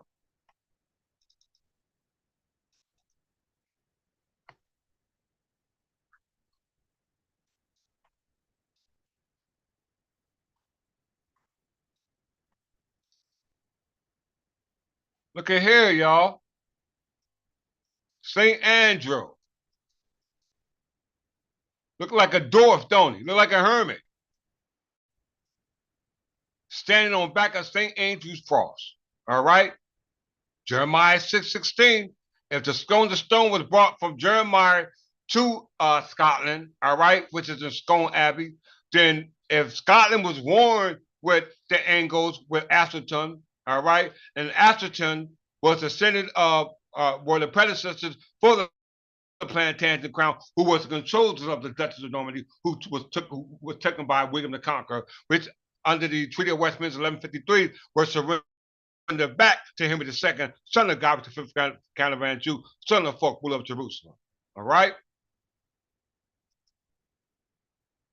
St. Andrew.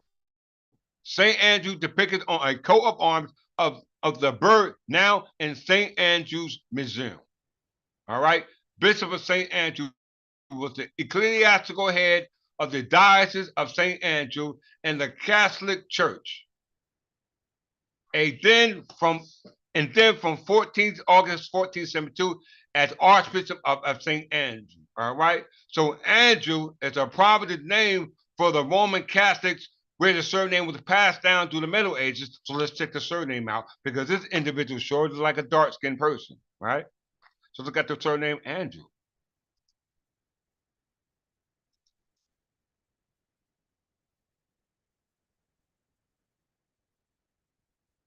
Ooh.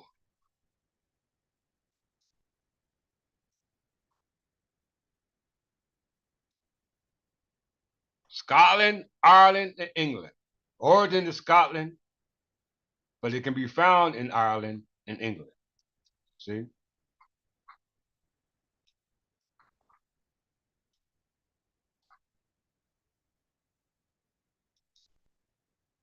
See? So it can be found in these places, but the origin of the name Andrew is found in Scotland. All right? The age, oh, make sure y'all see this because in closing, Andrew History Family Crest and Coats of Arms.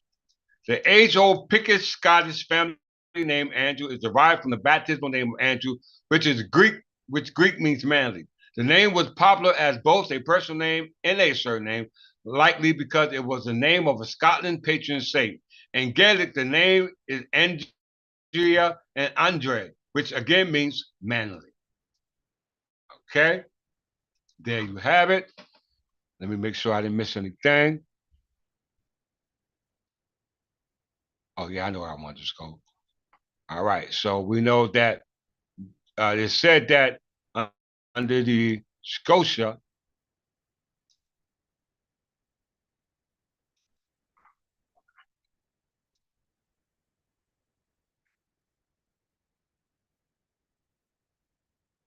right here.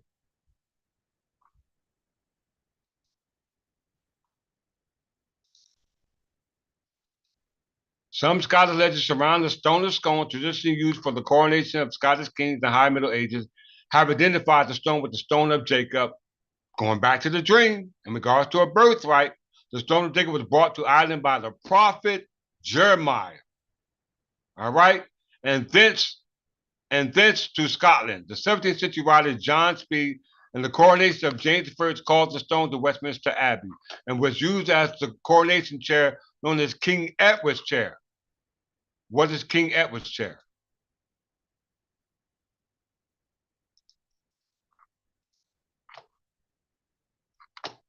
This was the patron saint of England.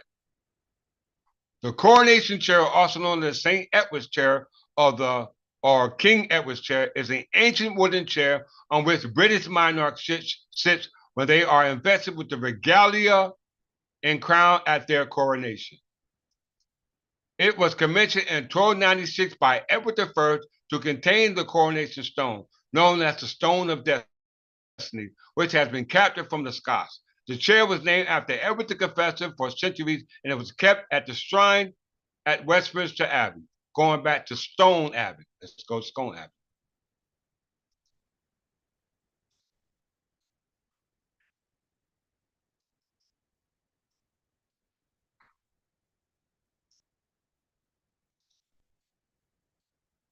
Scone Abbey was the house of Augustinian canon clergy located in Stone, Perthshire in Scotland.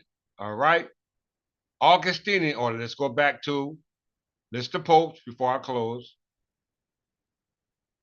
Of canon clergy. All right.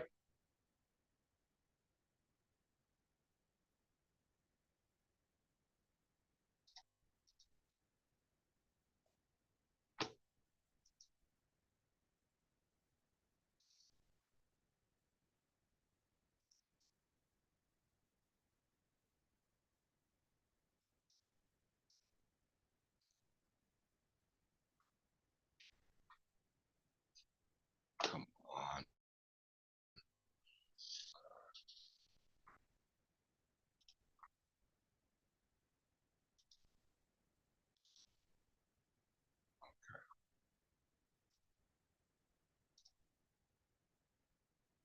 The stone of Scone was brought to Stone Abbey by, as they said, Augustinian canons.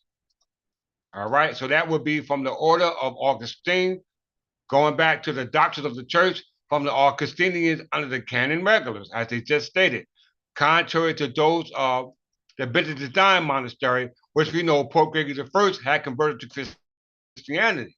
This is why it had to be reformed by King Edgar the Peaceful and the kings of Wessex going all the way back to Astrington, which St. Andrew was warned with the Angles at the time of the English Reformation. All right. Let's close that on that.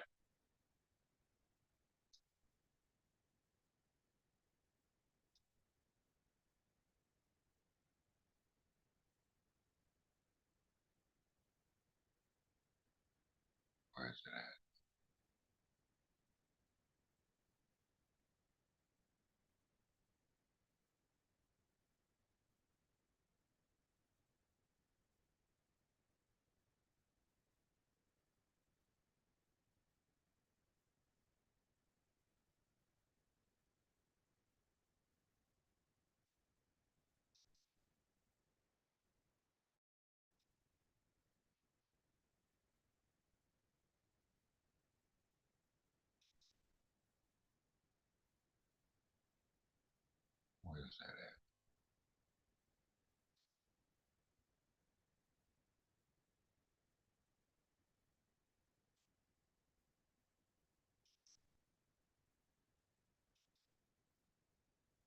Bear with me. I'm almost finished, y'all. Kingdom of Alba. What is it? I just gotta pull it up.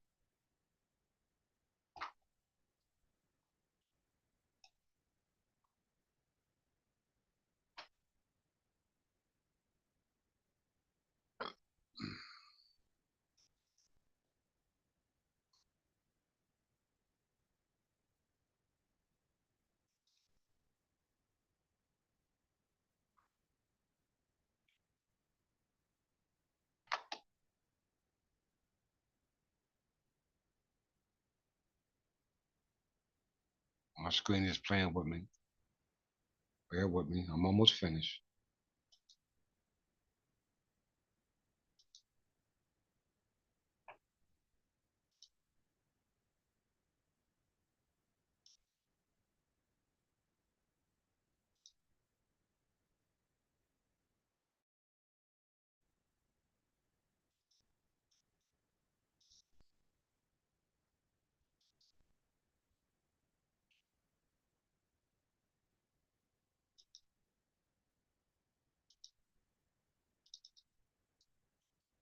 Bear with me, y'all.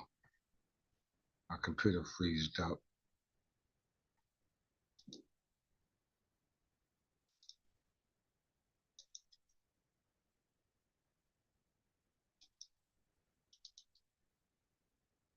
Give it a second.